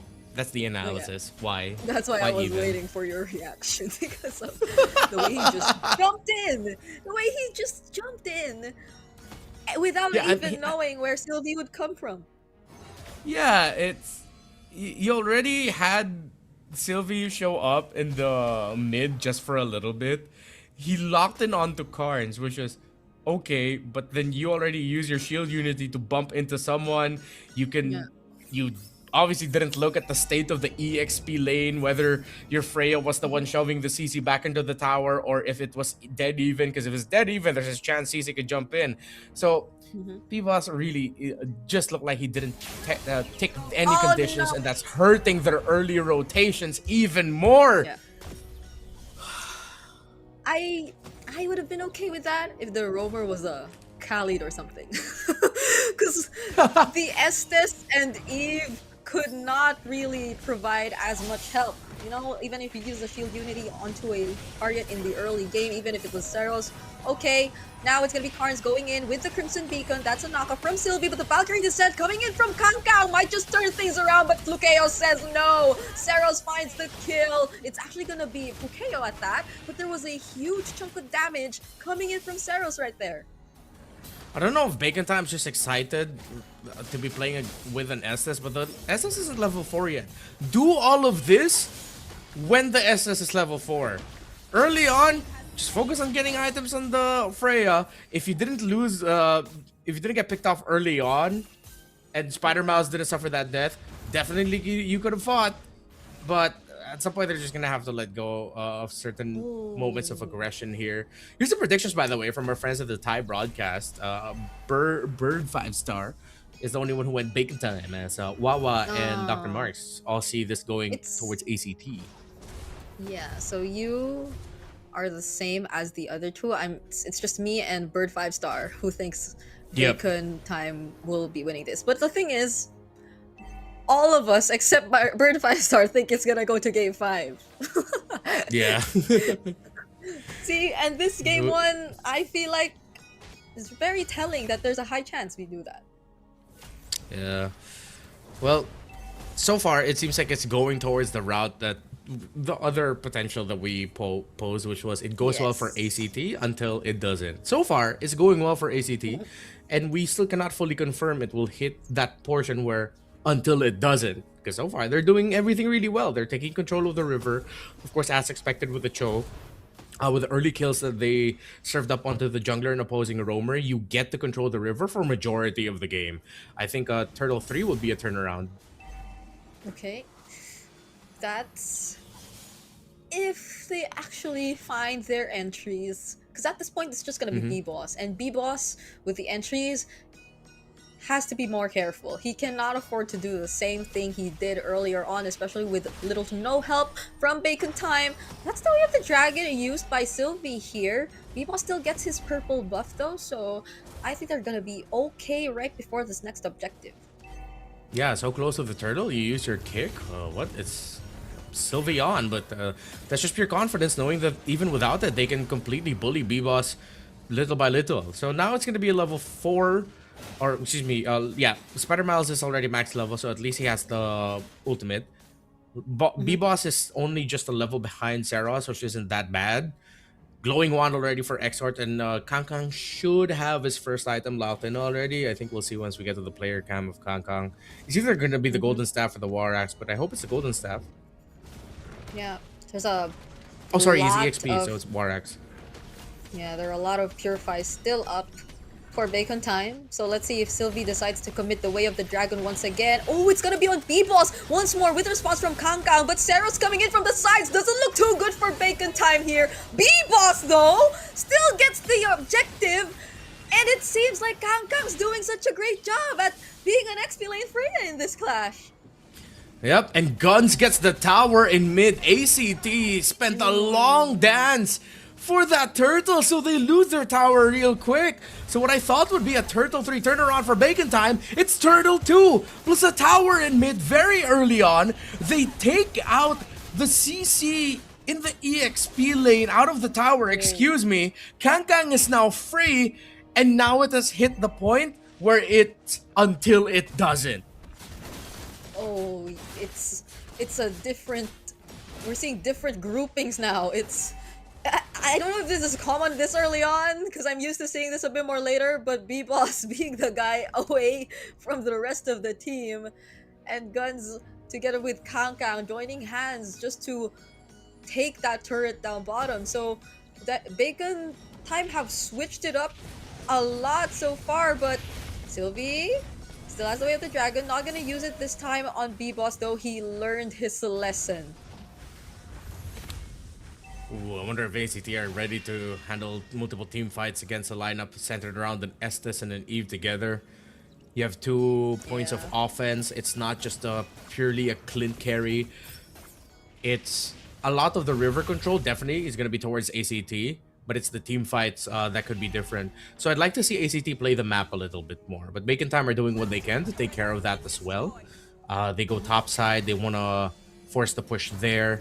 B-Boss also cutting, proxying the wave, and he'll be able to be the front line, seeing the rotation of the Juiced and Cho. This is just a great rotation by Bacon Time. ACT tries to respond. The kick coming out of Sylvie, but he gets punished! And he becomes a Sky Piercer stack for Guns, but Cairo is here. The curtain call and the blazing duet by Flukeo. But the heal and the damage has turned it around in favor of Bacon Time. And it's a harsh reminder to ACT as to why the Estes was the pick commonly attributed to the Filipinos for the longest time. That extended or somewhat extended team fight clearly worked in their favor. Even with Spider Miles going down early on, Sylvie and Carnes went down too. So the moment they lost both that Dominance Eyes and even the Glowing Wand, I feel like Kang was just a lot more unstoppable. He was so quick to jump back into the fight, and that rage you got, plus the damage from Guns, he's in currently a good spot with a 2-0-1, another Valkyrie Descent from Kang. Well, at least Cairo now, too, has a response through the Sea Halberd. Yeah. Oh, ACT have to get really crafty with side lane pushes, but Bacon Time are reading them. They know Flakeo's there. Sylvie needs to get crafty with its angles as well. It's how they layered the crowd control to force out Purifies. And easily, Flukeo gets taken away from the tower. Sylvie trying to find a kick, but this is not gonna end well for you, Sylvie. It felt like he forced that. That was 3 members of Bacon Time who all still had Purifies intact. No, actually that was 4, I believe. So even if he did get to find one, the fact that the other members were too far away also didn't look too good. That's a Crimson Beacon forced out of Carms, and they weren't even looking to commit that fight probably. That was just such a aggressive play again and again that we're seeing from Kang. This is just a reminder of why people hated us, Brigade. People hated us for the longest time. Because Estes is so anti-fight, and if you aren't ready to go up against a lineup with an Estes, then you're not gonna be able to beat it. Yeah. Oh, they don't even really have the sure burst because they packed the juice in. The juice in would have been great if they used it to help temper. But wait, a fight might break out. A kick by Sylvie. But they can't engage into it. Oh no. Oh, ACT, I feel for you. I feel for you, ACT. Yeah, you know what? Even I personally kind of like missed the feeling of being a bit more careful of whether or not I think this is going to break into a team fight or not when doing my play-by-play. Because earlier, that was exactly what happened. It was just Kang looking like he was about to start the fight, but he was not. And it's just an Estes lineup all over again. So have we set aside whatever happened in the first rotation for B-Boss now? Yes. I would say yes. 100%. And at least we set a precedence for it. Again, it will work out for ACT until it doesn't. It's the inevitable result of going up against an Estes lineup. Ooh. Okay, Holy Shields are about to... Oh, what? Oh my... What? No, I was not prepared for that, Redma.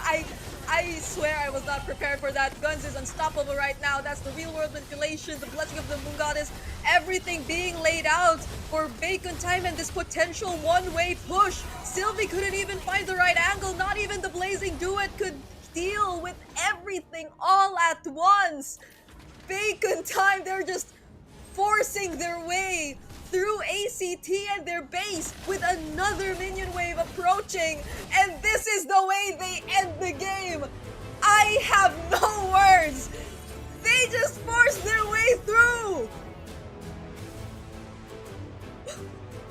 It's been way too long. Oh my goodness, bacon time. That was rough. ACT meet Filipino Ube. It's back. It's a Wow. throwback. What? Cause you know what? I don't think they even use their purify during that entire push. Just look at Yeah, them. no, doesn't look like it. What do you do? What do you do with that marching against you? Like, you go next? Oh, wow. First the floor and now the Estes. You know, it's warranted now as to why every time I'm playing ranked games with Team League Pit, Okay. with Wolf, with Burrito and everyone, that we always just want to ban out Estes and Florin. I get it. I get it. How devastating would it be for you to be greeted that way in your first game of this best of 5? Like ACT, they got it together, but now they have to go through this. And they took now you out have the to Florine and Chip. Yeah, you now have to consider an Estes showing up. How do you take it? You are gonna have to. If I'm the coach, once that Estes comes up, or if I'm like the analyst, I'm hopping onto my laptop and going back to like M3, MPLPH season 11, MPLPH season 10. How did they ban against this? Imagine. That's They probably prepared for like everything else except the Estes. Because I think it's the debut pick for Spider Miles here in MSL Thailand as well. As we Yep. hand over the MVP award for this game to Guns, who, did you see that burst? Did you see the Yep. way he took out Seros? I don't think it happened so quickly. I don't think even Sarah saw it. He was just using his thumbstick, then he realized maybe 3 seconds into the respawn timer, it's like, oh wait, I'm dead. I thought I was gonna escape that. I thought I was able to run to the fountain. Nope. Guns ended up dishing you an assist because you ended up getting brought to the respawn faster. You know, that was a very thoughtful opponent. Bro, Wait. Yeah. I forget just how disheartening it is to watch a really dominant Estes lineup game. That despite the early mistakes, again, it works until it doesn't. Sylvie just was frustrated. It's like, bro, there's 4 purifies. I kick the backsha, he gets healed. And if we don't get to take him down, Guns is free hitting. What do we do? And just saying, that was the fastest we've seen today. That was less than 12 minutes too. All because of an Estes. Oh. And the fact that B-Boss already made a mistake in the early game, yet they still ended it under 12 minutes. That's literally like, I'm pretty sure the shot call there was just like, wait, level 4. Once we have all ulti, we never die. It's like yeah. That's exactly what happens. Exactly. Oh wow. ACT were not ready for this. They now have to think about the Estes in the draft. I'm at a loss for words because my brain's already trying to rack how ACT might be handling this draft, knowing that they have to consider an Estes of all things. Bring does. I would say, like, if this is inevitable either way, I just go all AoE. Yeah. Like, I would rather not go Cho. I would just pick a mage that, well, the Juicin I think sort of counts. But this is so tough. Like, Sylvie, I feel like had the hardest job out of everyone in this game. Yeah, I mean, he was handling the river really well, especially leading up to Turtle 2. I think that's also one of the things that I didn't like that I saw from Sylvie was that he committed the kick before Turtle 2, right? And then that's when, Yeah. with the lack of a kick, what did he do for it? I don't know if he meant to kick, what it was trying to achieve, but it achieved nothing. It just ended up giving Bacon Time one thing less thing to worry about, one less big thing to worry about, and getting kicked by the Cho. That little moment of interrupt, that getting forced out of your purify, it would have really helped out ACT, which is why those things like that, it's again automatically you can't help but think that ACT aren't ready to go up against a lineup like this. They banned out the floor, and also they still showed up with the Nestus. I just hope Bacon Time run it back. Take out the Florin, take out the Estes, still show up with something like a Matilda or a Rafaela. Just do it. Just keep running back against the greatest hits of healers until you get full 5-man Rome band. Yeah, because I am pretty sure Spider Miles can do that. He can pull it Yep. off, and more so now that B-Boss is taking I think he's really sticking with that utility role in the jungle. Mhm. Like, if we get to see, I swear, if we get to see like the Estes Fredrin all over again or something Yep. like that, then that's the legit throwback for me. that's a moment where I would really feel like I'm time traveling. But so far, Yep.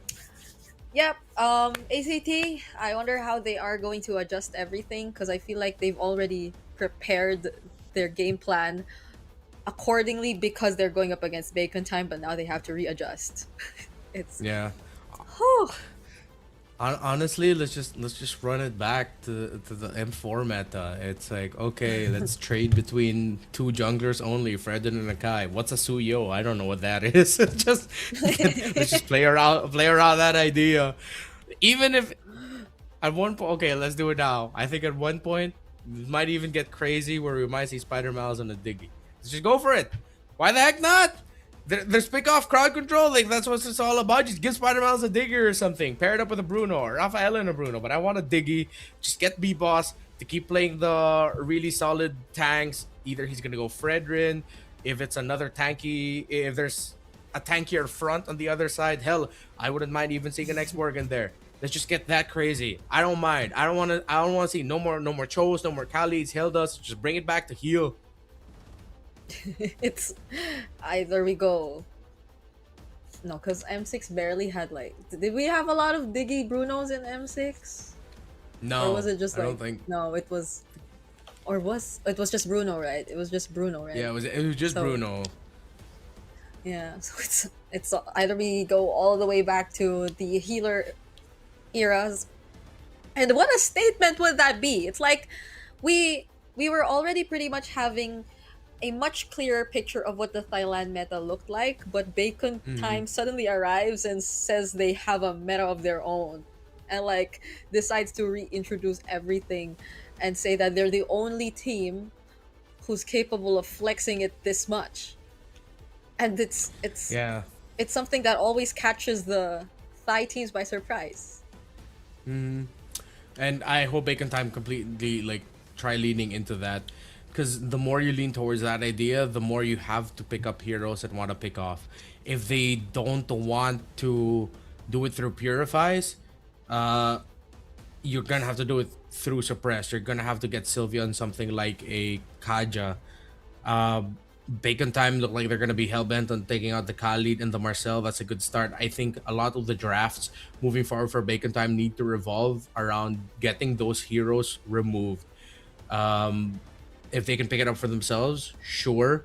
But if Freya's an option, then you get the Freya, because it allows you to think about those type of lineups that are revolving around the healing type roamers. Yeah, it's the Freya, it's a tanky mid, and as long as you end up getting the Eve, because to be fair, if this was Bacon Time crazy enough to play this into an Eve, then it might have been a completely different story. But since it was paired up with an Eve, it was very good.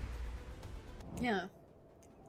I think it was a looking back at the sorry, let me pull up the draft earlier. Yeah, it was something they prioritized, because the the Juicin already showed up, but nonetheless, they still really wanted to stick with the Eve, even despite like the many suggestions in terms of mid laners that we were actually bringing up earlier too. So let's see how this changes. It's bacon time on the red side.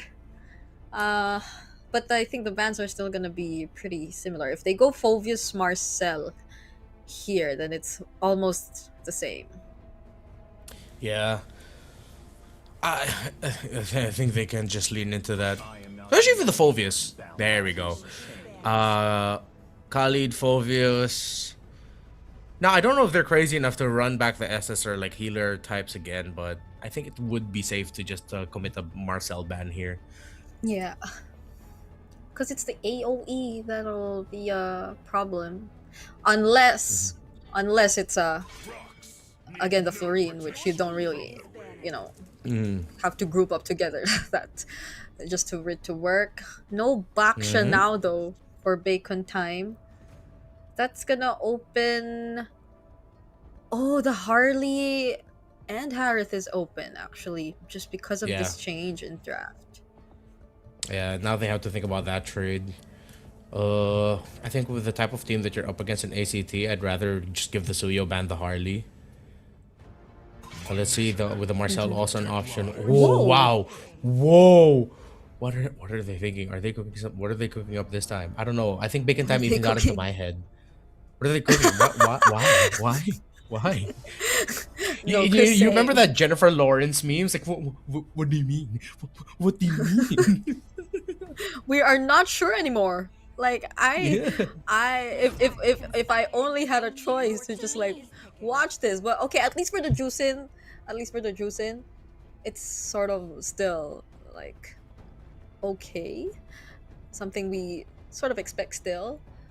But without the Baksha, it's not like you really get to show the Wait, the Freya's still open? What? Yeah, they gave the Freya, right? It's like, whoa. Out of all the picks, really? You're willing to give the Freya? Hell, you could just pick up Freya Harley now and it wouldn't be overly greedy. With the Khalid gone, just expect that Hilda's gonna show up on the other side. But they went even greedier. They went Freya Harith. Oh, man. They get two strong side laners. What do you mean, Flex? We're not doing that. We're revealing everything. It's Harith and Freya immediately in the first two picks of the red side. Folks, if you're wondering why Brian and I are reacting like this, I'm sure you all know that we cast MPL Philippines on the regular. So seeing what we've seen so far in this series has been something akin to being forced to reevaluate our entire lives. And reevaluate our understanding of what MLBV, of how he is played. Thailand, thank you. Thank you. Spider Miles, thank you. Alright, so they pick up the Esmeralda here. It's been a while since I've seen Esmeralda, Freya, and the EXP lane. So this is where this is a bit of a blind spot to me, admittedly, of how this might go. Yeah, that's true. It's like I at this point don't know how extreme bacon time could get to just directly counter it out, but that would be too reactive if they reveal to us the exhort hero to deal with it right now, because you can't really pick up a marksman that could shred anymore.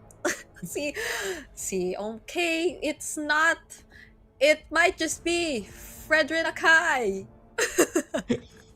I swear, they can just pick up a healer again. So ACT's gonna have to decide if they ban out both the Estes and the Florin. The Rafaela might show up, the Matilda might show up, and it's all gonna be good. But the thing is, at least the Esmeralda's there. And whatever hero that pumps out shields, it's gonna be fun for the Esme. So let's see how this is gonna go. At this point, I don't even want to predict anymore. I just want to blurt out the craziest heroes. Yeah. What do I wanna say? What do I wanna see from bacon time? I would want I would want the Lunox. Lunox mid, alright. That makes entries for the Claude really tough, especially if you know that the Claude, if the Lunox, excuse me, hasn't used Darkening or Brilliance yet. Yeah, and you have a...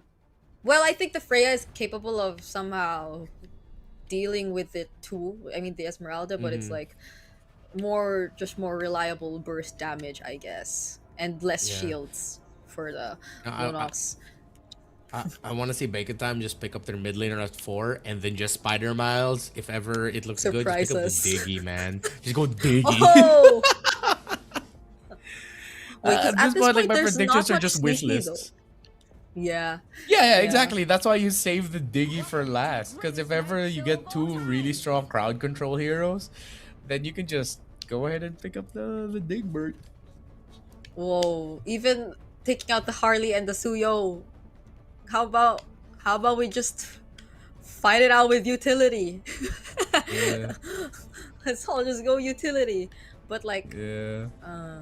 huh. I mean, there's still the Leomord up. But then you never want to play a Leomord into an Akai. It's just gonna be so No. sad. So you're forced to go utility unless okay, I'm trying to think if there's one jungle pick that might be able to make it through. An iframe for a Lancelot might be okay. Because at least you can be outside of the map. Hayabusa wouldn't be too bad, but again, you don't see the mid laner yet. Yeah. And or the Yusuf roam. Jin, I don't think we see that anymore. No, not in the jungle. So, a surprise in terms of raw speed would be the Nolan, but then that's greedy.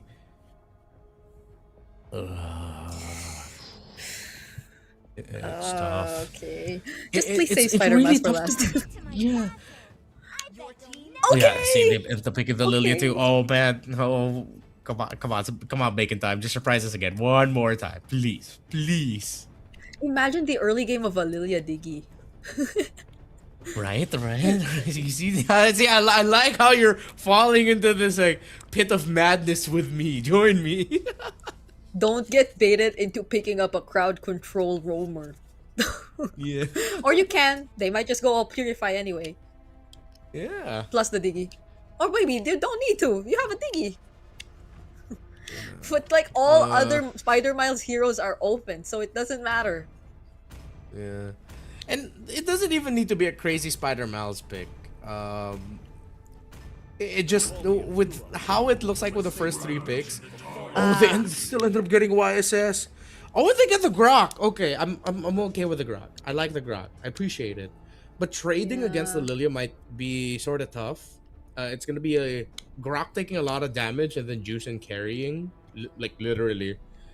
Yeah. Ooh. Okay, it's a Claude Yisun Shin though.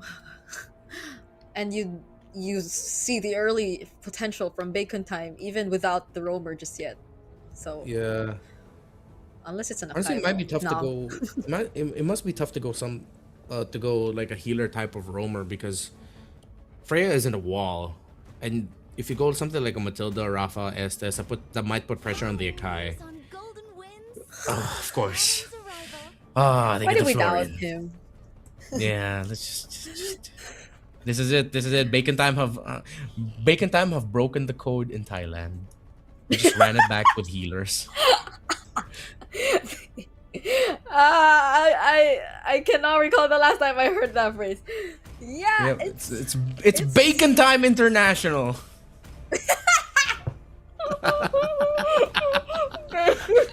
International. Okay, I have to see that on social media later on. I hope you guys heard that. It's another Spider-Man's Florine game all over again. My goodness. Oh, Bacon Time, what have you done? But let's see. Even the Florian games yesterday, it was just there's a chance still that ACT can take control of the game through really great gameplay with the Grok and the Juicing together, or with really good control.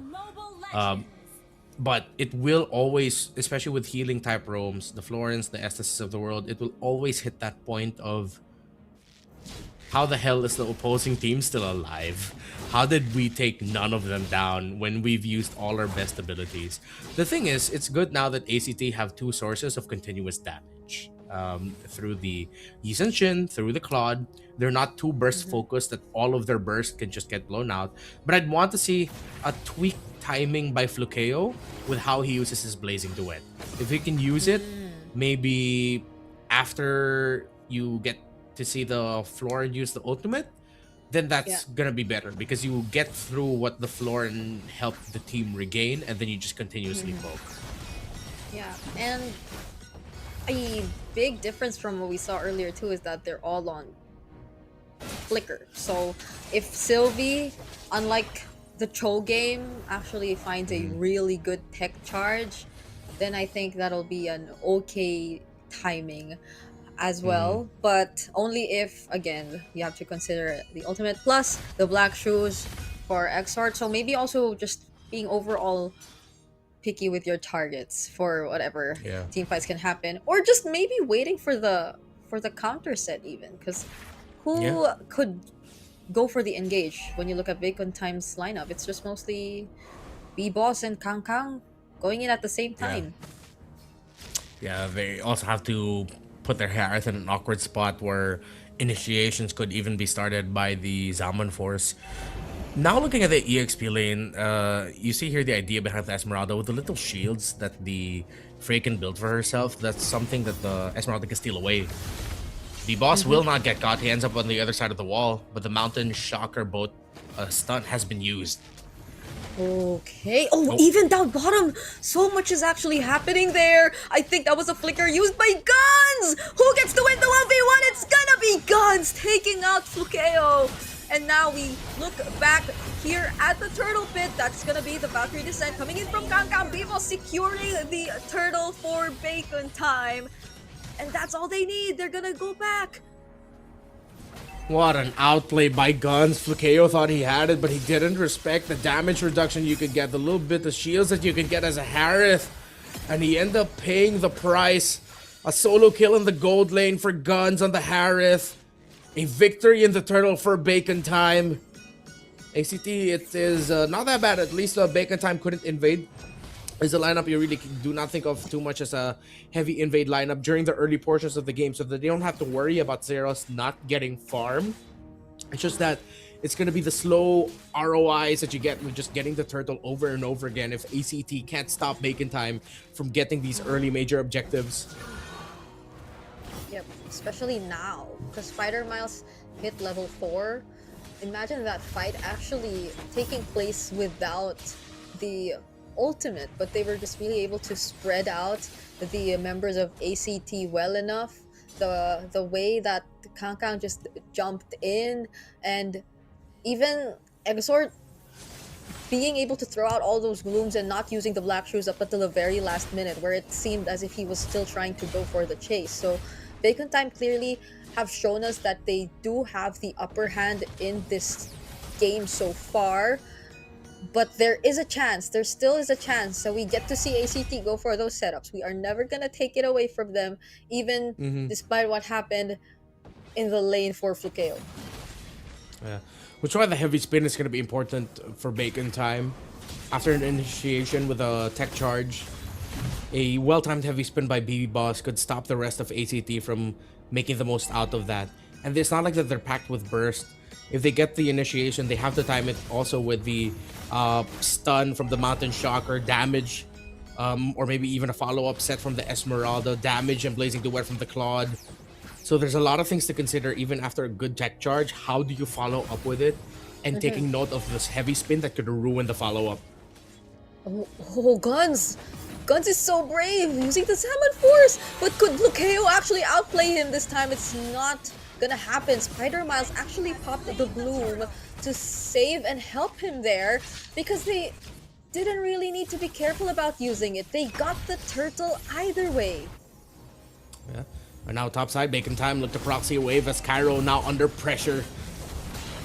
Oh, they're actually going to focus down on Cairo before even, or not even taking the turret. They just really wanted that kill. Okay, I wanted the turret, but Bacon Time is different.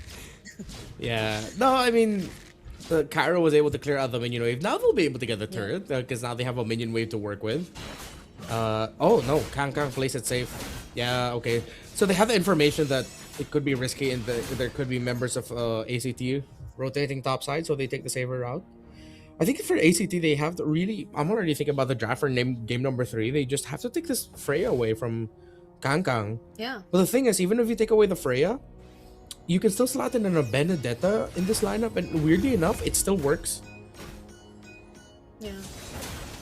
It's not like they're forced to go for a really tanky XP lane, even despite the presence of a utility roamer in the hands of Spider Miles. It's like B-Boss has all the responsibility to himself, and they're able to still pull it off. So that's a really interesting point. They can afford to go damage EXP, and it doesn't matter. Oh, Black Shoe's already forced out of Exort there. Not gonna risk it. There's still a tech charge for Sylvie. Yeah. Oh, now they rotate gold side to see if they can stop guns, and he's close to a 1,000 gold lead. Oh, it even extended even more now. Earlier, which is around 700 or 800 a minute ago, but now it's almost double to that. 1.2k lead for this Harith. Not a good news, and ACT still cannot contest any of the major objectives.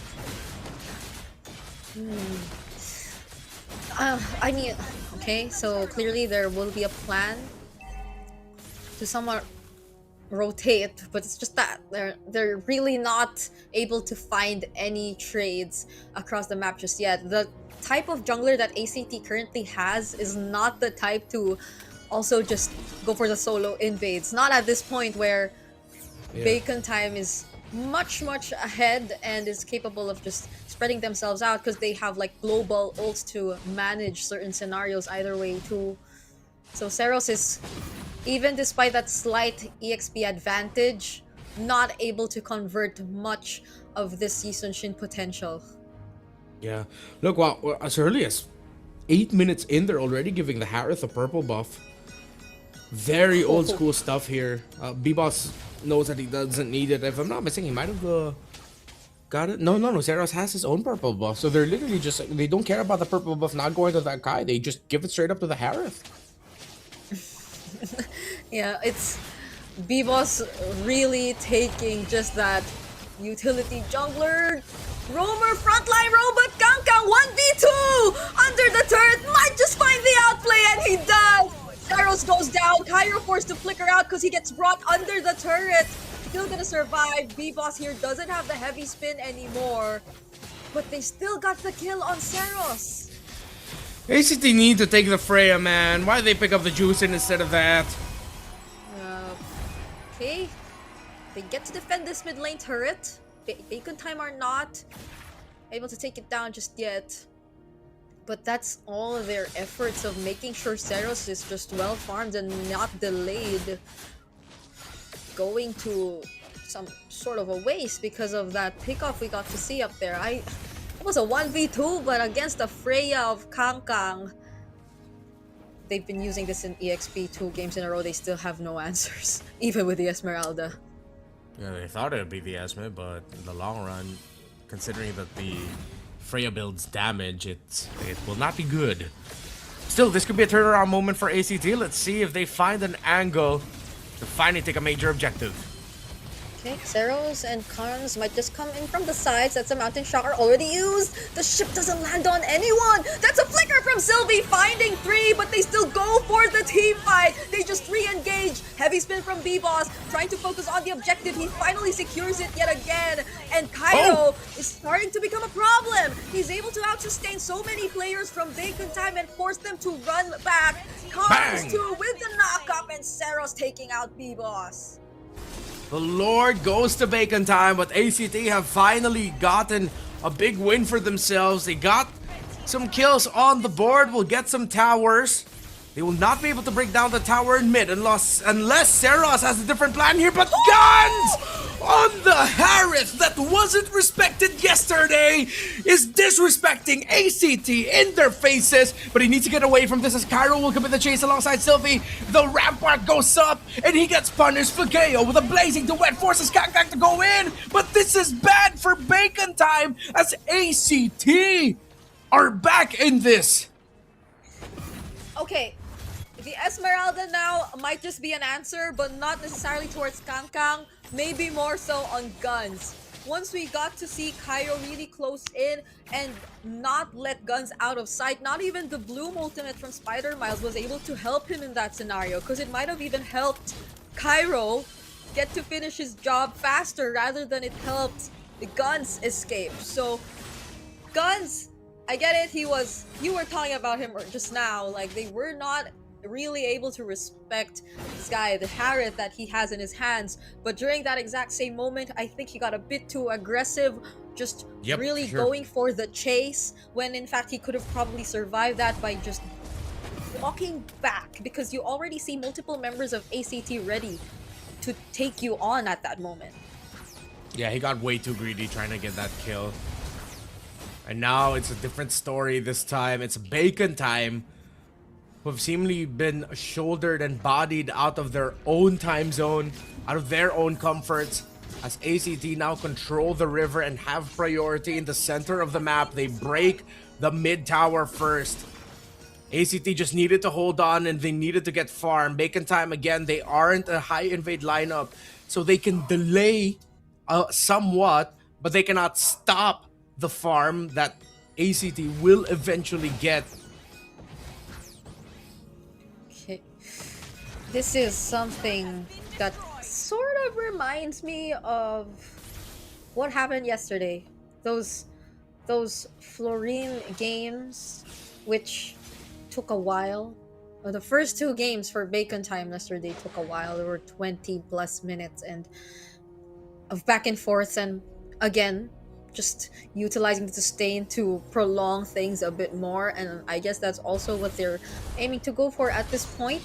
But ACT, there's no stopping them from getting the better control of the map as of the moment. Now there's a Lord spawning up top.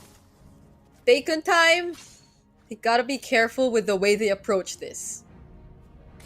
It's going to be one of those games where Guns has to really end up being the bailout for the team, alongside a well-timed Bloom from the Florina Spider Miles. So let's see if they can get to that point. Definitely it's going to be an easier time around for ACT, because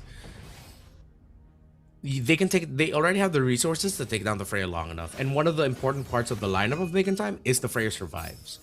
And with the Freya going down much quicker, that means you can get to access Guns a little bit quicker also.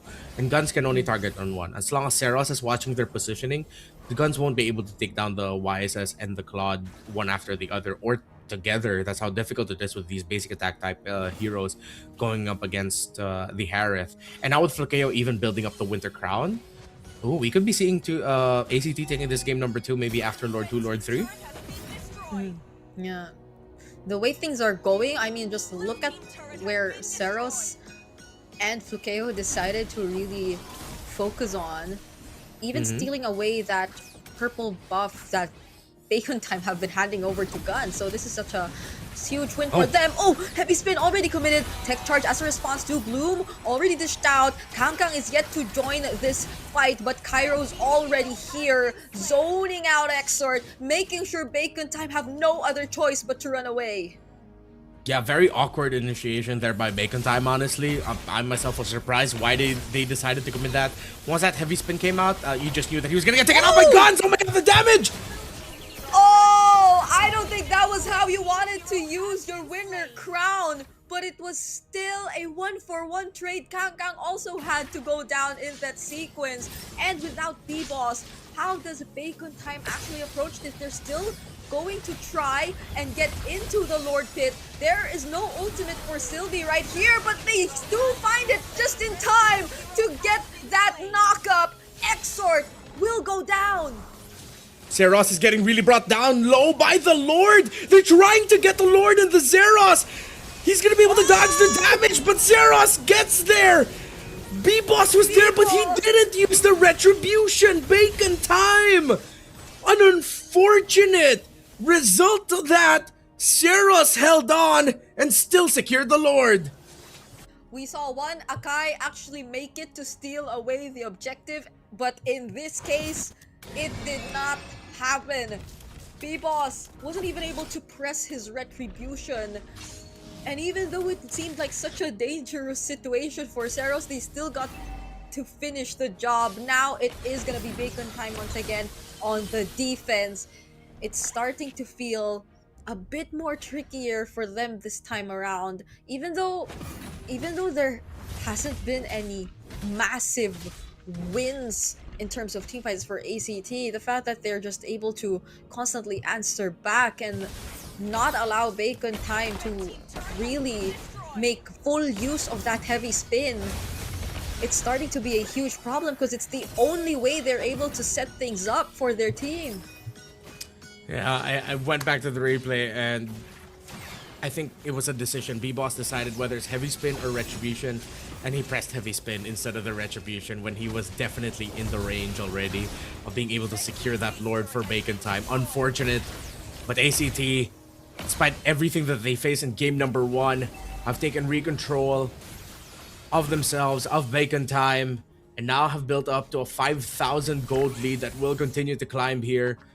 This Freya early on was a problem, but now it's been dealt with as Flukeo and Zeros have been able to farm. Even cards on this juice in is making a lot of team fights difficult for Bacon time. Yeah, and we're at the point where ACT's lineup seems more terrifying. It's they're both online. Flukeo and Zeros are both online at this point, and you get to see B-Boss being forced to use his heavy spin even without any plans to start a team fight for ACT. It was just the purple buff that they stole away. Yeah.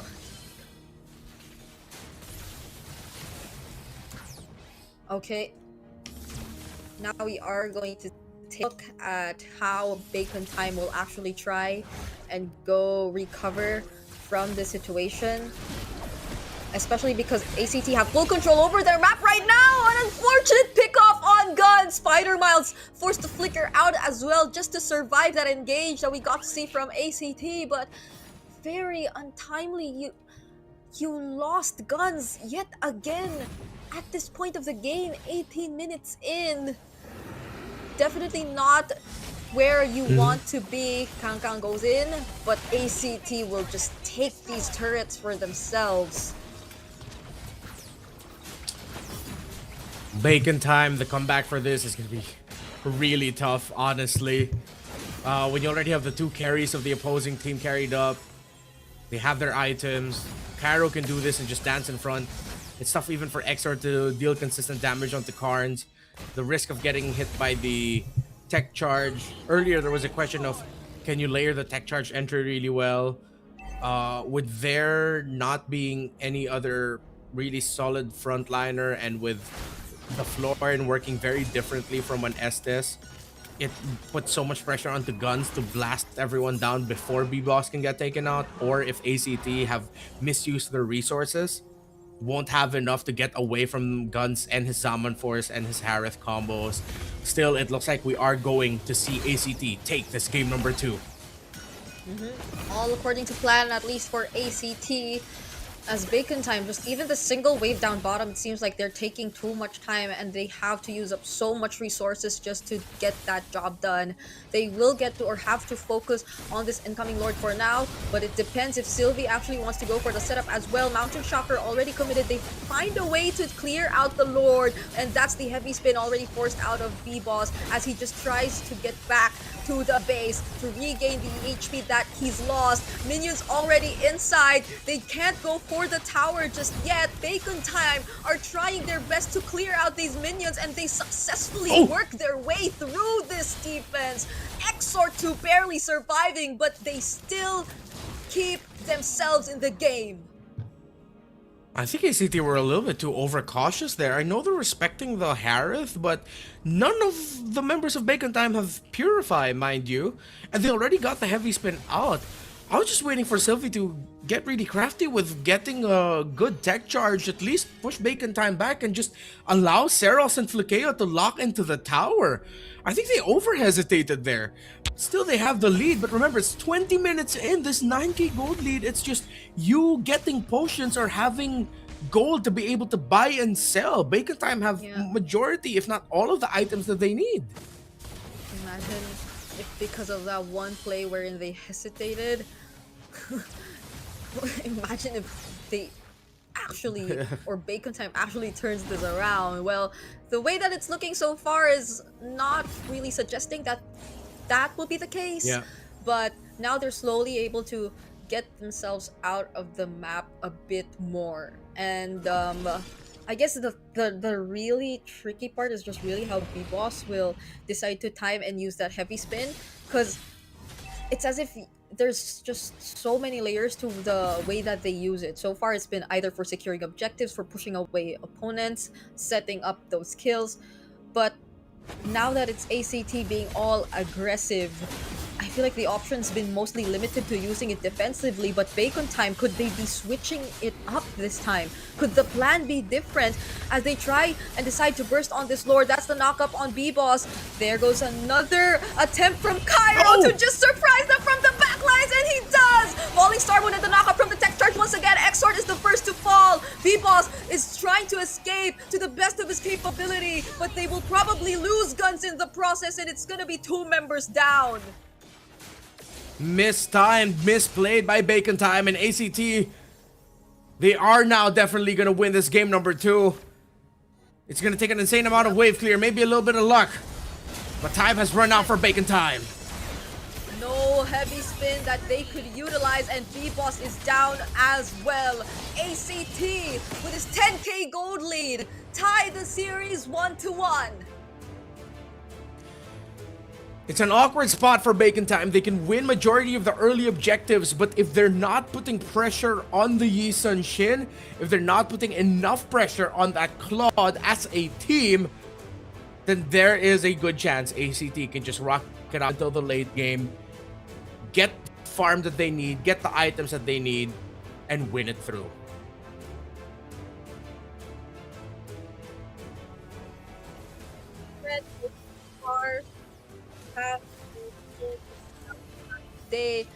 We get to equalize the series, but the difference is right now a majority of today's talents have predicted this to go all the way, and the way it's looking right now, we get to see some, I guess, weaknesses or opportunities that can be really maximized by opposing teams when going up against Bacon Time.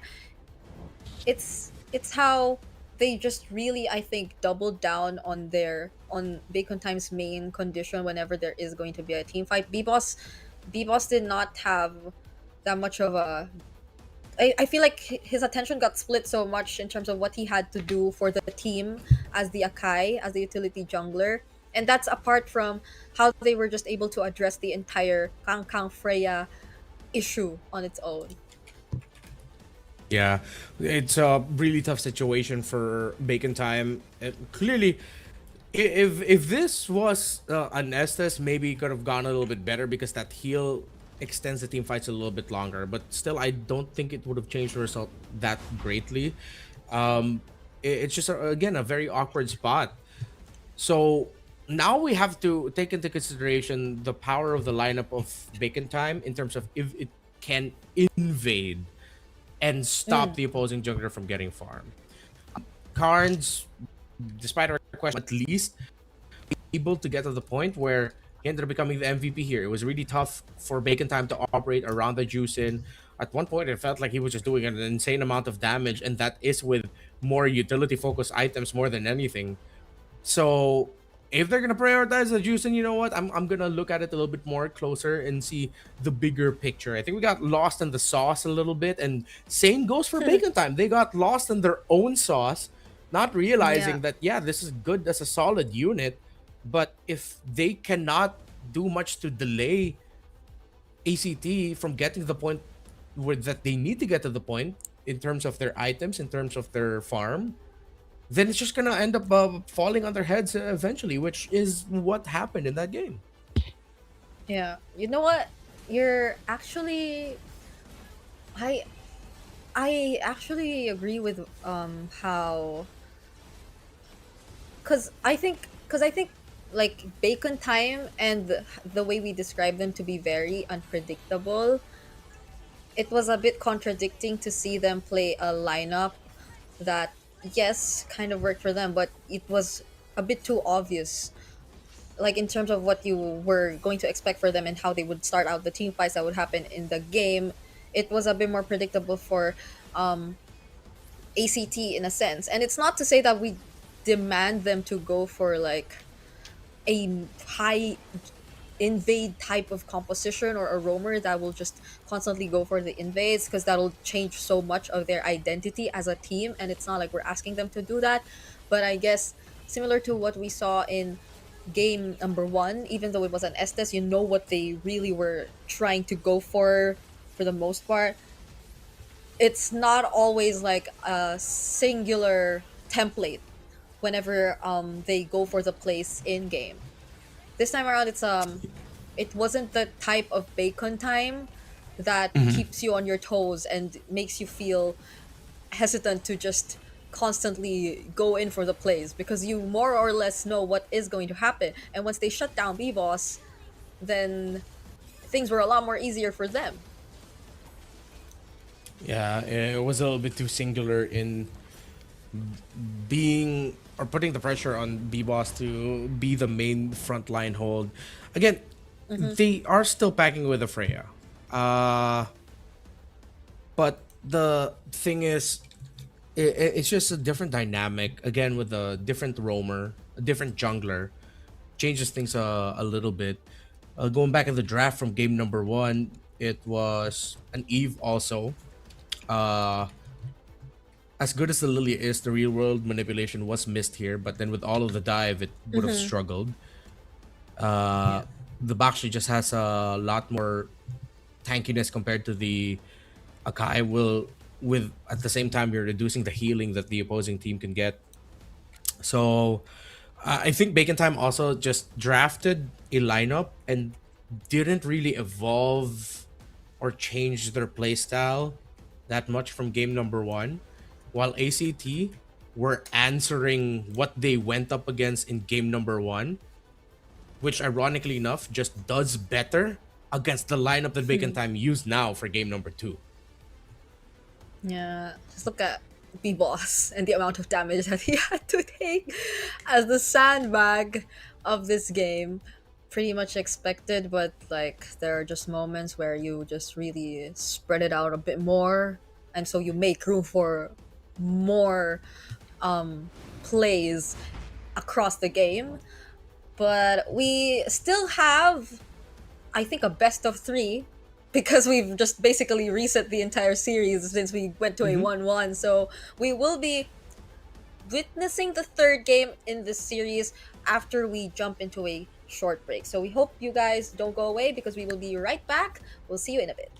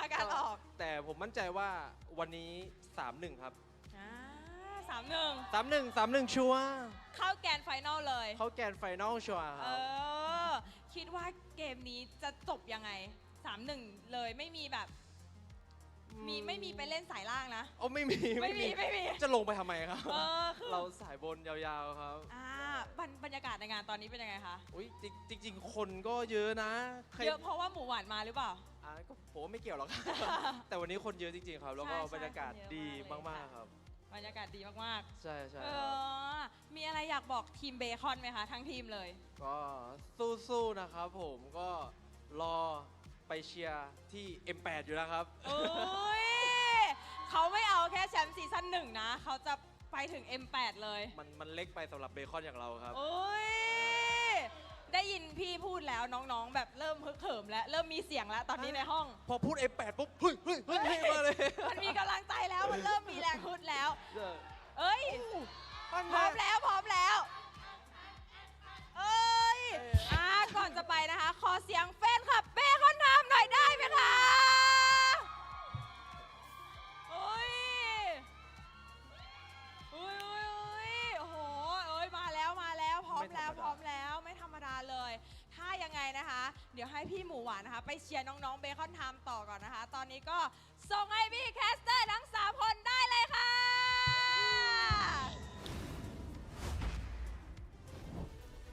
Loving the hype we have at the arena from the Philippines. At least they are 1 hour behind, so I think it's about 6:00 p.m.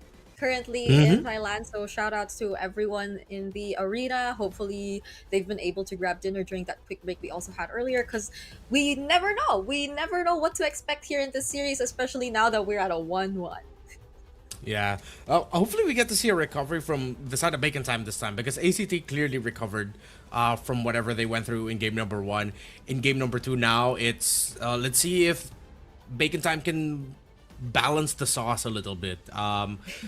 Now, if they're still gonna lean towards playing around the floor, and then they have to rethink how they're gonna balance things out in the XP, how they're gonna balance things out with their jungler as well, because it's 2 games now we've seen today, but the Esmeralda has shown up to be just a really good response against lineups that can generate a lot of shields, or for just canceling out the strengths of an opposing team and their lineup. Still, we did get to see that it was a tough climb for ACT, wherein they had to give up a lot of the early major objectives or couldn't win them.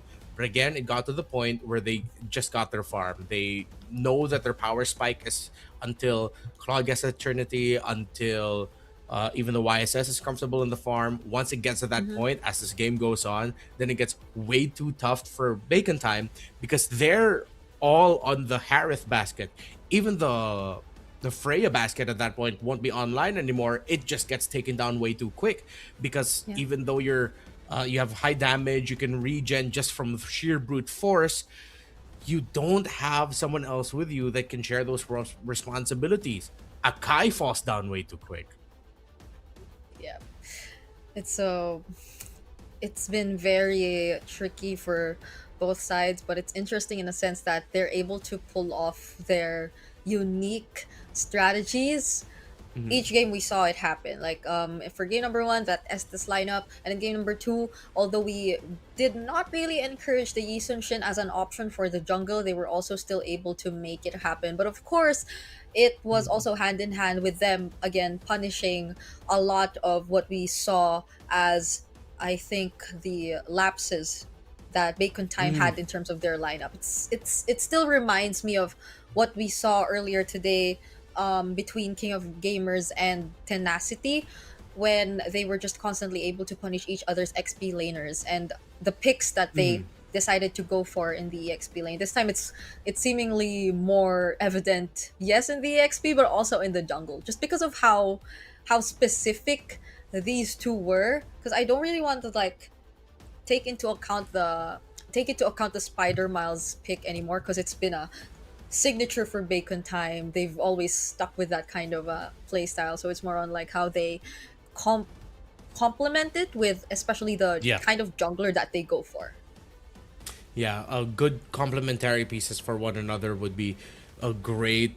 And I still think that there could have been a window where Bacon Time could have afforded to be a little bit more aggressive, maybe gone into the jungle a little bit more to get some resources out, delay that Yi Sun Shin. But then, because of the MVP performance that we saw earlier from Cards, if I'm not mistaken, of that Juicin, it also stopped a lot of the aggressive moves that potentially Bacon Time wanted to have done. So, as much as it was a great draft result, you could also definitely say that execution wise, ACT really just locked in. It's it's been ACT locking in since day one of the playoffs. After that 2-0 against Buriram, and after that 3-1 against our top seed in the regular season, ACT has been on fire. And now that they've unlocked their potential yet again after that second game, Bacon Time might not afford to show us another draft that really doesn't go well together like that. I think it does. I still think it does. But again, there were pieces from ACT's lineup, mainly the Esmeralda, that just made it highly unlikely for them to do it a second time around. Yeah. Well, even I'm more excited now to see the draft. I think we can temper down a little bit our excitement towards the crazy picks of Bacon Time, or they're just gonna lean in and go even crazier. Ooh, how crazy is Which I highly crazy? doubt it. I highly doubt it. They can they can slow it down a little bit. They can reel Yeah. it back. Nothing wrong with that. We wouldn't mind. I think had enough of a moment in game number one. Yeah. I would love to see another one, but maybe again, keyword of the day, I guess, balance. Balancing it out a bit more. Yeah. Now that we got to see or expose a bit of their weaknesses in terms of that. So, yep, whoever wait, let me see who do they consider as the captain here for Bacon Time? It's Spider Miles, right? Yeah, it's Spider Miles. Yeah. Yeah, I think it's like shared duties between like Spider Miles and Exort, with them controlling the center. They're the ones much more vocal. Yeah. Sir Spider Miles. Let's see if what the call is gonna be. Okay, it's another head to head between our junglers this time. Very similar. Another shared hero pool, I guess. It's I I'm like I think these are already the most unique junglers in terms of hero pool that we have in MSL Thailand. There was just one earlier today, I think Water, who used the Aulus. So we're down to the last few teams being the more flexible jungler players Yeah. overall. Yeah. I don't think in terms of the jungle we are gonna see any more like crazy surprises. They're just gonna be like, Yeah. all right, cool, type of picks. If there's one thing maybe that they could adjust for Bacon Time is, I understand why they want to just pick up the Freya available for them, but I want to see them if they could go up against the Freya, if they could be okay against that. Because if they want to keep doubling down on this idea of playing around the healing style roamers, then yeah, make sure you have a much stronger set with really good damage EXP laner like the Sora, or just really too slippery to take down and has a big impact in a team fight like the Benedetta. If you want to go with those kinds of picks, still it's a wide pool. You can still definitely slot in something like a Terizla, but just as we said, balance is the key word now for the rest of the series. Yeah. I love how every time we just pan the camera towards the audience, they're playing MLBB while watching MLBB. That's Yeah. how dedicated our viewers are, especially now that we're just awaiting the draft. So yeah, it's again something we mentioned time and time. Hopefully we do see it right now. I I would love for again these two teams to bring out their fullest potential and not just us constantly like pointing on a certain decision that they made or something lacking that they weren't able to accomplish. So they're so then we actually feel that they were able to give it their all during this series, because it's not the stakes aren't the same as what we saw for the previous series. It's not like the loser gets eliminated, but I don't think you want to go up against the top seed again in the lower bracket finals. I love that side. Look at that. It's simple. It's something anyone can copy. Anyone can write ACT on a piece of paper, and that is just the beauty of it. You know what? I think Bacon Time can learn something from her. There's a beauty What? in simplicity. Simplicity. Yeah. uh, okay. Okay. I I hope so. I hope they do learn a thing or two now that they're back in blue side. Um, this is exactly where they were in game number 1, only lacking the Marcel ban. Hmm. I'm trying to recall because I think there was a time that B-Boss was really just spamming the Harley as well. So if ever it Yeah. does get open, I'm wondering if they could finally decide to change up the priorities, or they just really Mhm. want to stick with, yeah, we're going utility all the way. Yeah, it's crazy because my early notes for B-Boss was he is flashy mechanics assassin guy. Now this Yeah. late into the season, and even in a few games heading into this point of the season, he ended up becoming essentially wise.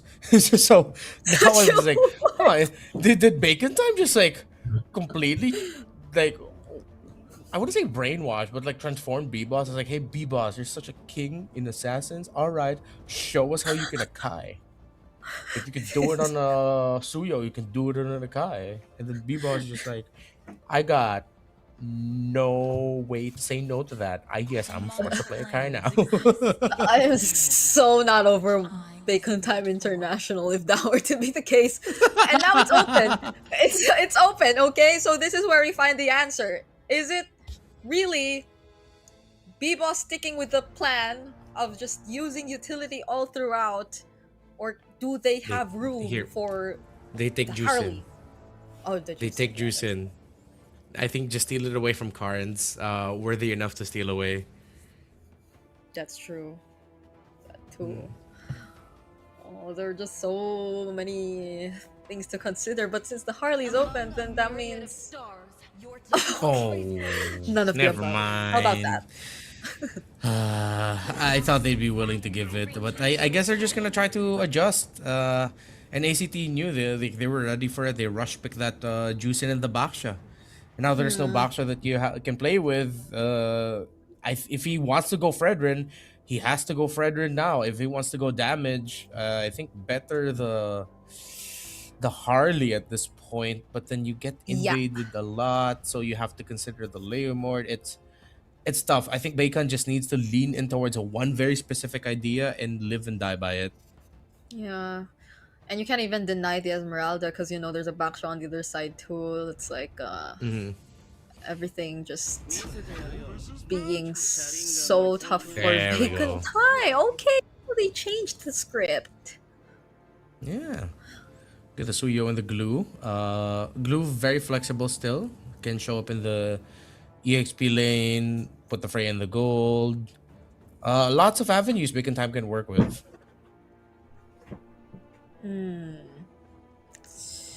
So is it about time that we see the gold? Okay, it's not gonna be the gold lane pick just yet revealed to us. Kalea Jusin. If that's the case, then they might be eyeing out the carry for later with the Claude and Harith gone. As long as it's with any burst, really. Carry, Beatrix is okay too. Clint wouldn't be too crazy. Yeah. Yeah. And so I guess this is also like there's room for a more active EXP laner as well.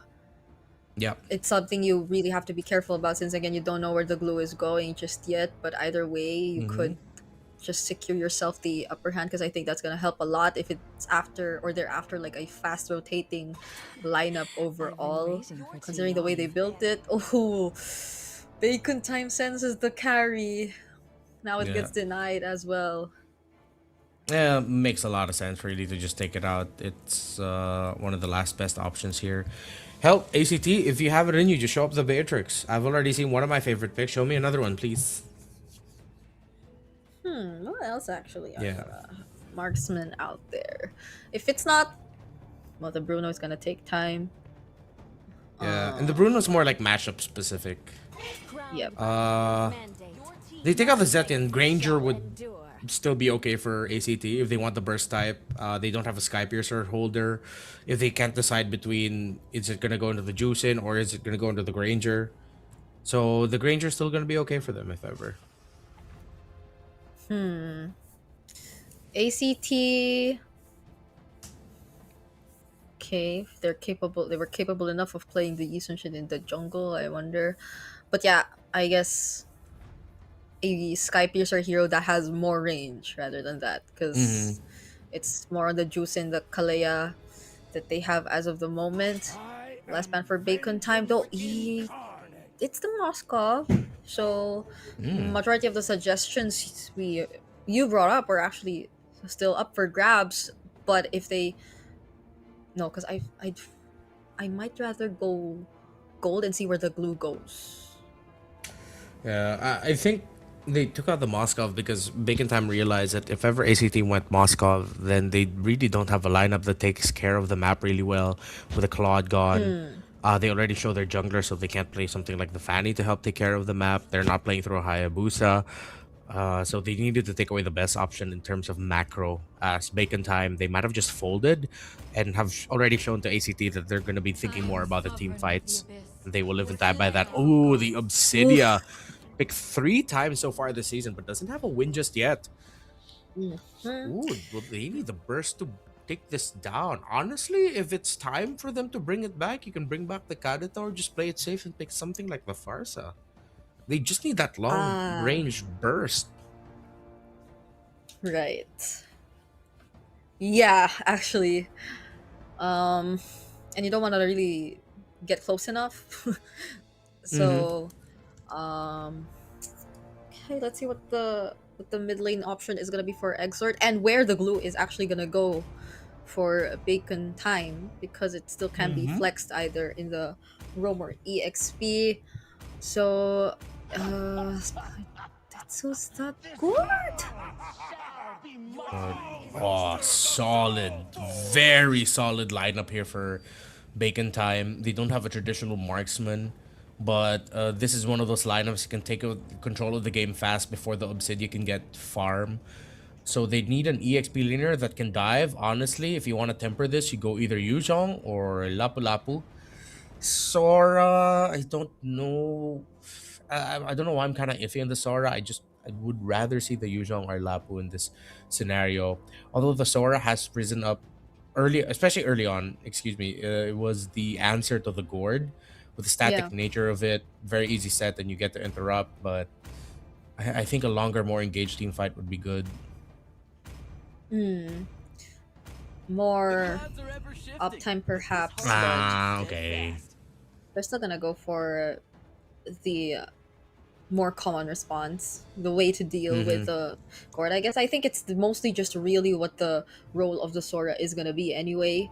It applies for any kind of mid laner that really has to stay behind, such as I've seen it a couple times even against the likes of the Eve and stuff like that. So all right, at least I think it's a much more well-rounded draft that we're seeing from both teams this time, especially Bacon Time switching it up a bit. Spider Miles on a glue instead of Florine to pair up with the aggression. B-Boss doesn't have that big of a responsibility on his shoulders that he has to do alone this time around. Exactly. And that's what they needed to change the most. At least now, instead of putting a lot of pressure onto B-Boss, you play around B-Boss in the sense where you just want to make sure that you're handling the map so that he can farm. Instead of him playing the more utility, I'm the main frontliner role, you allow him to be the carry, and this might turn out better for them. Could be a similar result, similar to game number 1, honestly. Like a quick one, maybe around 12 to 14, 15 minutes. But it all boils down to how they handle Lord 1 or Lord Turtle 3 specifically. Turtle 1 and 2 can go either way. It's with Lord 3 and Turtle 1 where the window for Bacon Time to take a considerable lead actually lies. Yeah, more so because I feel you gotta be careful of the twins. Like with both Sylvie and Flukeo later on, especially if you're B-Boss. Because what are the chances that they just really focus down on using their combo towards Oh, you mean Saros? Isn't it Sylvie and Saros who are the twins? Oh yeah, it was Sylvie and Saros. So I mean it's Sylvie and Flukeo and the combo that they could potentially do, because it's either they just really focus down on B-Boss, you don't really get to dash out once you get caught by the Obsidia, either way, but same can go for Exort. So either of these two, there's a threat, there's a combo that you could expect from ACT. Yeah, after the craziness that we've seen so far, it's good to see things finally tempered down into something a little bit more familiar. Of course, ACT are going to want to play for time here for their Obsidia. Or if they can speed up the Obsidia's farming process, that would be even better. So they see they threaten a little bit of pokes topside, just to show that Guns isn't going to have that easy of a time trying to win lane. Spider-Mouse is going to be level 3. Sylvie just past level 3. No Roamer's going to be hitting level 4 before this first turtle. Yeah, not really a failed attempt to rotate. They didn't really spend anything for that. It was just a threat and a reaction out of Guns, who, by the way, is also going to be joining this upcoming fight here. This is a 5-man Bacon Time turtle take we're seeing, and as early as Turtle 1, what can Sylvie actually do to find a way back into this? Nothing. ACT will not contest that and might just go for a kill here in mid, finding Carnes as first blood. All lockdown. And it's good that ACT respected that they could not fight into that. It would have been a very big loss that would speed up the farm process, especially for this Freya. So they just needed to give that up. Them losing Carnes in the mid was just a result of great play by Exort. Honestly, that Mystic projectile landed perfectly. Spider-Mouse was right beside him too, to add a bit more to the control, and it was an easy pick by Bacon Time. Yeah. Not what we expected for... Well, ACT were able to already get themselves out of that. No trades whatsoever, but still they were near the turret, so it looked very safe. But now it's about time they look for something elsewhere. They're yet to actually show us any pickoff or any trade across the map just yet. Bacon Time have been very particular with their positionings. Even this mid duo just constantly scouting out where Sylvie is like that, but not putting themselves in dangerous positions whatsoever. Yeah, which is the right call. Play a slower game. You force ACT to get impatient and make moves outside of their own timing, not respecting your own. You just make sure B-Boss gets his farm, and that's exactly what we were pointing out. This shift in philosophy in the draft is to allow B-Boss to be the carry instead of being a substitute roamer that he's been for the past 2 games. Okay, now it's just Sylvie really watching for B-Boss and his rotation so far. They've been not really camping, but mostly rotating towards the top lane, but it's a great job that we're seeing from Guns, that he's always able to stay safe. Seros though, does he get to find someone here? Uses the shield unity on Spider-Miles, but that's gonna be Spider-Miles. The Tsunami Slam gets committed as well, but Sylvie gets taken out first. That's a Thunder Form coming in from Cairo. Kangkang gets traded out even before they get to follow up. But Exort, he finds a double kill. That's an early 3-0. Yeah, 2 flickers. Bacon Time know that they are in control here. Again, the strength of their lineup with the glue, with the gourd together. The fact that they're playing a fast-scaling fighter gold, it is expected that the early game is going to be tough here for ACT. It's just, how do they temper that so that Flukeo gets farm? That's it. They're going to be playing for 15-plus minute game here. The first 15 minutes should be, realistically, all bacon time. If at any point they slip up, that window of ACT to be competitive gets smaller here. Pick off, get started. Xord is still there with the ultimate, though. B-Boss finally getting taken out. Well, that's a trade. A jungler for a roamer. Bacon time just trying to see what window they could get. But with the mount onto Seros, they could be able to get the jungler too. And they do. Seros falls. Baksha down. 2-for-1 trade in favor of Bacon time. While Flukeo will get progress on the tower up top. Not just progress, he breaks it down too. I would have worried if that could be considered as a slip-up, but Bacon Time still got more in terms of kills. So maybe the deal breaker really would be Flukeo taking this turret up top, but Bacon Time just the same will respond with an immediate turret takedown as well. So they've literally evened out what just happened in the mid part of the map. Despite losing B-Boss in that sequence, they took 2 kills and the turret for themselves as well. So the lead hasn't really changed that much. Still, Bacon Time have found themselves in control, and this is what we again are expecting to see from them, at least for the first 15 minutes of this game. And I think they could push the envelope even more with this next objective. Flukeo has kept it close, really close, to the fray and farm. And that's considering that the Obsidian has been staying in lane much more as Guns has been joining the fights, getting out of lane. Resources, very close. 700 gold lead for the Suyo, but you're not really chasing items. You just want to keep the level close if you're a Baksha jungle. Spread from Spider Miles. Trying to zone.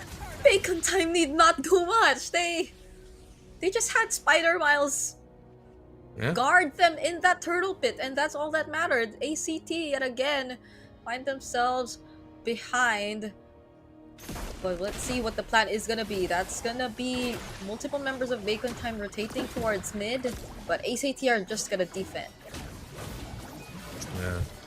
It's also really tough considering that you're up against the Gourd with the damage profile of that mid laner. Even if Sylvie gets a really good pick off, if it's not the Gourd, then the rest of the team is honestly gonna suffer. And if ever Xord gets picked off and he's not taken down fast enough, he just needs to pop his ultimate and then flicker back, and you won't have the right crowd control anymore other than the Sora crowd control that could interrupt the Mystic Gush. Bacon Time can keep this up, honestly. Again, just another 6 to 7 minutes of this. Ooh. Okay, now they're after Cairo. Oh, all those stuns and attempts did not land. Cairo was able to escape death during that moment. So Bacon Time aren't really able to convert into anything just yet, but they get to steal away a camp from ACT side of the jungle. So it's probably gonna be, again, the more patient approach from Bacon Time that we're seeing. They're not really forcing anything as much. Oh, but ACT, they will find Gun, still has the Valkyrie Descent. Didn't really use anything apart from the Purify to escape that. Yeah, just the moment I think Flukeo was able to latch onto him with a Hunt of Bone, he just... Oh! 2-man penalty zone that we got to see from Kang, and this is the moment that Bacon Time wanted to finally get a hold of that tier 1 in mid, but ACT want much more. In exchange of that turret that they lost, they find the mid duo. They find Xord and Spider Miles. They still have to play for this. Bacon Time cannot easily give up this Lord. That is the slip up that we were considering. And they give it up. They want to play the map instead. Try to get the purple buff away. Bacon Time have completely slipped up. They didn't respect the counter engage from the shifting skies of the Sora. And now ACT get Lord 1 when this is supposed to be Bacon Time's Lord. Clearly was supposed to be theirs. And with this lore that ACT were able to secure, that 2k gold lead that has been in the hands of Bacon Time for the longest time, as now less than 1,000, no longer matters at this point. Karms gets brought down to half HP, but there's a lore that Bacon Time still has to manage, and they are just about to lose more of their outer turrets, specifically that one turret down bottom. Multiple flickers used aggressively just to go in for the dive. Maybe Exort also shouldn't have been part of that play. Yeah, They found he themselves in a flickered very forward. tight spot. That was just a disrespect coming in from Bacon Time. And now they've lost their lead. One slip up like that. Again, this is supposed to be their game all the way up until 15 minutes. Maybe even at least Lord 2 but Lord 1, that was supposed to be theirs. But then they all committed flickers aggressively. That has to be a sign for Bacon Time that now, especially since with ACT has been fully caught up, there wasn't even that big of a lead anyways. You're really gonna have to utilize those flickers to escape counter sets. Get away from the Sora, use the Purify if your guns to cleanse out the ultimate of the Obsidia, get away from the Crimson Beacon forward, coming in from the Juicin. And they've lost control. They can't be aggressive anymore. They have to be more calculated. Yeah, it's not like it was a guaranteed win in the team fight or anything, because the turret was still up, ACT were still full HP. As promising as the two-man penalty zone did look like, there were a lot more things to consider more than just that. So, Bacon Time, now that they have all their battle skills back, hopefully learned a thing or two from what just happened in that previous sequence, because they clearly lost a lot. They lost the majority of control in this game. They lost turrets. Now they're slowly getting back as they're taking down this tier 2 down bottom as well. But look at the way Kairo's also just pushing up that wave. Up top, no one's there to really pay attention to it. So it seems as if ACT were also able to deal with it in their own way, even without putting in too much resources themselves. Yeah. If they play the map a little bit more, but ACT are protecting it, they're doing a good job of taking care of the macro. Topside minion wave is also leaning in favor of them. Guns tries to clean it up, but he risks getting picked off. So ACT were using the minion wave at bot as bait. They're going to be able to push that out, leaving Guns a step behind. Kairo's going to be getting to the Lord Pit first to position alongside Karns. Great use of the minion waves by ACT. Yeah, that was a Purify that they got out of Guns as well. So, huge for ACT, especially as we approach this upcoming Lord fight that's about to take place. They spot out Cairo. Karm's just using those lantern flares, but it's Ceros who secures the objective, and now just look at how Cairo's zoning out Exort all by himself in exchange of Spider Miles on the other side of the map. The Winter Crown keeps him safe, penalty zone gets cancelled, and Flukeo with a double kill taking out Countdown. B-Boss, I don't know if Bacon Time just decided that their Lord is not gonna go towards their side as Guns were left to the bot. I think it was one of those rare scenarios that maybe Bacon Time overthought the macro too much. ACT might go match point. Oh, could this be revenge? A one-way push just the same from ACT this time. They have a single minion left. Bacon Time might just get to clear this anyway. But the Lord is approaching down bottom, and that's another opportunity ACT could capitalize on. That's the jump coming in from Sylvie to Nami Slam onto B-Boss. They lose their jungler, but the counter penalty zone from Bacon Time keeping them alive. Kangkang might just find Cairo here, gets to regen some of his HP back, but Smiter Smiles is still going for it. Flicker forced out, but he is all alone up against 4. Can he get the kill? The damage is not enough. Now Spider Miles will likely fall in the hands of ACT just the same. Buys enough time for Bacon Time to at least defend the base. But how much time has it bought?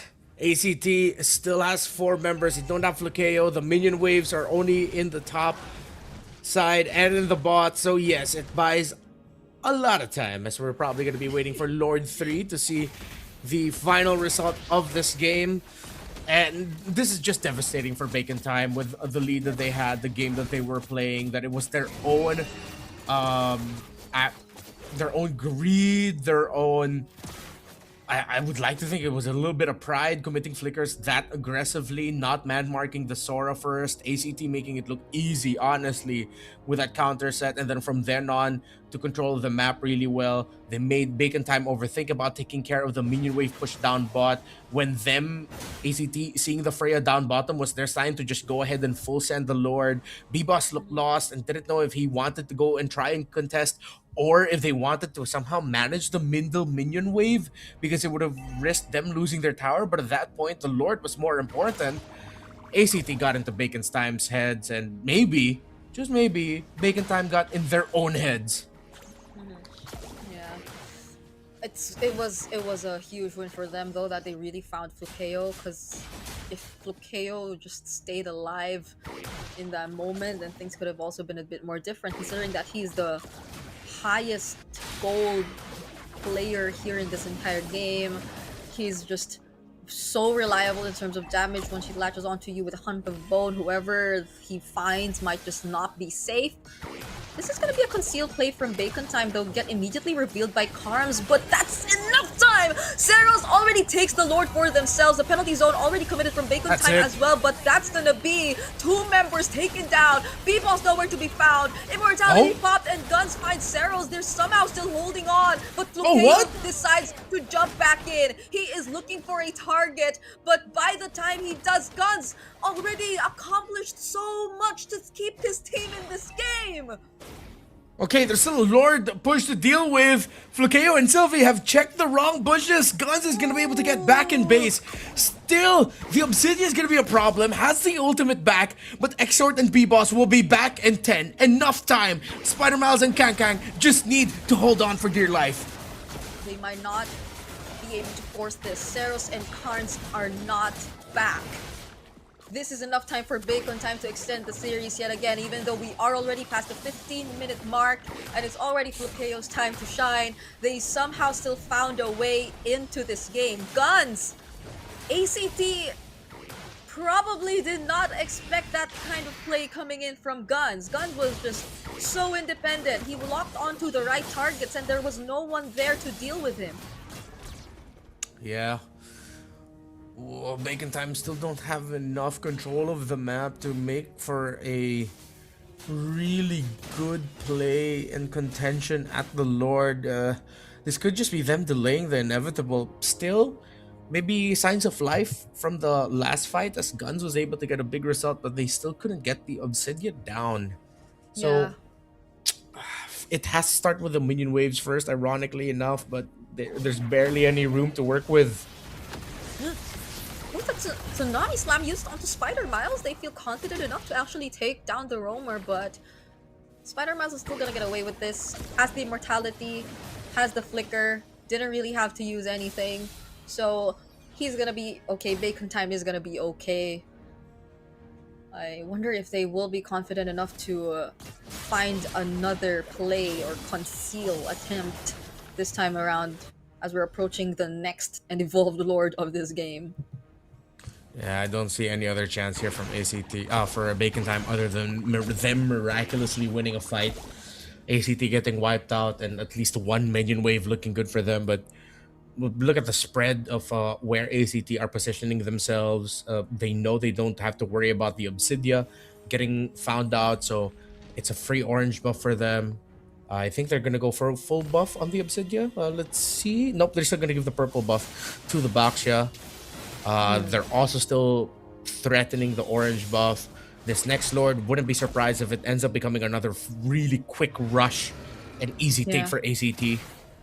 Hold on, that's the concealed play though. Valkyrie Descent coming in from Sylvie. No way. And the Tsunami Slam finally committed. Flukeo popping his Immortality. It's actually Bacon Time going all in. They're going for the full commit and they have enough resources to actually get the job done. Cairo has to dash away. B-Boss going for the chase. That's the knockout from Guns. And the shutdown from Bacon Time. And a 1-4-2 trade.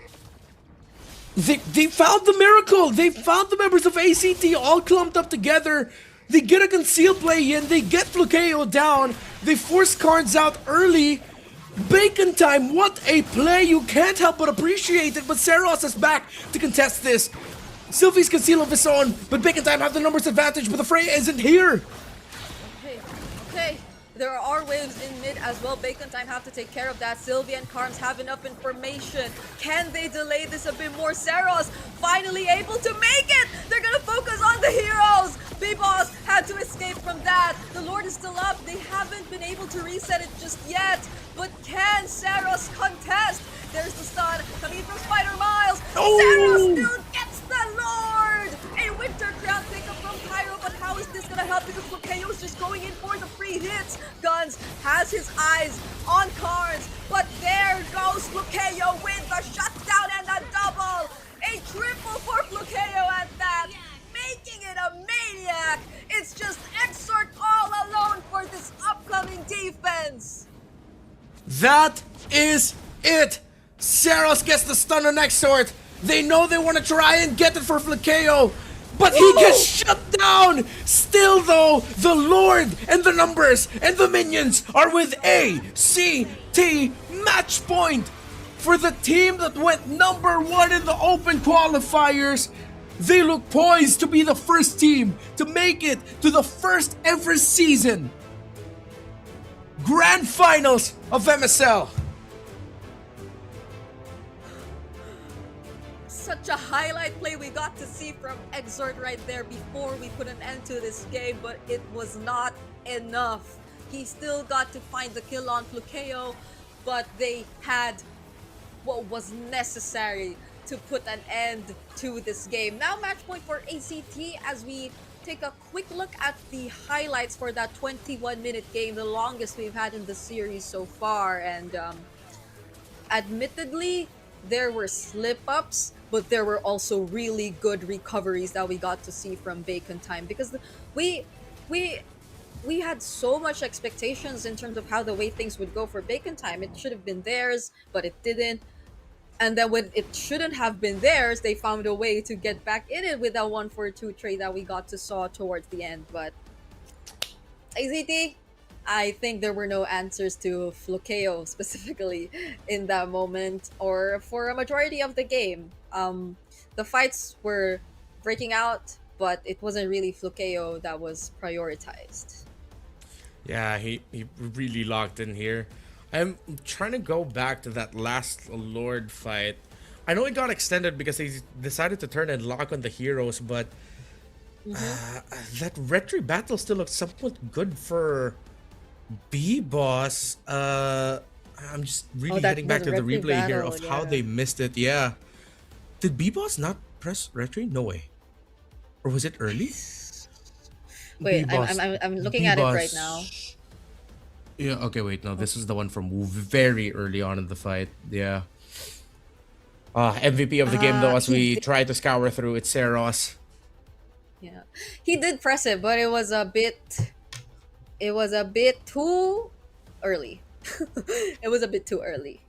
Which I think is something that you see commonly happen nowadays. They just fight for the last hit, but in this scenario, it was a bit too risky, I guess. And Seros had the much better timed retribution in that sequence, and overall such great movement, because we were just keeping an eye out on whether or not he would be in position by the time the Lord was already within retribution range. But the way he just prioritized to use the shield unity on who was that they actually tried to go for the sandwich play against. I think it was Kang. Yeah, he decided to go for Kang first, and then everything else just followed after that. Where there was really great prioritization that we got to see from Seros throughout this game. A whole second too early. Yeah.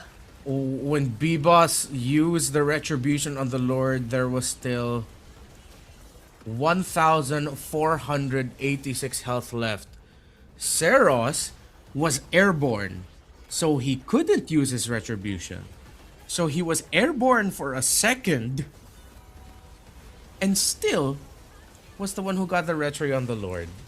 That frustrating. It is. And incredibly unfortunate. So Zeros getting the MVP here with everything that's happened in this game.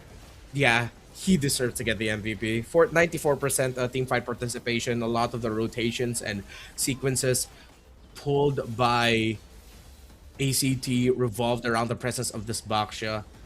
Again, Bacon Time.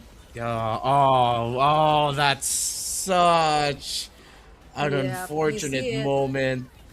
It's painful, Brigida. It's painful. It is. And a maniac happens right after that. So how painful could it get? You leave Exert all alone to defend a Lord and 4 members of ACT. So it was a near impossible task for him, though he did still get a kill, pick up on Immortality too. But that wasn't enough. That wasn't enough time to delay that Lord just pushing in and ACT finally sealing this game and securing match point. So yeah, it was, there were slip-ups, but I guess the most regrettable thing we actually saw there was just the retribution.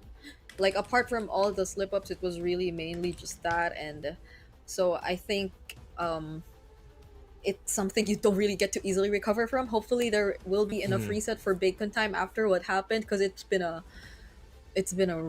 roller coaster.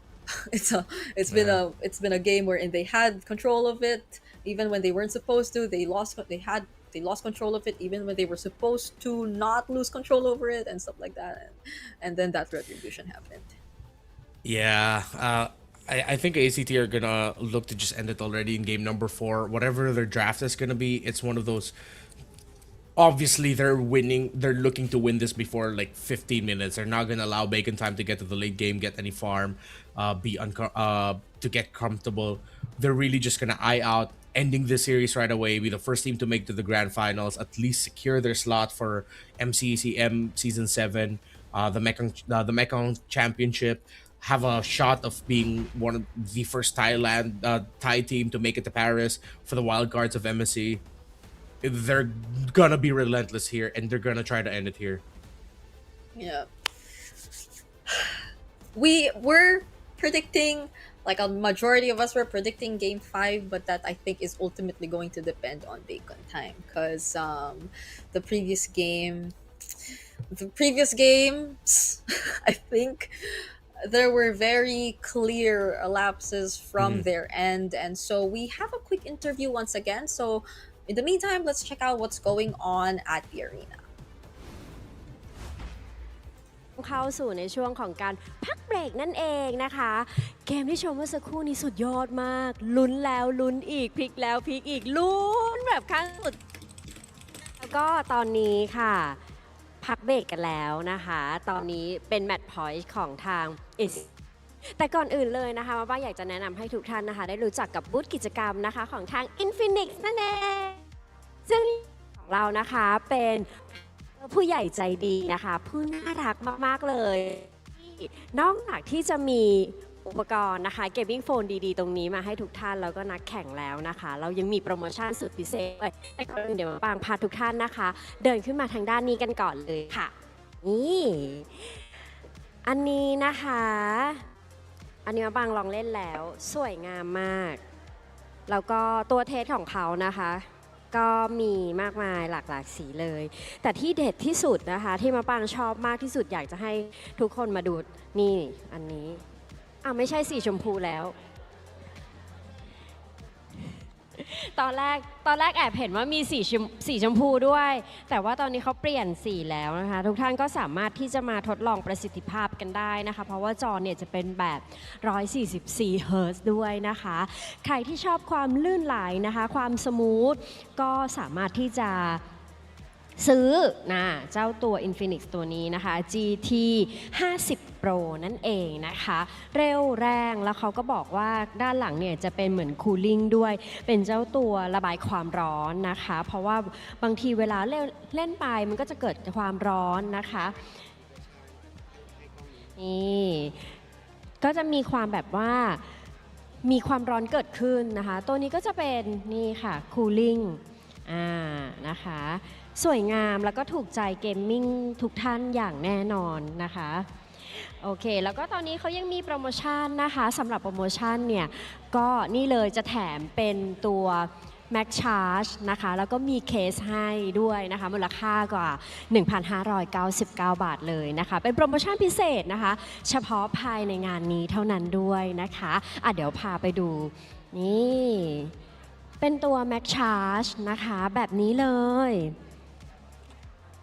อันนี้นะคะสุดพิเศษสำหรับ GT 50 Pro นะคะเป็นแบบนี้ถ้าท่านที่สนใจนะคะยังไม่เคยได้สัมผัสเครื่องจริงๆเลยของทาง Infinix นะคะก็สามารถที่จะแวะเข้ามานะคะที่บูธกิจกรรมของ Infinix ได้นะคะแล้วก็สนใจก็โปรโมชั่นเด็ดๆแบบนี้สามารถสอบถามนะคะกับทางเจ้าหน้าที่ได้เลยค่ะเอาเป็นว่าตอนนี้เกมต่อไปพร้อมแล้วนะคะเพื่อไม่ให้เป็นการเสียเวลาค่ะเดี๋ยวมาปางขอส่งต่อเวทีนี้นะคะให้กับ3หนุ่มแคสเตอร์เลยค่ะ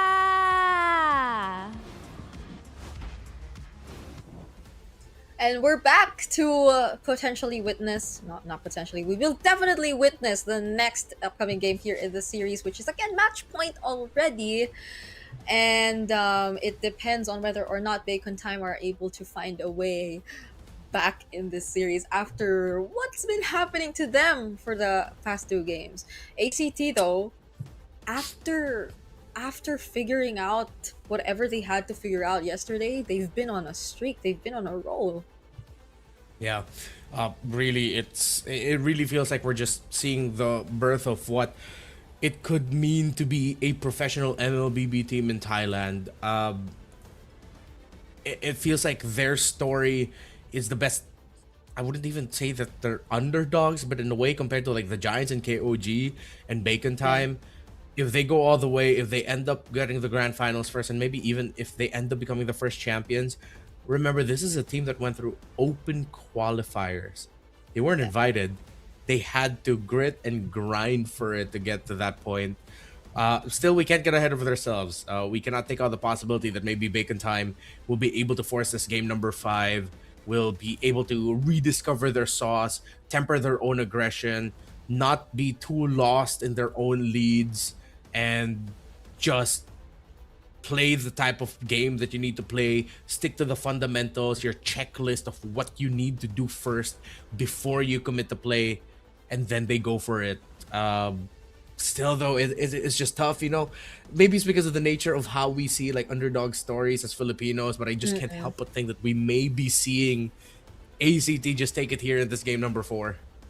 Yeah, well, honestly, I might just be with you when it comes to that one, because I can't also help but feel excited to see like them really make it all the way through. Like if they go further from here and who knows actually makes it to the international debut, that's something I would be so hyped to see. Like the twins making it to that stage, this all Thai team really making it that far. It's just such a great story overall. But I'm also still gonna keep an eye out for Bacon Time, because just the same, like Bacon Time and their reputation in their region is definitely also something else. And the way that Spider Miles and Exor 2 as players have made it this far as a mid duo, and again taking that shared captain role or leadership role for Bacon Time to make it all the way here, and also being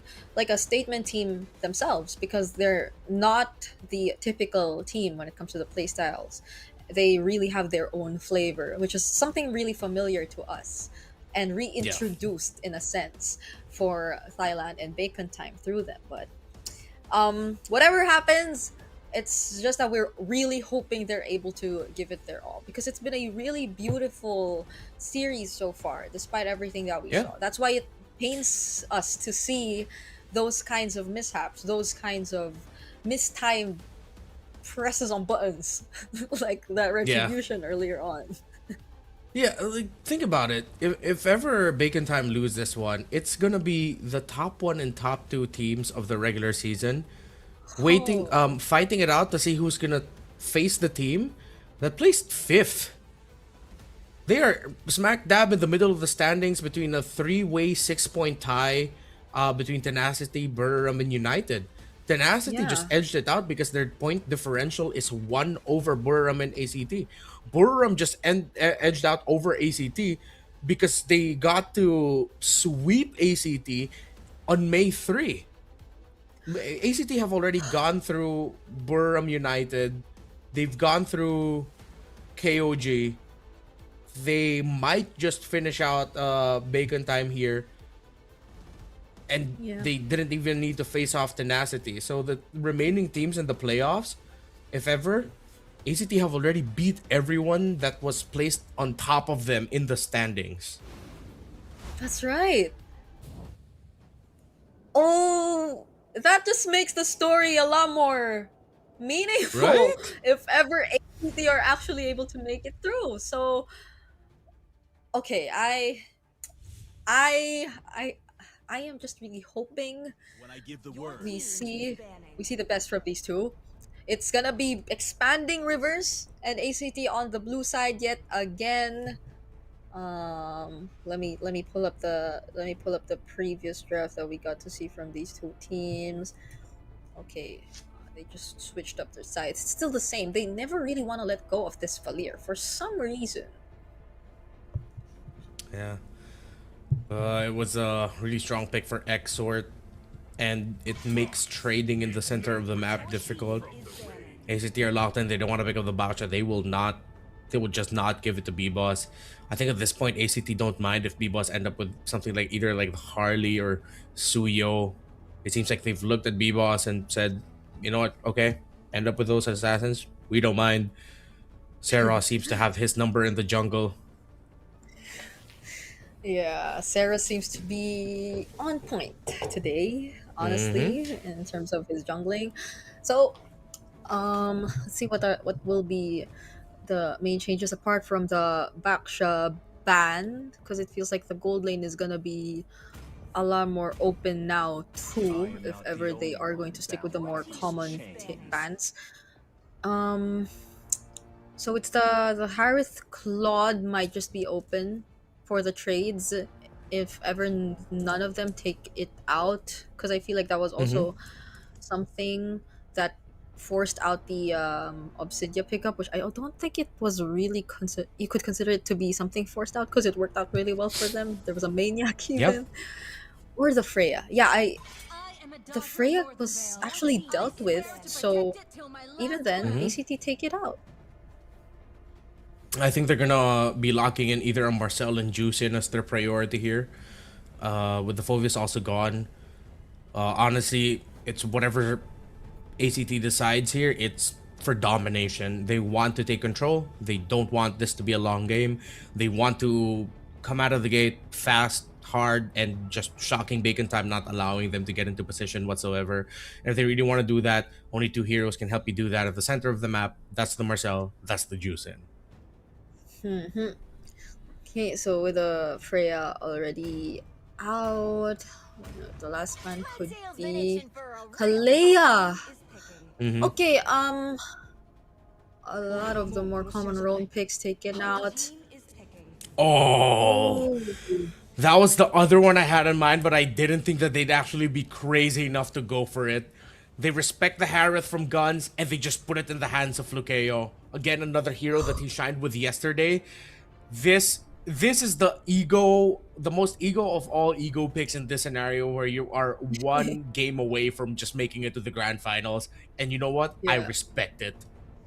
Yeah, I mean the matchup is gonna be there either way. The Claude option is still gonna be up for grabs for guns later on, but at this point, considering the amount of picks that are open, like the Juicin is actually still out there. Oh, they still prioritize it too. It's a Juicin Claude pickup for Bacon Time.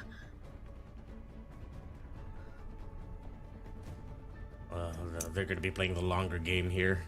Still get the Juicin. At least they take that away. With Khalid gone, honestly, just pack the Marcel or the Hilda. Either of those two would be great.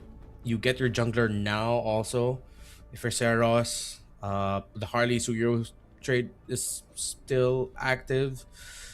At this point, it's tough for me to really decide what to go for. If they want to be absolutely sure with it without the Baksha, they can just pick up the Harley. Yeah, it's just that I already have the Harith, so it's gonna be mostly magic if ever you do lock in the Harley here. So there you go for the Sword of Prio and the Harley. So there we... Oh, Axort smiling, even with the juice in. Okay. Could be the option here for bacon time before we... Do they also lock in their jungler? For B-Boss. Suyo still active. Yeah, they might just have to. It's always tough to lay a ward when there's a Sora around. Or maybe save their jungle for later and then... I don't know if B-Boss has it in him to play the Lancelot. Oh, they go back to the Akai. Are they gonna try to run it back with an Estes or something despite it being in a Harith or Sora lineup? Let's see. An Estes Akai. That seems quite hard to manage though, but like if it's a bit too far from everything. Plus it's a Claude, so you would expect the BMI to also put him out of range if ever things get really messy. So maybe the other support roamers would be more of an option for bacon time. It's funny though. It's funny how ACT no longer just care about the roam picks. They just decide to completely snub banning out Spider Miles heroes ever since game 2. Probably accepting how he's never gonna run out of options anyway. So it's just really XP picks that they're taking out at this point. I think the Florin won't even cut it. They also need more damage sustainability in EXP, so either the Yuzhong Lapu is fine, you don't need to worry about the Valentina. Some extra bits of lockdown. Arlot would have been quite awkward for me, so kind of surprising to me that they decided to ban it out, but we know how devastating a really good Arlot game could be, honestly, so maybe that's what they're thinking. Yeah, I may, or even the combo between the Arlot Akai, maybe it's like it's so way back, but it was once a thing. So Spider Miles still has all his options laid out for him. If ever he does want to go up for a utility roamer type of plan still. But you already know what your XP matchup is gonna be, so let's see if they prioritize that. Okay. There you go. Yeah, this balance it out a little bit better. As long as they time it really well, then could be a lot of space for the Akai. I think the room for ACT just even packing in a high loss is going to be tough because of the Akai and Yuzhong, but you just need that revitalize. You need that extra bit of healing and a slight bit of crowd control. Gatot's going to be tough. No. I really feel like high loss is going to be the safest bet here. Not even a Cho would be that great unless you're really just going to use it to force out the heavy spin of the Akai. Hilda, you put too much pressure on the Sora to be able to hold down the front, so yeah, tough to go pick off. We mentioned the Marcel earlier and they still end up getting it just the long way around, and they get the Marcel and the Zetian combo together, which is funny in the sense that it's not the easiest combo to pull off, but if you time it, it's good. If you don't, then you completely waste it. Oh, the Matilda makes a comeback! One of the picks that we thought would show up earlier shows up now! Okay, this is one of the most interesting games draft-wise that we will probably see. Matilda Akai. Okay, maybe, you know what? Like, whoever they decide to pair up the Matilda with, I will just watch and wait for whatever the plan is gonna be for Spider Miles here. At least they have a lot of ways to just help each other. Because I think even, like, especially without the presence of an Esmeralda now, you would need all those clutch shields to keep you alive, considering the pressure that you would expect from this draft that ACT decides to pull off. It's still a Harley. There are global ults everywhere. There's a golden R. So let's see how they utilize this Mathilda as it makes its comeback here in MSL Thailand. Yeah. Huh. Did they force out the passive already from the Zetian? Interesting. Or does she not get that until later? I know she has that early. Yeah, they just forced it out much earlier. I think Exort just... Spider-Man just flew into the Zetian and took it out immediately. So that's going to be an opening. Orange start for B-Boss. We'll play around for the Little Wanderer. So will Seros, who started with purple. So it's a mirror start. And it will go to the side of B-Boss. Who'll be able to go back into this jungler rotation. I think he has to go Golem here, then go for purple into Lizard so that he'll hit level 4. Yeah. Never imagined I'd be seeing like two of the historically most annoying roamers go head to head because it's a Marcel just constantly doing that. But the Mathilda before also used to be very similar to the Marcel in terms of what it gets to accomplish in the early stages of the game. But I guess it's also just really Bacon time taking the more careful route. Cannot afford to really find or get an early slip up considering the kind of lineup that they're pulling off. It's gonna be waiting for guns all over again for this lineup. Okay, Sylvie's been holding into this pixel brush for a long time, but I think they now both have the info where they are at. They get to check the Marcel. B-Boss will miss the dash. The headbutt onto Sylvie. Will be able to clear out the middle minion wave. Both junglers level 4. Karn's also level 4. They have to time it with the Yuzhong, who's still clearing wave. There he is, level 4 for the Yuzhong. Okay, that's the Black Dragon form already committed, but Cairo goes in first! He finds Spider Miles. How unfortunate for Bacon time as ACT also secures the turtle. Seros will get traded out though, but then Cairo finding a double. Lukeo also joining in the fight, but won't have enough damage to take out B-Boss. 2 for 1.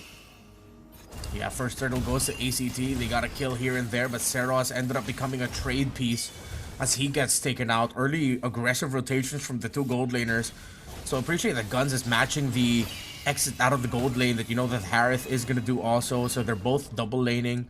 Guns was also able to provide some additional firepower to make sure that they get those kills, get some trades, and stop ACT from just taking control very quickly, very early on. Goes back to a more static position, but now I think, yeah, they have to see if they can help Spider Miles a little bit better with Cairo around, because that was just an easy jump and Thunder's Wrath on the Matilda. Spider Miles got melted down by the Sora. Yeah, it's terrifying if you think about it, because it kinda makes sense for Cairo to go for Spider Miles first whenever there's like a team fight or an objective take, because you see him use the guiding wind.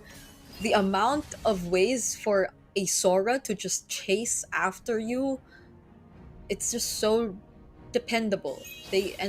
Considering how a Mathilda could be an easier target too, it's been very rewarding for them to go for that choice, because Exort I think was also a really decent option, but the fact that there still could be like those Crimson Beacon plays also, it's basically the same. It's just depending on who you see more fitting to be a priority target, I guess, for ACT, but nonetheless Cairo is a huge threat, especially as we saw Kang right now forced to use that Black Dragon form yet again. There will be a bit of a help now from Spider Miles, and they find Seros in exchange of Kang. I think that will be pretty decent, but a Cairo is on a roll. 4-0 early on the Sora. B-Boss though? Yeah. Okay. Turtle's gonna go to the side of Bacon time though. Still ACT, they know the weight of the Yuzhong in terms of the execution game plan of Bacon time, so they waited for his rotation and actually picked him off. Still a really crazy combo with the tail sweep coming in from the Yuzhong plus the guiding wind to help secure that kill, and I believe extra shot stack that they just needed onto Seros before they could finally take him down. So if they're gonna disengage, I think they play it mainly for the Yu Zhong. And disengage Yeah. if ever, you just need to save B-Boss. I am now starting to see how maybe what could be one of the biggest like roles for the Mathilda in this game might just be the lockdown capability. Kong Kong! Okay, what a dive. What a dive we got to see from ACT right there. Saros immediately gets out of it. Sword and Spider Miles get spotted here in the mid by Sylvie. Okay, going back. Yeah, because Mathilda still has that lockdown capability. So Saros, so far, those 2 deaths were all mainly because Spider Niles was able to somehow lock him down. It looks like we could be seeing an MVP performance here for Cairo. Oh, he's going at it again. If he gets this with the Petrify, the tail sweep, the counter by Kangkang, but he cannot commit the fight. But here comes B-Boss. Saros and Cairo back off. Exort there for the cut alongside B-Boss. They're not gonna commit it. Could have been disastrous for both. Oh, Cairo's still alive. That could have been a shutdown for Kangkang. A small shutdown, also using the Petrify right there, but Cairo too quick to adjust. He's also 1,000 gold ahead, more or less, so that just shows you something in terms of how trickier it might be to take him down. Okay, that's a Xanforce use up top. Guns goes back in with the blazing duet, and now he gets caught by Flukeo and Sylvie. In exchange of that turtle bacon time, we're able to secure down bot. Cross map trades. Past 2 turtles have gone to bacon time with ACT trading it out on the opposite side of the map instead. In the long run, this might actually turn out better for them, but oh, with the return, Spider Miles still locked there onto Saros, but the golden hour saves them. The heavy spin animation continues. Flukeo goes in with the Zaman Force, dancing on B-Boss. No one falls.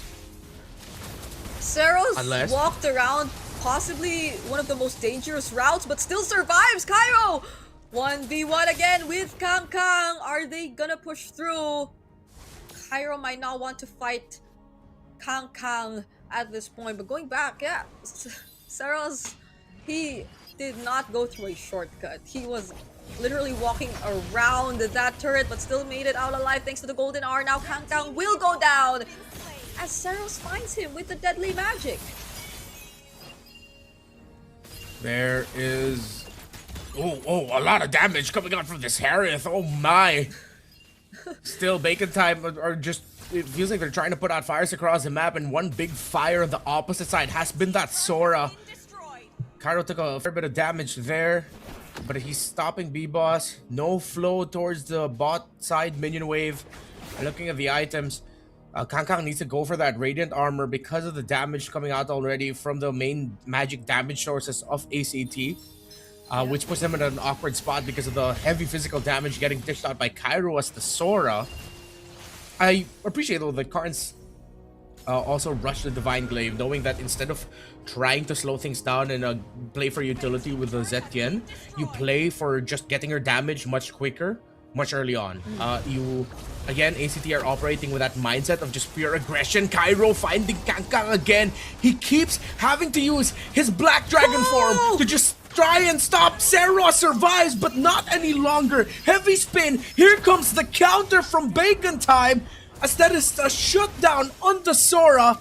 Heading into this Lord. No Saros. And ACT might have just been too overzealous. Bacon Time, look to get this Lord unless Sylvie gets the delay alongside Karns.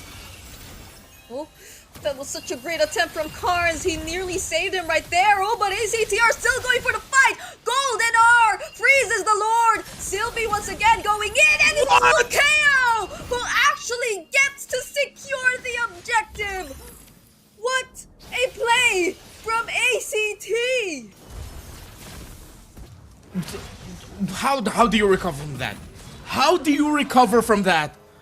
B-Boss was there. Was he still caught in the golden hour? I'm sorry, I have to go back and watch the replay on a separate screen here. Did he just not press Retribution again? No way. He just... Oh, it was on cooldown. It was on cooldown. 2 seconds. The golden R was just too perfect. Sylvie was able to extend so much of that Lord fight.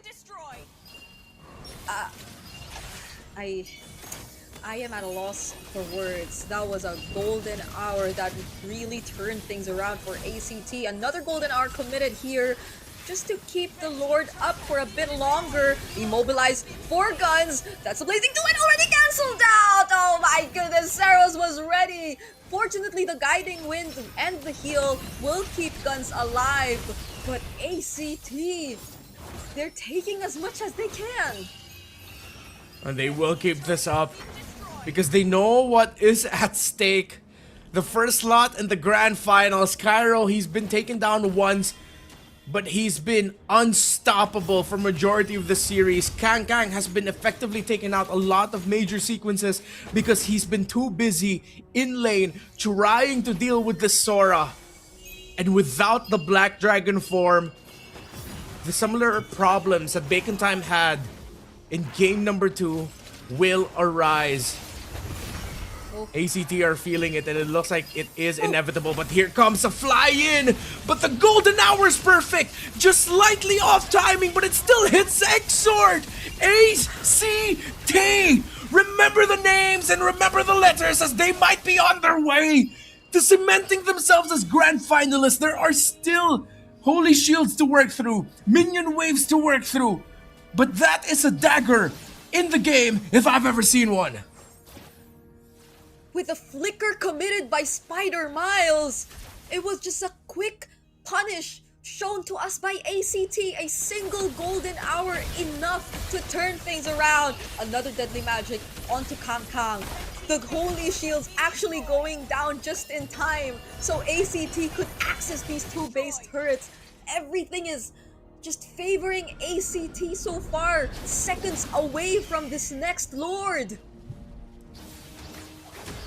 If Bacon Time eke this out and is still miraculously able to secure the Lord, back off and minimize losses, then that would be one for the books. But they find Sora, they find Cairo, they force out an ultimate already. Guns with the free hits, but Guns gets saved. But the Fury of the Phoenix just stuns him just enough in time. The golden hour, a snapshot to be immortalized in Thailand as Kang falls. But Guns with a blazing to it gets blasted by ACT. B-Boss, he tried his best to at least clear out a bit more of the minion waves in mid, but he has to recall. He has to provide help, but with no heavy spin, what can they do? Spider Miles trying his best, circling Eagle already committed, but ACT are just moments away. They take down B-Boss and they take the win on towards the grand finals for the first ever MSL Thailand. Sylvie, Carnes, Piper, Sheros, and Flukeo etch their name in the history books. The first team to make it to the grand finals in the first ever season of MSL Thailand. Number 1 from the open qualifiers. Legacy made, bar set, ACT. It's been such a beautiful journey and story for ACT. All the way towards the grand finals. And GG's to Bacon Time just the same. They stuck with an idea, but ACT had more ways around it. They were able to study their opponent so well. And this golden hour play, my goodness! We really thought, well, especially I really thought that this Marcel would be coming as the first pick. Because you know when you are in the lead like that, that's a pick that you want to go for if you just want to be dominant and end it quick.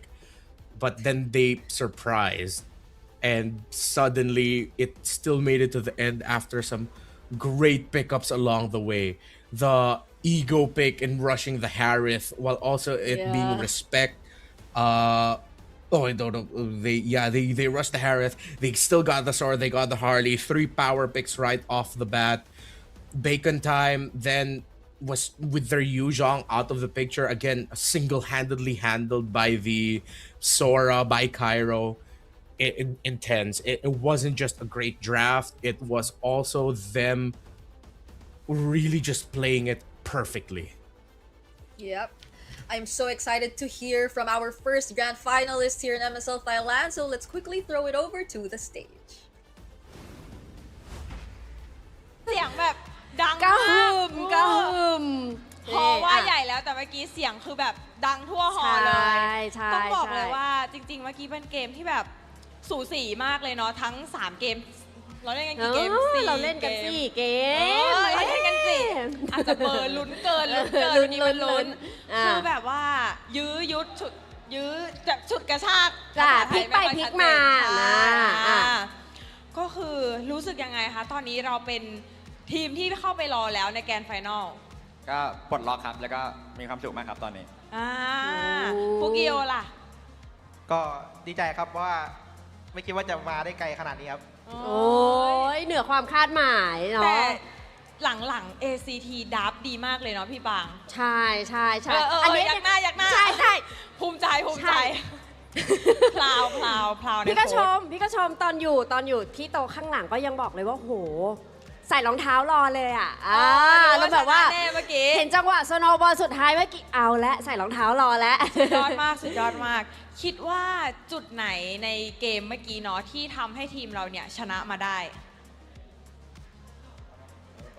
ก็น่าจะเป็นเรื่องเล่นใจเย็นนะครับเพราะว่าตัวเราค่อนข้างใช้เงินนะครับต้องฟาร์มไปเรื่อยๆแล้วพอถึงกลางเกมก็โหดครับ แค่รอทามมิ่งที่ใช่นะกับตัวละครที่ดับมาเนี่ย การล่ะ สำหรับผมอย่างอื่นก็เลยก็ที่ดาบครับผมรู้สึกว่าดาบตาท้ายผมต้องทีมแบบเล่นง่ายมากครับต้องขอบคุณโค้ชที่ใช่ โอ้โหขอบคุณโค้ช ชาโด โค้ชยิ้มเลยโค้ชยิ้มอยู่ข้างหลังเลย ตอนนี้พวกเราเชื่อใจกันมากครับก็เลยทำให้เล่นได้ดีอย่างที่เห็นเลยครับ แล้วตอนแรกไม่เชื่อใจเหรอ เชื่อใจอยู่แล้ว ก็เชื่อใจ เชื่อใจขึ้นไปอีก ใช่ เจอกันกับเบคอนครั้งเนี้ยต่างจากครั้งที่แล้วไหมเพราะครั้งที่แล้วเขาชนะเรา 2-1 ใช่ครับครั้งที่แล้วที่เจอเบคอนตอนรอบเก็บคะแนน ใช่ แพ้ 2-1รอบนี้กลับมาชนะ 3-1 ก็รู้สึกแตกต่างครับ พอใจแล้ว ยังไม่พอใจ ยังไม่พอใจ ผมพอใจตอนที่ผมได้แชมป์ครับ พวกกิโยอ่ะพูดบ้างก็เบคอนก็มีแผนเซอร์ไพรส์ครับก็แต่พวกเราก็รับมือได้ครับ นี่ เตรียม มี ดา ส บ ติ แก้เตรียมดาบแก้ สติและความเชื่อใจมาเป็นอันดับ1นี่สุดท้ายคิดว่าทีมของเราเนี่ยจะได้ไปเจอใครในรอบแกรนด์ไฟนอลในวันพรุ่งนี้ สำหรับผมคิดว่าตอนเบคอนเจอ KLG ผมคิดว่าเบคอนชนะครับ เท่าไหร่ชนะเท่าไหร่ เอาเป็น 60-40แล้วกันครับเพราะว่าเบคอนค่อนข้างมีแผนที่หลากหลายครับต้องดูว่า KLG เขาจะแก้มาได้หรือเปล่าฟุกิโยล่ะ ผมอยากให้เบคอนเข้าครับผมอยากเจอกันเอซีอีกครั้งหนึงครับ NC เจอ NC คือยอมจริงๆนะเด็กมันชอบขิงกันจริงๆเลยเด็กเราก็ยังเด็กนะเราก็ยังเด็กโอเคฝากอะไรนิดนึงเนาะกับแฟนๆเนาะโหเนี่ยวันนี้มาเชียร์เราแบบดังมากจริงๆเป็นกำลังใจสำคัญเลยนะแบบมีอะไรฝากบอกแฟนๆนะทั้งหน้างานแล้วก็ออนไลน์นิดนึงก็ขอบคุณแฟนๆทุกคนนะครับก็พวกเราก็จะทำให้เต็มที่นะครับเราจะเอาแชมป์มาให้ได้นะครับก็ขอบคุณทุกคนที่มาเชียร์นะครับก็ขอบคุณทุกคนที่สนับสนุนครับไม่ว่าจะเป็นทั้งทีมเบสทีหรือทีมเบคอนไทม์นะครับที่แบบมาเชียร์ทุกคนก็มีผลต่อวงการเกมครับแล้วก็ผมจะตอบแทนทุกคนด้วยการเอาแชมป์ในวันพรุ่งนี้ครับเลิศพูดให้แทนแฟนคลับข้างล่าง เลิศเลิศเลิศเลิศเลิศเลิศเลิศตอบดีมากตอบดีมากเดี๋ยวตอนนี้ให้น้องๆเนาะไปพักแล้วก็ไปดีใจกับทีมกันข้างในซะหน่อยขออนุญาตส่งต่อให้กับพี่แคสเตอร์ทั้ง3คนได้เลยค่ะ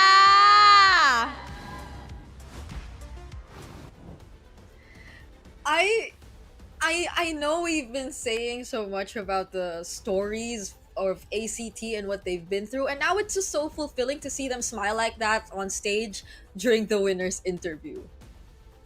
Yeah, again, their journey from the open qualifiers, being an uninvited team, going 6th in the standings at the end of the regular season, to now the first team to make it to the grand finals. Along the way, they took down top 1 and top 2. Top 1 was undefeated. Top 2 just barely made it to that spot. Congratulations to ACT. Well deserved, insane gameplay. How the things that they did in that final game was just otherworldly, honestly. The decision to just lock in some of the biggest ego heroes that you could go for and play it to near perfection. Perfect. Yeah, I know I did predict for Bacon time, but I love how this series turned out. It was super well deserved. Wow, that's such a cute way to secure the MVP title, Cairo. Like, you were the main threat even for Spider Miles. You started out the game showing that Spider Miles could not play as easily as he wanted to. Yeah, Bacon Time did not have an answer for this Sora. They took him down once, and then after that, it was like, okay, cool. What else? What else are you gonna do to me now? Single-handedly taking out Kangkang. There were a lot of signs, and I think Kangkang is actually a very popular player in Thailand. A lot of signs for Kangkang, saying he's the best EXP laner, showing support for him. But Cairo definitely had his number. Cairo was the presence that, dare I say, almost single-handedly won this for ACT because of the impact that he had in the big picture of things. Not to discredit everything else, the other members of ACT and what they did, but the impact of the Sora was so obvious. Yeah, that was an early one, 4-0. And we saw, see, it's always been like double kills across the board, and the fact that not even Yuzhong Turtle 1 felt like a problem meant that he was already able to do so much for his team in terms of managing his lane matchup. And it's been so easy for like Seros and the other members just to provide assistance whenever they rotate down bottom, because he pretty much also single-handedly just made sure that Kangkang was not able to play his game. And so we look at what eventually transpired after this really great start that we got to see from ACT. Everyone just were able to do their own thing. There were these perfectly timed golden hours. There were these very perfectly timed Fury of the Phoenix as well. And it's just so refreshing to see this team from the open qualifiers actually learn and grow so much in a short amount of time. Who knows what they've been studying and where they've been trying to learn and pick up all these things, right? It seems like they just really put everything, mixed everything, and found an identity for themselves. Yeah, it's cool that that's how you see it, because it just adds even more to the lore and the figure that is ACT. That we don't know much about them. Maybe our friends over in Thailand, but I hope this ends up becoming such a big point of inspiration for anyone in Thailand who decides to take a career towards the pro scene of MLBB. That bunch of dudes from the open qualifiers can show up and play ball and just go nuts with it. What a story for ACT. What a game. The Marcel, and I think it's also poetic to it that the Zetian being one of the top picks for Thailand this Yeah. season ends up becoming part of the lineup that makes it to the grand finals first. Yeah, I agree. And it's also like them winning against a very Bacon time type of lineup. Like we're pretty sure this is a lineup that Bacon time would normally play and that they're very familiar with because it's the Kai for B boss. It's a utility roamer. Although again, it is the first Mathilda game we got to see, but everything else feels very signature for Bacon time. So it was really just ACT outperforming them in Yeah. this game and in this series as a whole. I guess it's really something you could say or consider as one of the pros when you just really play the longer route. Like you're always you're always playing, the momentum is just always there, and you learn so much more of how the current meta is along the way. So we got to see that in action from ACT and the way that they took this victory from Bacon time. Congratulations to them. Hard to expect now. I have a feeling though that for tomorrow, we're gonna be heading in to the closing portions of this segment. You ain't gonna see my prediction, but I'm gonna lay it down. I think it's gonna be KOG going to the grand finals. They had Bacon Time's number. I think it was also a very, how do I call this? A very enlightening game to watch if you're KOG, waiting to see who you're gonna face off. Because now it feels like you know very well how Bacon Time want to play, and how Bacon Time want to draft, and where specifically you're gonna put your pressure on. Spider Miles and B Boss. Take those two out, and Bacon Time just has a lot of difficulty of playing their game. Well, for ACT, if KOG are now gonna be looking at ACT, you look at it position to position, roll to roll, because it's rare to find it these days that an EXP laner playing solely in the EXP lane and just showing up the objectives ends up becoming the big reason why the team ends up winning. Yeah.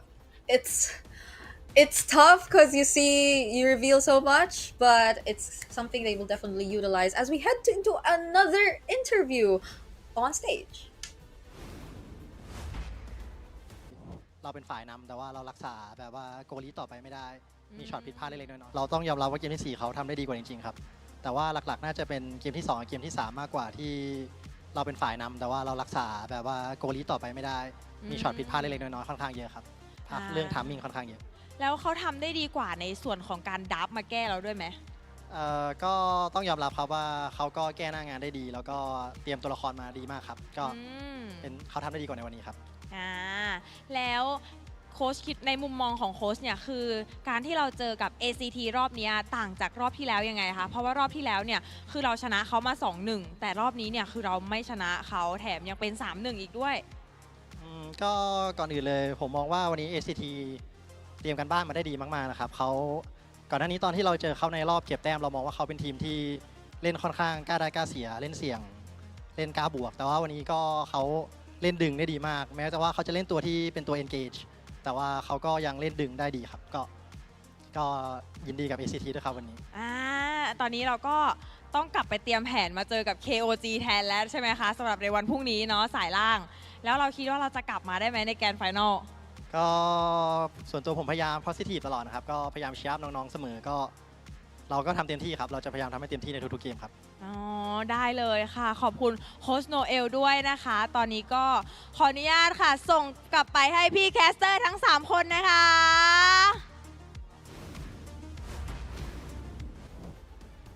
Thank you so much to Minimint. We still see how there are definitely a lot of active viewers who are eager to share their thoughts about what has recently happened and probably about what is about to happen for tomorrow, because we are all fast approaching the last day of the playoffs. As previously mentioned by Renmar, he already dropped down his own predictions that he thinks it's going to be KOG versus ACT. How interesting is that? You know, like, who would have thought the top seed will be going up against the 5th seed in the grand finals? Because I think like statistically speaking, even in our own MPL region, that doesn't happen a lot of times. Like 5th seed. Yeah, it's almost always 1 to 3 that ends up facing each other. I think even 3 is in the really awkward spot because it's also quite rare to see the 3rd place make it to the grand finals. We've seen it once where a 6th place team made it to the grand finals, and Omega, I believe it was in season 9. So yeah, hopefully we get to actually have that in our own playoffs. It's cool that they got to interview the coach there at the end. So I believe, if I'm not mistaken, that was Coach Noel from Bacon Time that they got to interview after the one that we just saw. So hey, they got some words from him after the loss, and hopefully we can do that in MPLPH. Maybe we should try to suggest it. That's really cool that Thailand has For that. playoffs. Yeah. I mean, we could do it. We could do it on stage 2, like right after everything. Because like you don't get to really speak with the minds behind the teams a lot of times. Like you sometimes get to see them in the winners interview, but it's not like it's not specifically for them. It's more on the players, and then they just occasionally jump in to say something, or if the players just want to make them sing. Like there are a lot of random things happening on stage, so it's great to see that there's a dedicated time for the coaches. And we have another one coming our way, so let's see who this is this time. Wait, there's another interview? Okay, wait. I think it's. I think you just read the old previous message. You just read the previous message. Okay. So, we are gonna look at the updated playoffs bracket instead. So, you see how, ACT will be waiting in the grand finals, but we still have lower bracket finals between KOG and Bacon Time. And of course, ACT waiting in the grand finals. It can be a best of 7 series.